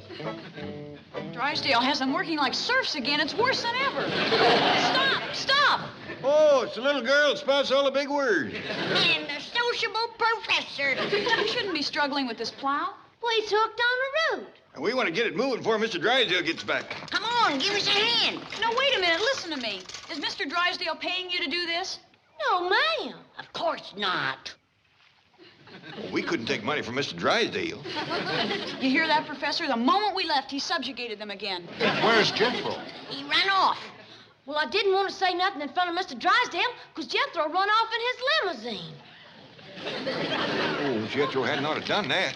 He's gonna get a whooping when he comes back. No, he won't. I say he will. Granny, what Jethro did was good. It was an act of defiance. You should all try to be like Jethro. Young lady, I don't hold with that kind of talk, especially in front of LMA here. What Jethro done was wrong. No, it was right. Now, Ginny. You keep up that kind of talk and you'll get a whooping yourself. I'm not afraid of the tyrant. I defy him. Down with the oppressor. Cast off the shackles of serfdom. Rise up against the villain. Ginny, here he comes. And we ain't moved this plow 1 inch. Come on!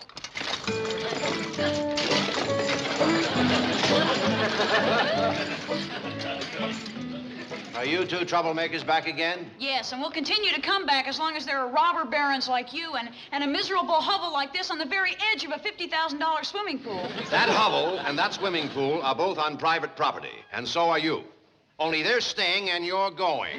Now, beat it. Ginny, we are trespassing. You read the story of the French Revolution, Louis XVI. Study the Magna Carta, King John. You too shall have your Robespierre, your Richard the Lion. Never fails.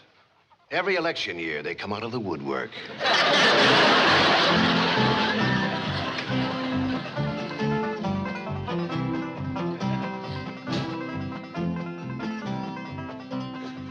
Hot diggity dog. You sure are more fun to drive than that old truck.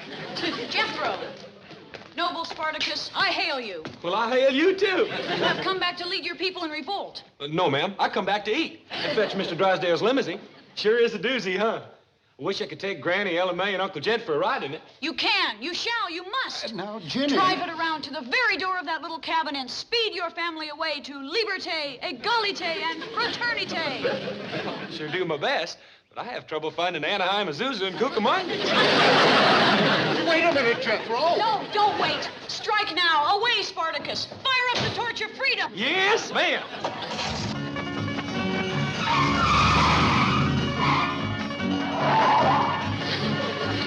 I'm afraid you've gone too far. How can you go too far with a beast like Drysdale? You've got that kid so steamed up, there's no telling what he'll do. Good for him. Come on, let's drive around back and see what happens. Are you kidding? I'm getting you out of here.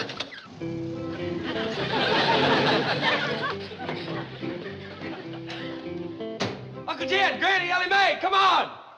Come on, Granny. Jethro, what in tarnation are you up to? Hop in. I'm gonna fire up the torch of freedom. First, I'm gonna fire up the seat of your pants.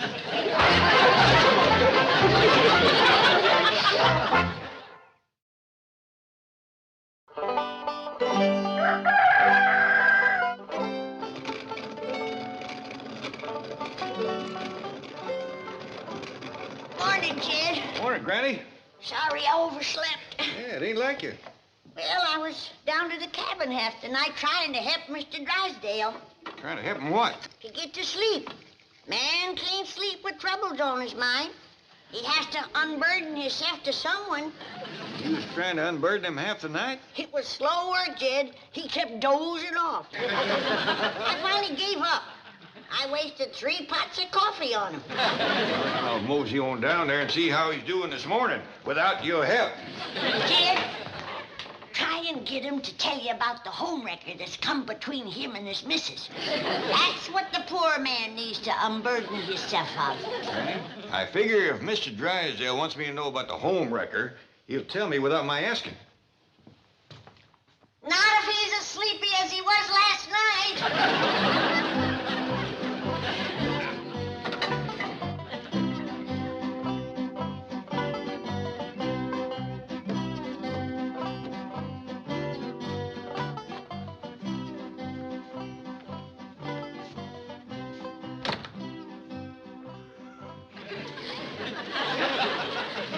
Hey, buddy. Hey, come on, let's clear out of here. What? Where am I? You're in a shack that's about to be wrecked and hauled away. Come on. Hey, you better hightail it for the city limits. The Beverly Hills police don't take kindly to vagrants. I am not a vagrant. I am president of the Commerce Bank. Oh, well, we're glad to meet you. I'm president of U.S. Steel. Yeah. This is a real pleasure. I've got identification right. Where'd I get these clothes? My guess would be the rag bag. No, I remember now. My suit was getting wrinkled, and Jethro gave me these, yeah. I got work to do, so hit the road. Here's 2 bits. Get some coffee. Now, wait a minute. Who are you? A1 Records. I got a contract to move this eyesore out of here. Well, forget it. I know the law. You can't touch this cabin as long as I'm occupying it. By golly, you know, you're right. Put me down! Put me down! Put me down! Hold on, mister. Where are you going with him? What is this, a hobo jungle? No wonder Mrs. Drysdale wants this mess hauled away. You ain't hauling him nowhere as long as I'm here. You tramps gonna gang up on me, eh? Be careful who you're calling a tramp, mister. You're asking for a fat lip. From who? Him, that's who. Let me have a talk with this fella. Okay, I'll be inside. He can't do a thing as long as I'm in there. Hold on, buddy. Let him go. He had a rough night.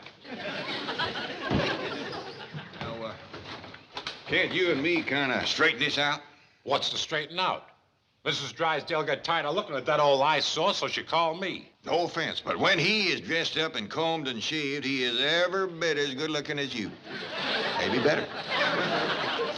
Before you come along, him and his missus was mighty happy. I didn't come along. Mrs. Drysdale called me. You old friend of hers?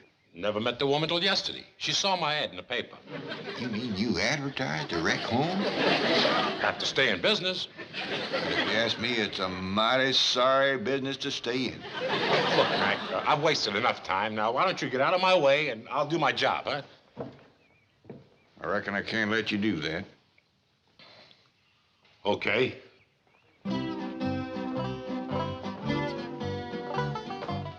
I'll be back. With my partner. Who was that, Jed? That's the fella that's come betwixt Mr. and Mrs. Drysdale. Big, ain't he? And bold. What you mean? Well, generally a man is ashamed to be known as a home wrecker. But that rascal's got a rope right across his back. You're greening me. That ain't the half of it. He runs an ad in a newspaper. I can't believe it. You ain't heard it all. He gets paid for busting up homes. Ain't there no limit to what these city folks will do for $1? Here's the ring. Did he leave? Yeah, but he said he's coming back with his partner. Don't you worry, Mr. Drysdale. We'll help fight him off. No, I don't want to get you people involved. Really, I don't. Oh, that's what friends and neighbors is for. I'll go get Jethro to help. Oh, by the way, when Jethro gave me these clothes last night, he took my suit and said he'd have the wrinkles taken out for me. Well, I'll find him, Mr. Drysdale. We'll fight off them home wreckers. Now, Granny, no shooting, please. Buckshot is the only kind of talk them rascals understand. No, Granny. The law is on my side. As long as I occupy this... See, I've got an idea. You have a padlock? Yeah, there's one inside. Great, let me have it.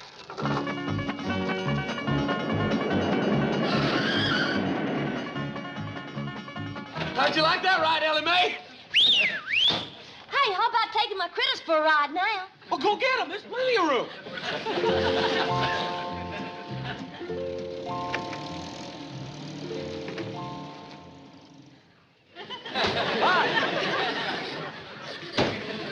I told you there was Jethro who passed us doing 60. Shucks, this guy will do better than that. Jethro, where'd you get those clothes? Oh, these are Mr. Drysdale's. Kind of little on me. That'll stretch the wrinkles out. Where is Mr. Drysdale? Oh, he's staying in the cabin now. Living there? Oh, he got throwed out of his house. I was afraid something like this might happen. Gee, Professor, I never dreamed they'd go that far. Let's hope they haven't gone any further. Come on.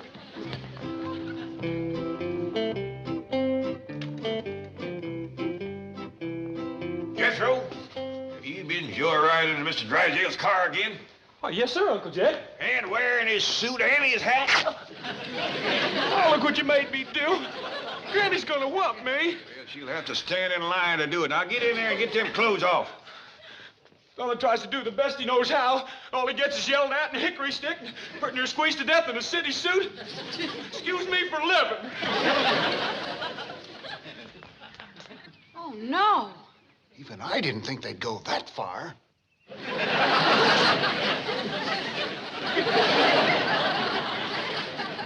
What do you suppose happened? Too much too soon. I'm afraid you unleashed forces they were not equipped to handle. Come on, let's help poor Mr. Drysdale. No, wait. What's going on here? Unfasten that chain. Turn him loose. All I'm going to turn loose is about a pound of buckshot. There's half a pound. Where'd you like the other half? Never mind. Forget it. Mrs. Drysdale can get herself another boy. What'll we do? Call the police. It's gone too far for us. Gee, I'm sorry, Professor. I'll never meddle again, I promise. Come on. I told you his kind would only understand buckshot talk. You were wonderful, Granny. Thank you. Now you can unburden yourself of all your troubles. I'm afraid I haven't got time. You got all the time in the world. What makes you think so? Ain't no key to that padlock. Been lost for 40 years. Now then, tell me, when was it your wife first took up with that rascal?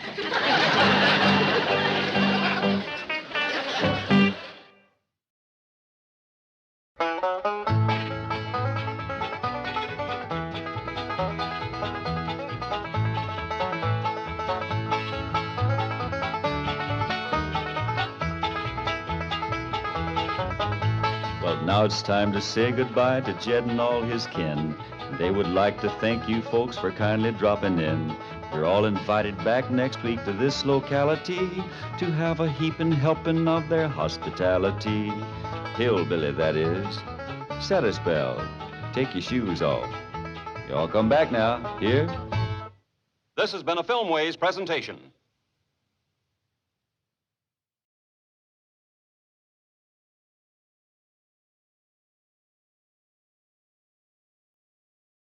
Come and listen to my story about a man named Jed. A poor mountaineer barely kept his family fed. And then one day he was shooting at some food, and up through the ground come a bubbling crude oil, that is, black gold, Texas tea. Well, the first thing you know, old Jed's a millionaire. The kinfolks said, Jed, move away from there. Said, California is the place you ought to be. So they loaded up the truck and they moved to Beverly Hills, that is, swimming pools, movie stars.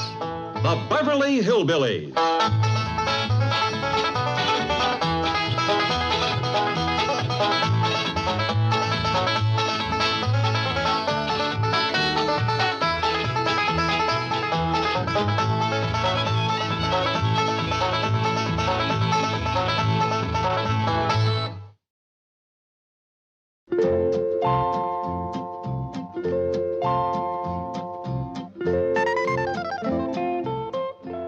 Catch on to it, Skipper? Now see, can you feed little Debbie? That's so boy. Hey, if you be good and help me feed all my critters, we'll take you along to Jethro's graduation today. Come on, give little Debbie a kiss. Ellie, ain't your Pa and Jethro back from the jewelry store yet? Not yet, Granny. What all was Pa buying for Jethro? A four-bladed pocket knife and his first watch. I wish I could graduate. And you can't graduate without going to school. Well, I don't like school. Well, then you can't get no watch and no pocket knife. Yonder they come. I know how I can get me watch and pocket knife without going to school. How? I can take Jethro's away from him. Oh, no, you won't. You ain't gonna whoop Jethro on his graduation day.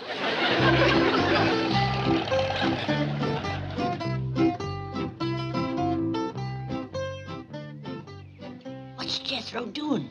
He wants to make sure you notice his new watch. Hi, Ellie. Hi, Granny. Hi, Jethro. What you got your sleeve rolled up for? Yeah, doggone, it is rolled up, ain't it? Oh, look at that new watch. Ain't it a dandy? Uncle Jed let me pick it out all by myself. We must have looked at 200-300 watches before Jethro picked that one. Well, let's see it, Jethro. Sure ticks nice and loud. Well, it's got the picture of a little mouse on it. Well, I'll be switched. A mouse wearing short pants and yeller gloves. Ain't that something? And his hands tell the time. Ooh. By the way, Jethro, I ain't got my watch on me. You mind telling us the time? Oh, yes, sir. It's 2.98. Oh, I'm sorry. I was reading the price sticker. Hey, you want the exact time, Uncle Jet? Yeah, I'd appreciate it. In 7 seconds, it's going to be exactly 2 minutes before... No, it's 4 seconds. In 4 seconds, it's going to be exactly 2 minutes before... No, it's 1 second. In 1 second, it's going to be exactly 2 minutes before... Whoop. Went by. In a minute and 7 seconds, it's going to be exact... never mind the exact time. Just tell us the pert near time. Pert near 12 o'clock. Thank you, thank you. Time to get Riddles cooking. Now, Ellie Mae, I want you to put your critters away and go out and help Granny. We don't want to be late for the graduation. Yes, sir, Pa. What time is it, Jethro? In 14 seconds, it's going to be exactly... No. What time is the graduation? Oh, 3 o'clock over at the music conservatory at Miss Potts' school. Ain't it a shame that your ma can't be here today? Yeah, that is a shame. Pearl's been right proud to see her boy graduating from the finest school in Beverly Hills. Jeff, how come you know to pick out the Potts school? We didn't. Jethro and me were just driving down the road, and that's the first schoolhouse we come to. It's a school, all right. Well, let's go in there and get you started.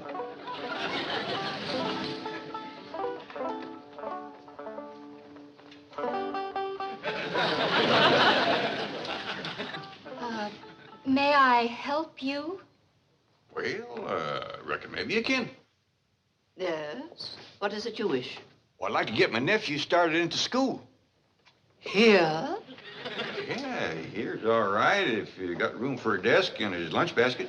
My dear man, this is a most exclusive private school. The tuition is quite expensive. Well beyond your means, I'm sure. Does that mean it costs a lot of money? That is precisely what it means. Well, I can pay you if it ain't over 25 million. 25 million? Yes, ma'am, that's all I got. Dollars? Yes, ma'am. In cash? Yes, ma'am. What is your name? Jed Clampett, ma'am, and this here's... And you expect me to believe that you have $25 million? Well, no, not on me, ma'am, but my neighbor, Mr. Drysdale, he's keeping it in his bank for me. Get me Milburn Drysdale at the Commerce Bank. It was funny how Miss Potts changed after she talked to Mr. Drysdale. She's been real nice to me ever since. I reckon that's because you're such a good scholar. Well, even scholars got to eat. Riddles will be ready in a half hour. In a half hour, it'll be exactly 23 seconds.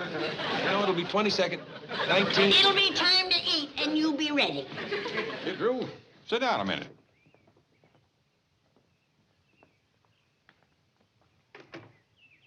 Now, boy, I ain't much on speech making, but I just want you to know how proud you made every single one of us going to school and graduating like this. I reckon the power to think and reason things out is the greatest power there is in this world. And the more folks go to school and gets the education, the better this world is going to be. That way they'll get along better and understand each other, won't go to scrapping all the time. So you see, boy, the whole future of the world is riding on educated young folks like you. Hey, you know something, Uncle Jed? While you was talking, this little old mouse's hand went from here clean down to there. Yes, sir. You will be careful with that new pocket knife, won't you? Oh, yes, sir, Uncle Jed. Good, good.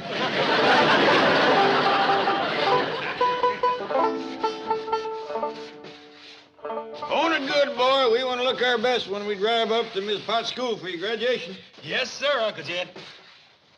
Hey, yonder comes Miss Jane.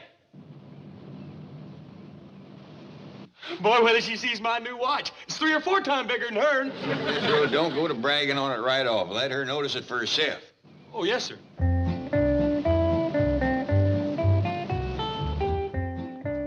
Greetings, Mr. Clampetts, and congratulations to you, young graduate. Thank you.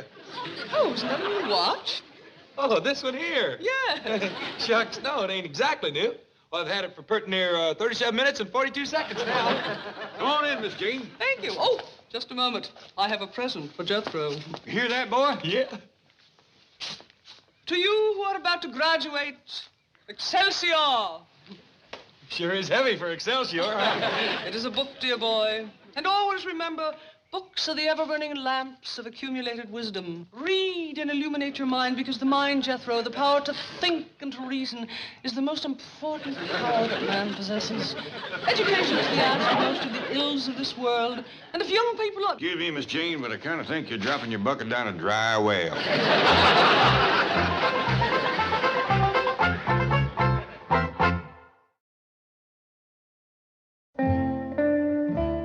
Jane, you coming to Jethro's graduation? Well, I'd like to. What time is it, Jethro? Oh, in exactly 23 seconds. Oh, she means your graduation. It's 3 o'clock. In the music conservatory over to Miss Potts' school.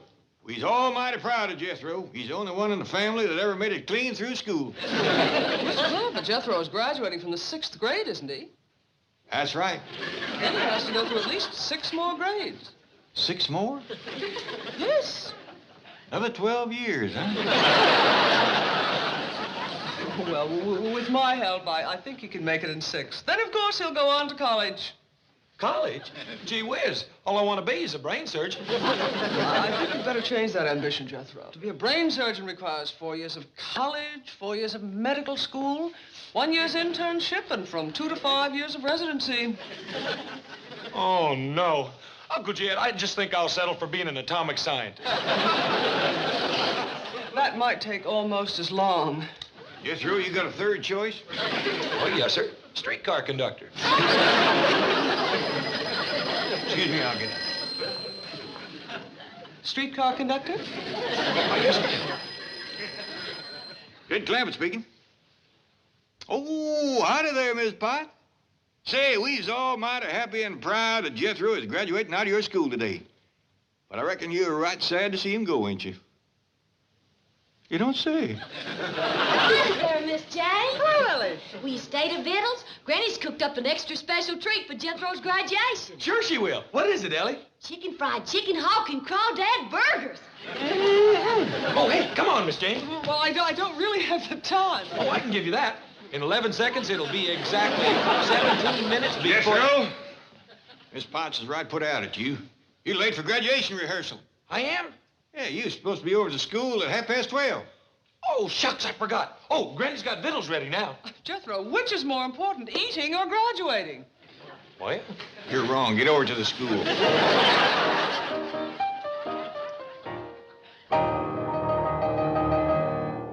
That's fine, Diana. All right, children. We're going to try it again now, and this time, please keep in tempo. All right, Diana. 1, 2, 3, 4.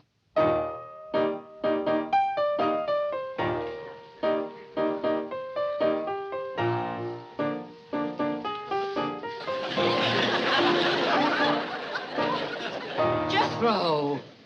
I'm sorry I'm late, Miss Potts. Hey, fellas, take a look at my new watch. Boys, come now, boys. Jethro, this is supposed to be a dress rehearsal. Didn't you get a graduation suit? Well, yes, ma'am, I sure did. Uncle Jed let me go clean into Los Angeles all by myself and pick it out. Well, I hope you remembered to get a dark suit.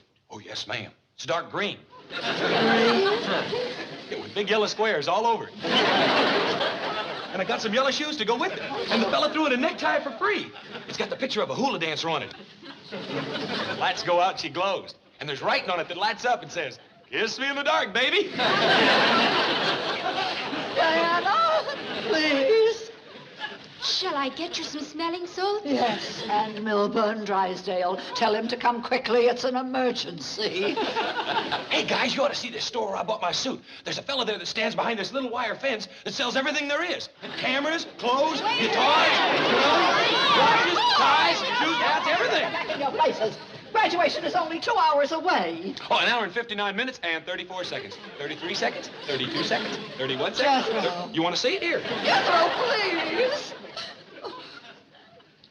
Now then, boys, certain ones of you will be performing specialties during the exercises. Will those boys please step forward?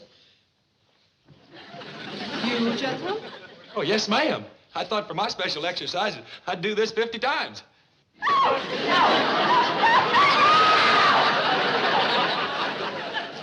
Mr. Drysdale, I fully realize that you hold the mortgage on my school and that the Clampetts are very special friends of yours. And my lodge is deposited. Yes, Clampetts, but under no circumstances can I allow Jethro to participate in the graduation exercises. Ceremonies. Why not? Because he'll make a shambles of them. In the first place, he towers over the other children. Well, you knew that 2 years ago when you enrolled him. No, I didn't. I swear it. When Mr. Clampett and Jethro were in my office that day, I thought they were talking about somebody else. A tiny little boy. I still say let Jethro graduate with the other boys. I can't afford to antagonize the Clampetts. And you can't afford to antagonize me. But the reputation of my school is involved. Forget it. There is something else that's involved. I don't want to hear about it. It's money. Tell me about it. Our certificates today are going to be presented by Mr. Theodore Switzer. The philanthropist, the multimillionaire. Correct. And if he is favorably impressed, he may endow my school with a very large sum of money. Well, I'll have a talk with Jethro. I'll see that he wears a nice suit. He says thank you, he'll be fine. Jethro, would you come out here, please? Be right there. Ow! Put me down, Jethro. I just want to show Mr. Drysdale my graduation exercise. Put her down, Jethro. No. Jethro, when Mr. Switzer presents you with your certificate today, he may ask you a few questions, such as, what do you want to be when you grow up? That is, mature. Yes. What do you want to be, Jethro? A streetcar conductor. Streetcar conductor? Yes, sir. I seen one over to Joplin once. He had a little gadget right here. He could squirt nickels, dimes, and quarters out of that thing faster than milk from a tall cow.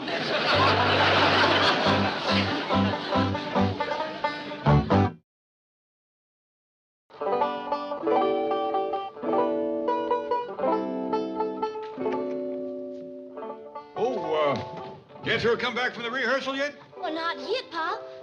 Hey, Skipper, look at your handsome Pa. Sure hope it's his foot you're talking about. I'm talking about you. Why, you're duded up like a preach on Sunday. Smell like a barbershop on Saturdays. Well, Ellie, I kind of think it's beholden on us to do Jethro proud at his graduation. Hey, Paul, can I have some of that there slickum smellin' that you got on your hair? Oh, it ain't for girls, Ellie. Well, I want it for Skipper. He wants to look nice for graduation, too. Where you going, boy? I'm gonna get something to eat. Fella's got to keep up his strength doing the kind of graduation exercises I'm doing. Come on, Skipper. Granny, Jethro's heading for the kitchen. He's starving. I heard him coming. That's why I cleared out.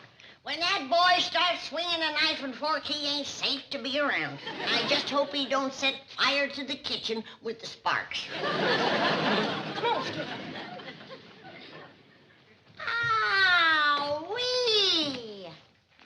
Why, this man must be one of them heartbreaking movie stars. Could I have your autograph, Mr. Fairbanks? Cut that out. I figured I ought to get curried and combed a mite extra for Jethro's graduation. You mean Miss Potts? Miss Pie? Oh, come now, Jed. That city school teacher always had an eye out for you. That's plumb ridiculous. Why would a fine, educated city woman like Ms. Potts take a second look at me? I'll tell you why. You're as handsome as a new buggy, and you're rolling in dough like a baker's knuckles. That's plumb ridiculous. That woman don't even know I'm alive.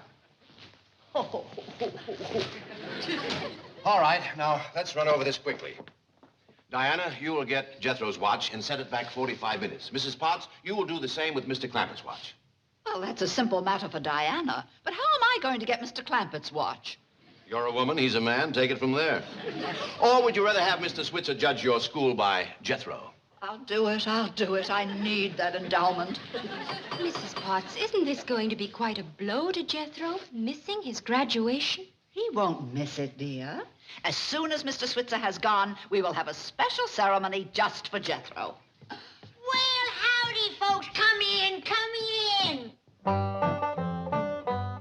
Granny, you remember Millicent Schuyler Potts and her assistant, Miss Davis? I sure do. Well, Miss Davis has a few things to go over with Jethro.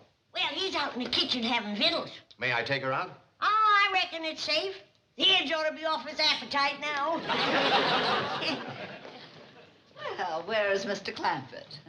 Ah, you'd like to see him, would you, Miss Potts? Indeed, I would.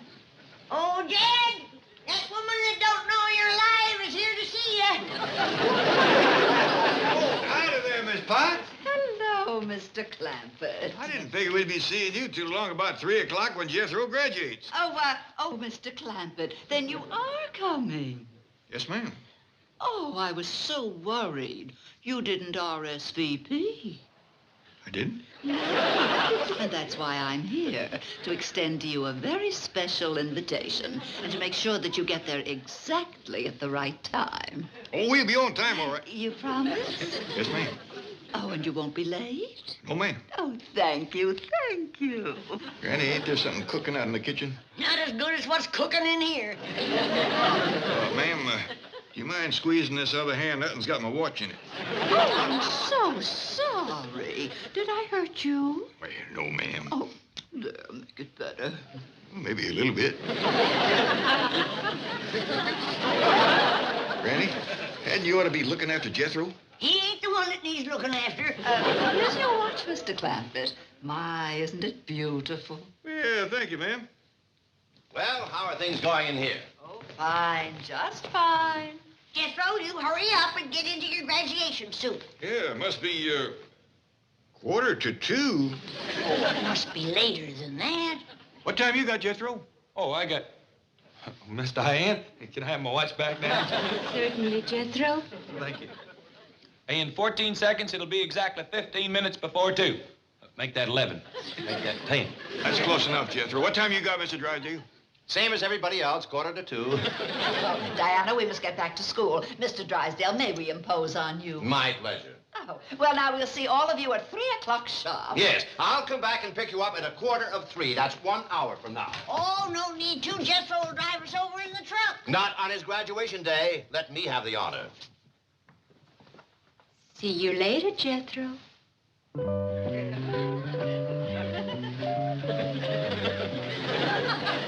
Jethro, I think Miss Diane is kind of sweet on you. Well, I thought so, too, at first. Then I found out she just liked me from a watch. Oh, hey, Uncle Jed. Look at Skipper.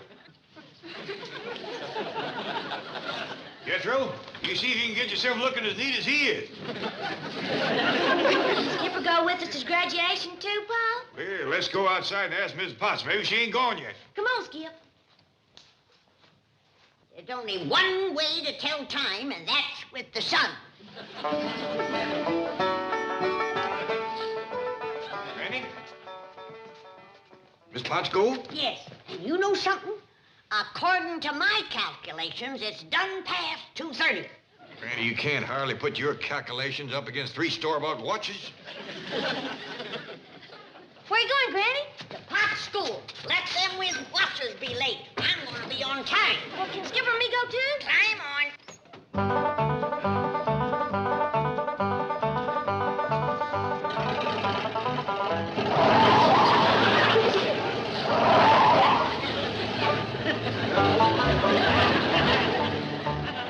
Granny! You ain't supposed to be driving that truck. Granny, come back here. That beauty little woman's going to be more than 45 minutes early.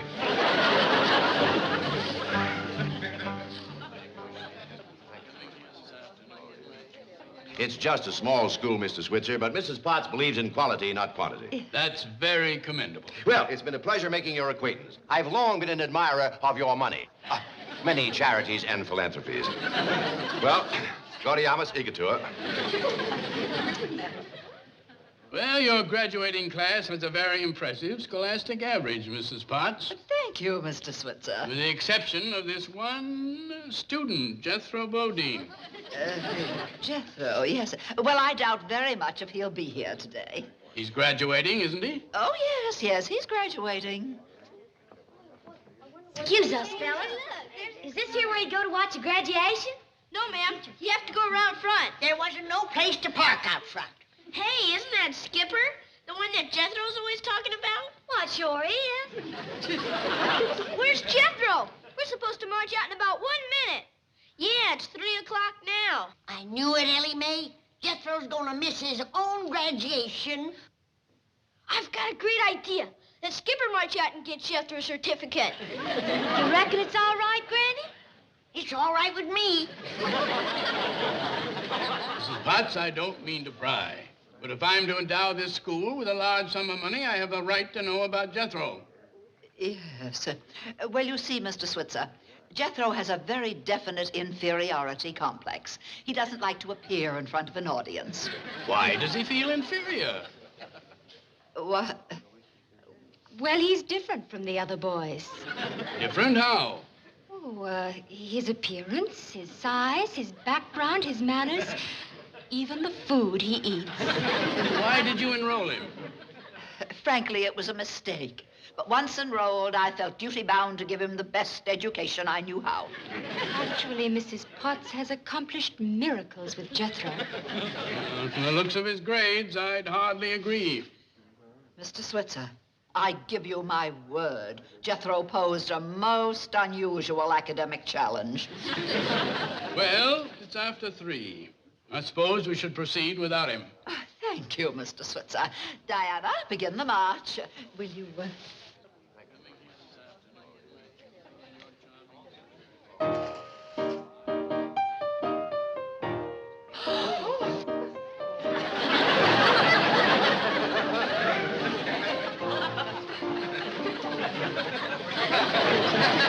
Mrs. Potts, you're entirely too modest.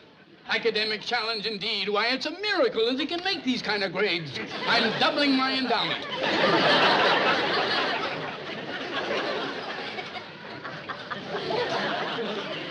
Now, if you can just rid him of that inferiority complex. I'll work on it.